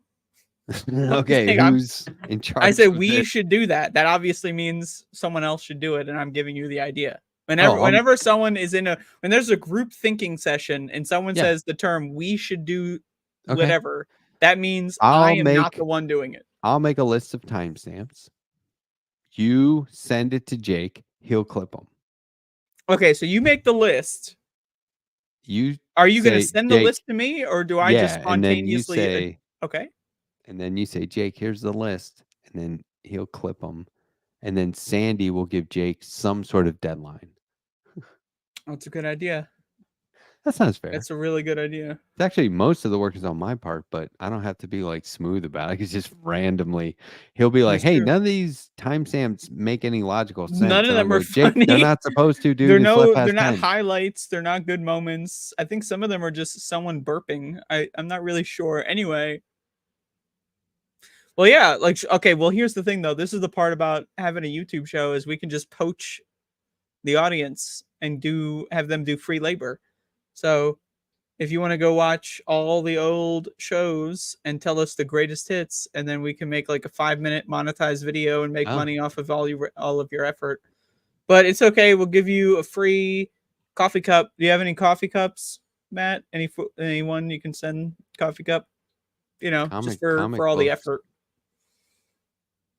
Well, we got to give them like a merchandise, you know, like a gift card to our store or something, you know, like we got to give them, you know, because they're so. Thank you, American Wasp with Dieter McBusiness. Thank you. Oh, we're doing super chats? Oh, shit. Yeah. I love that, by the way. Was this part live? I don't know, but like as soon as I showed up, Vanguard was like, "Oh yeah, I know Andrea. She made videos making fun of us a long time ago." That was like the first thing they said to me, and it's true. I did do that. But welcome, Vanguarders. 4 hours in. I don't know if are these old super chats? Yeah, takes one. Oh, these are old, so they're not here anymore. Oh fuck. They might be actually pretty good numbers right now. But I think that your numbers are pretty good. Mine are in the fucking gutter. I think my numbers are not good numbers. I got Hamas numbers. It's not looking so good. Oh, wow. I got no comeback. We are on air, by the way. Oh, are we? You asked. Yeah. Okay. Yeah, I did. I don't remember asking. But check out this shirt. I did. What is that? Oh, fuck. Old boy. That movie's crazy. I watched that movie for the second time recently. The back says, "Let the vengeance begin."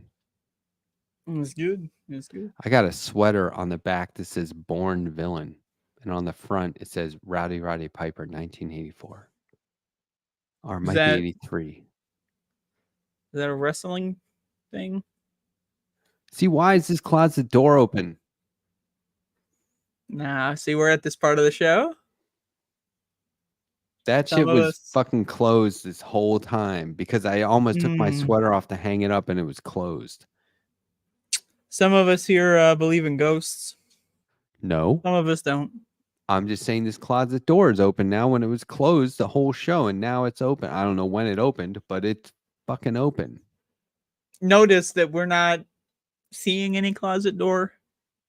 We didn't see a closet door closed at the start of the show. We didn't see it open the now. Camera around the room. You're not doing that kind of thing. Like as soon as like you move the camera like a centimeter, like you're gonna see like mold on the walls, like it's J.K. Rowling's fucking den. You know, see that one? You see J.K. Rowling? She's getting like sued out of existence. Like where the fuck is that goddamn bitch? Hey, I'm here for it. This is the thing. Any sort of like, you know, that mold or whatever to someone in my position, that equals debt. And I am debt free. I do not fuck around. I will pay for shit to get fixed because I know that in the long run, it'll cost me way more. True. Yeah. I'm an adult. You are, although this is true. Listen up, kids. You will never be richer than you are debt free. This country wants you to have both savings and debt. Make that math work. You know what? You know what happened when I cleared my debt and I was free?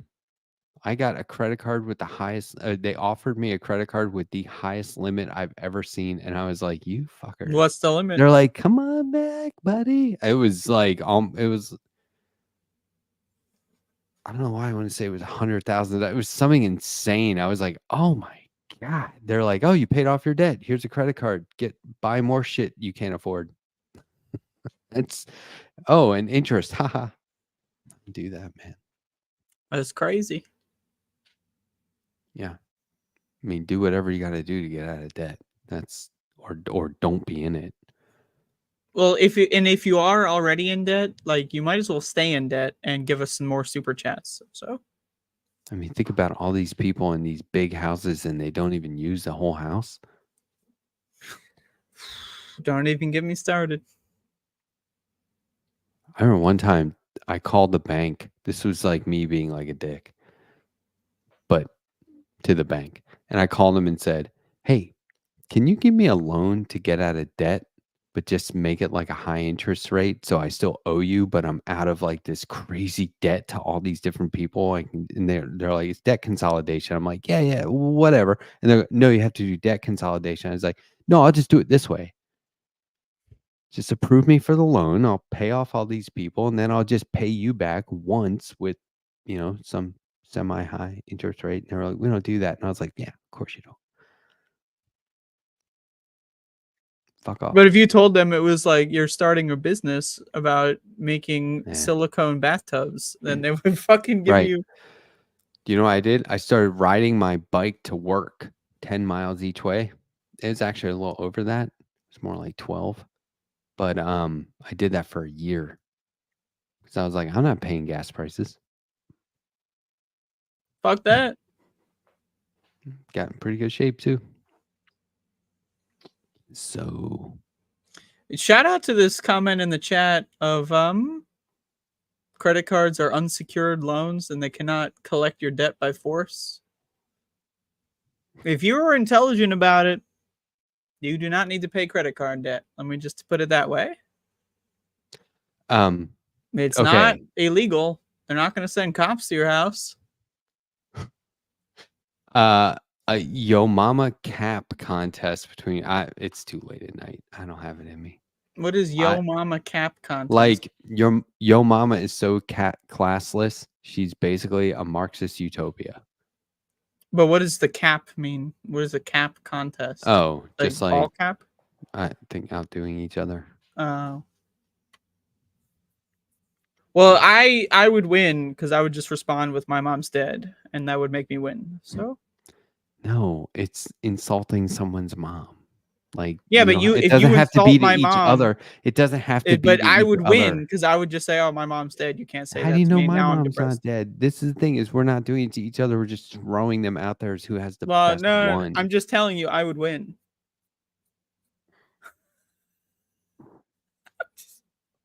I'm not laughing at your sadness. I'm not. You can't make me. I care about you. I wouldn't do that. I would win so hard. I'm just telling you. Well, you ever get someone say your mama's fucking fat, and I'm like, yeah, my mom's so fat she died of obesity. She had a heart attack. She's dead now. Thanks for reminding me. No, she didn't die of obesity. That's not true. I'm spreading fake news. Mom, if you ever want to talk about it, I'm here. I'm not going to be this guy that laughs along. You're smiling though. Yeah, I'm just thinking about how you and my wife would really get along. Some of the outrageous shit you guys say. You got to bring her on the show. I don't think that's going to happen. Nah, it's probably for the best.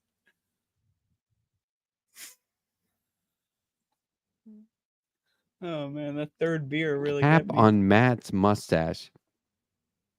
What? I shaved today. I mean, look, and this is the thing. People are always like, "You look so young." It's not normal. I can't grow a full fucking beard like, Me neither. I can get a pretty decent mustache, but like, it all just starts to like crap out where it should be like a legit beard. I love that you use the term crap out. No, it just like doesn't.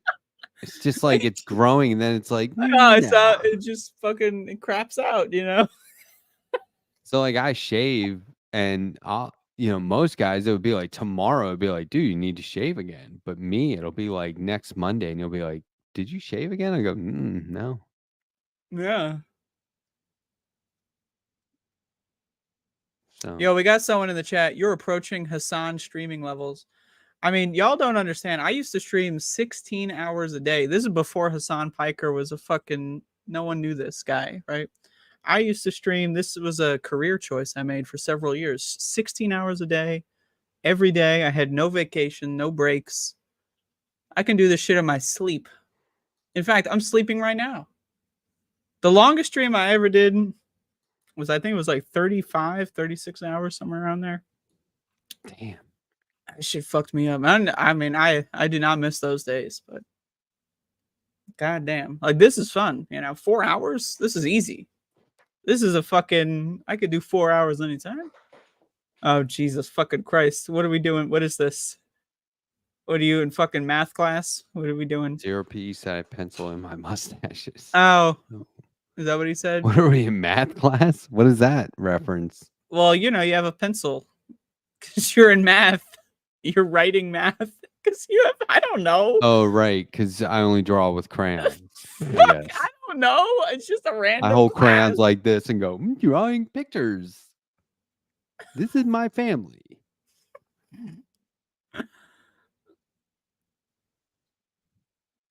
Look at this. Look at this comment.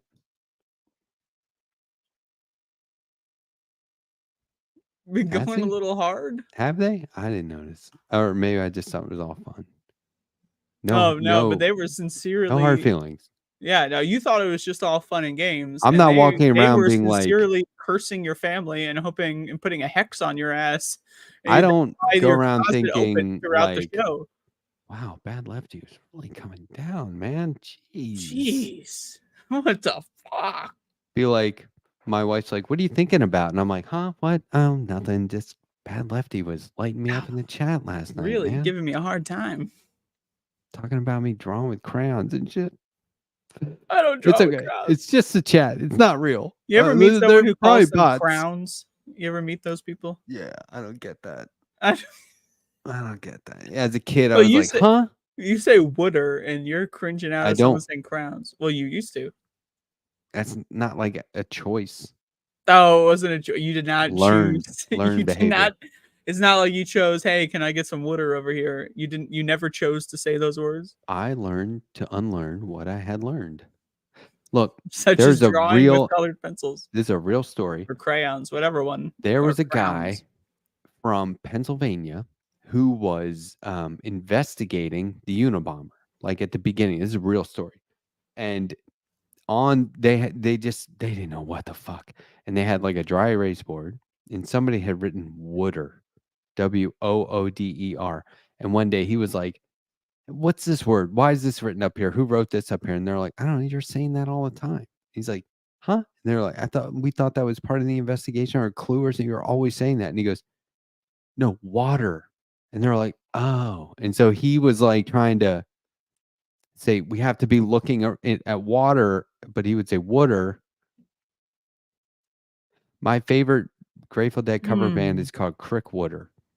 And I was like, are you guys from Maryland? And the lead singer's like, yeah, I grew up in Arundel on the Bay. And I was like, fuck, dude. That's like 2 minutes from where I grew up in West. Yeah, but they also, that's what you don't, or maybe you do understand, is they also say Wooder in Pennsylvania and like Philadelphia. It's that area. Yeah. And like Jersey. Yep. Wherever there's an Ocean City. Ocean City. I went to Ocean City a couple years ago. Ocean City fucking sucks. It's horrible. Jersey or Delaware? Maryland, Delaware. That one, the second one. Oh, did you really? And Rehoboth? I was there for one night. No sales taxes in Delaware. So shit. It's garbage. So what? You didn't go to Mother Cluckers? No, I stayed at a Dude. hotel. Didn't like that. Was it shoreside or oceanside? Beachside or oceanside? I mean, the beach was like right there, I guess. But Did you have to cross Ocean Highway? The main drag? Did you have to cross that? I mean, to I get to the wasn't beach? driving. I Was don't it on a drive. boardwalk? I mean, there was one somewhere I could see one out of my eyesight. Okay, when you left the hotel, did you like exit the parking lot and then walk over to the beach, or did you have to cross I didn't go to the street? beach. Oh, you're like, I went to Ocean City. It sucked, and you didn't go to the beach. What I the fuck literally- are you doing I- there? I You was just hung out in the hotel. Yeah, I was on a road trip, and we, you know, What were you on stayed a there. road trip to? Where were you going? Well, well, that's you know, one of my not. grandparents died, and I was going to go visit, so I had to Oh, drive, okay. So you were passing through Ocean Yeah. City. and we stayed there. And but, you know, I looked around a little bit. I So didn't you like were going to explore the Delaware. sites. I wasn't going to Delaware. Did you come through Delaware to Ocean City, like to Salisbury, Maryland, or something, or did you come the other way toward? Oh, there's no passing. I wasn't driving. I don't fucking know. There's Ocean City's a destination, and then on either side are the ways in and out. So it's not like you would go to Ocean City and then Well, find yeah. your way to somewhere else. Well, I mean, you know, that was like the halfway point. So it's like, you know, let's go in there, check it out. Maryland. Yeah. I'm dying to know.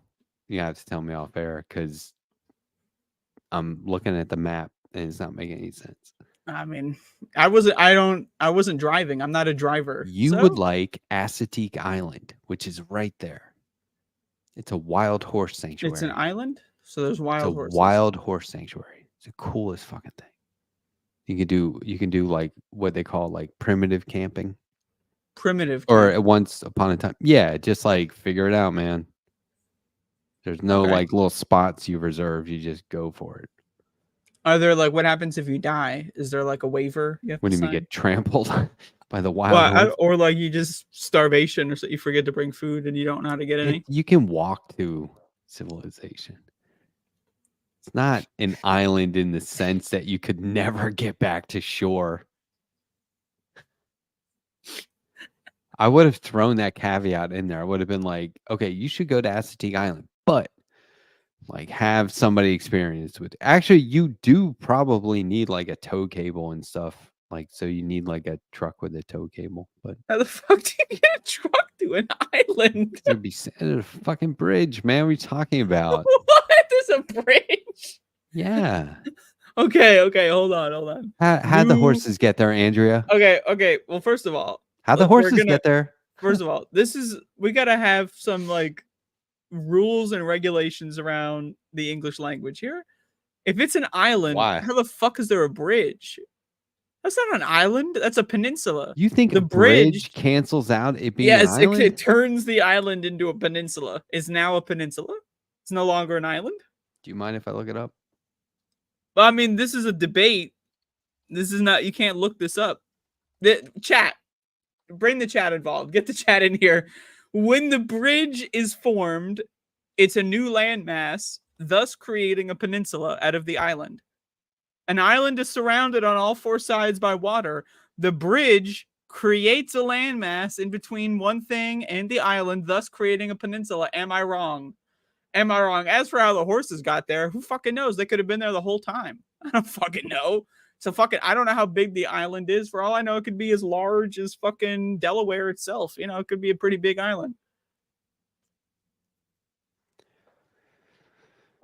No, a bridge does not make an island a peninsula. I don't care what fucking Google says. Okay, this is a linguistic BBC. debate. This is a historical debate about the English BBC. language. What the fuck? It's not partisan. I went outside of the U.S. They don't know what's going on over there. Okay, it's a peninsula. It's no longer an island. The horses were walking around Ocean City and they were like, man, there's too many fucking tourists Let's here. cross Hey, this bridge. You see that island over there? Dude, we're either going to run across the bottom of the ocean or swim, but we're getting there and we'll be free. Well, first of all, like boats exist. You ever heard of Ellis Island? There's no bridge from New York to Ellis Island. Boats to an island, so they have a dock on the island? A dock's fine? For what? For boats. To bridge the gap between the Yeah, but mainland it's and not permanent. A bridge is a permanent structure. It's a new landmass. what if it's a drawbridge? What if All the right. bridge, it's like peninsula, island, peninsula, island. I'm open to that. peninsula, I'm open to that. island, peninsula. So it's like here's the bridge. Yep. And instead of saying the bridge is going up, they go, Assateague will now be an island. Then they'll say Assateague will now be a peninsula, and you'll be, oh, it's coming back down. That's perfect. That's correct. You know what we used to do? So I lived in Annapolis. That's where I grew up. And there were bridges all over the place. One of them rotated and boats could go by, and some would go up and down. And what I used to do was, because you would hate to get held up by the bridge in traffic. It was like, oh, fuck, we caught the bridge. Oh, it was always like a thing. So what I would do is lean out, because these people are on sailboats. I would lean out of the window and yell, go around. And they heard you, right? And they're like, oh, okay, that's a good idea. Oh, they must have just been like at least one person that was like, wait, can we go around? I even did it when I would walk to work. Where the fucking boat went around that one bridge in Baltimore and then blew the whole thing up. Oh, they were trying to go around. Maybe someone was telling them to go around, and then that thing just didn't have any brakes, man. They were trying to go around. I have friends that live there. That has created all kinds of this happened in Colorado when it was flooded. One bridge, you wouldn't think this would be a problem. One little bridge went out, and they were like, oh, guess what? We're not going to fix that for 4 years. They're just now getting around to fixing some of this shit. And that was like 2014, I think, or 2013. I don't know. That's crazy. Crazy. Speaking of 14, possibly 15, we're at 4 hours, 14, possibly 15 minutes. 15 minutes and 10 seconds. Are we over the record yet? What was last week's show?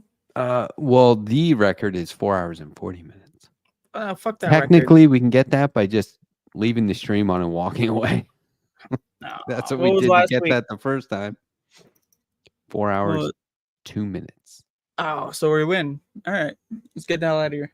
What are you trying to leave? Why are you so impatient all of a sudden? Well, I gotta. Is that it? Are we done? You are. Is that an olive in that glass? Is that what that is? That supposed to be me in the orange? When have I ever worn orange? Or am I in the green? Or is that Sandy? Maybe I would just say to your pixel version, sober up. What? Yeah. Oh yeah. No, not even close. I mean, we run on the tab. Look, I'm like, what happened to your mouth? Where's mine? I'm not paying that. That's cartoon for. Don't look. But how come Sandy gets a mouth? That's weird. Technically, that's just lipstick where a mouth should be. Well, why is Sandy wearing lipstick? Oh, anyway, shit. Don't talk over the outro. Oh.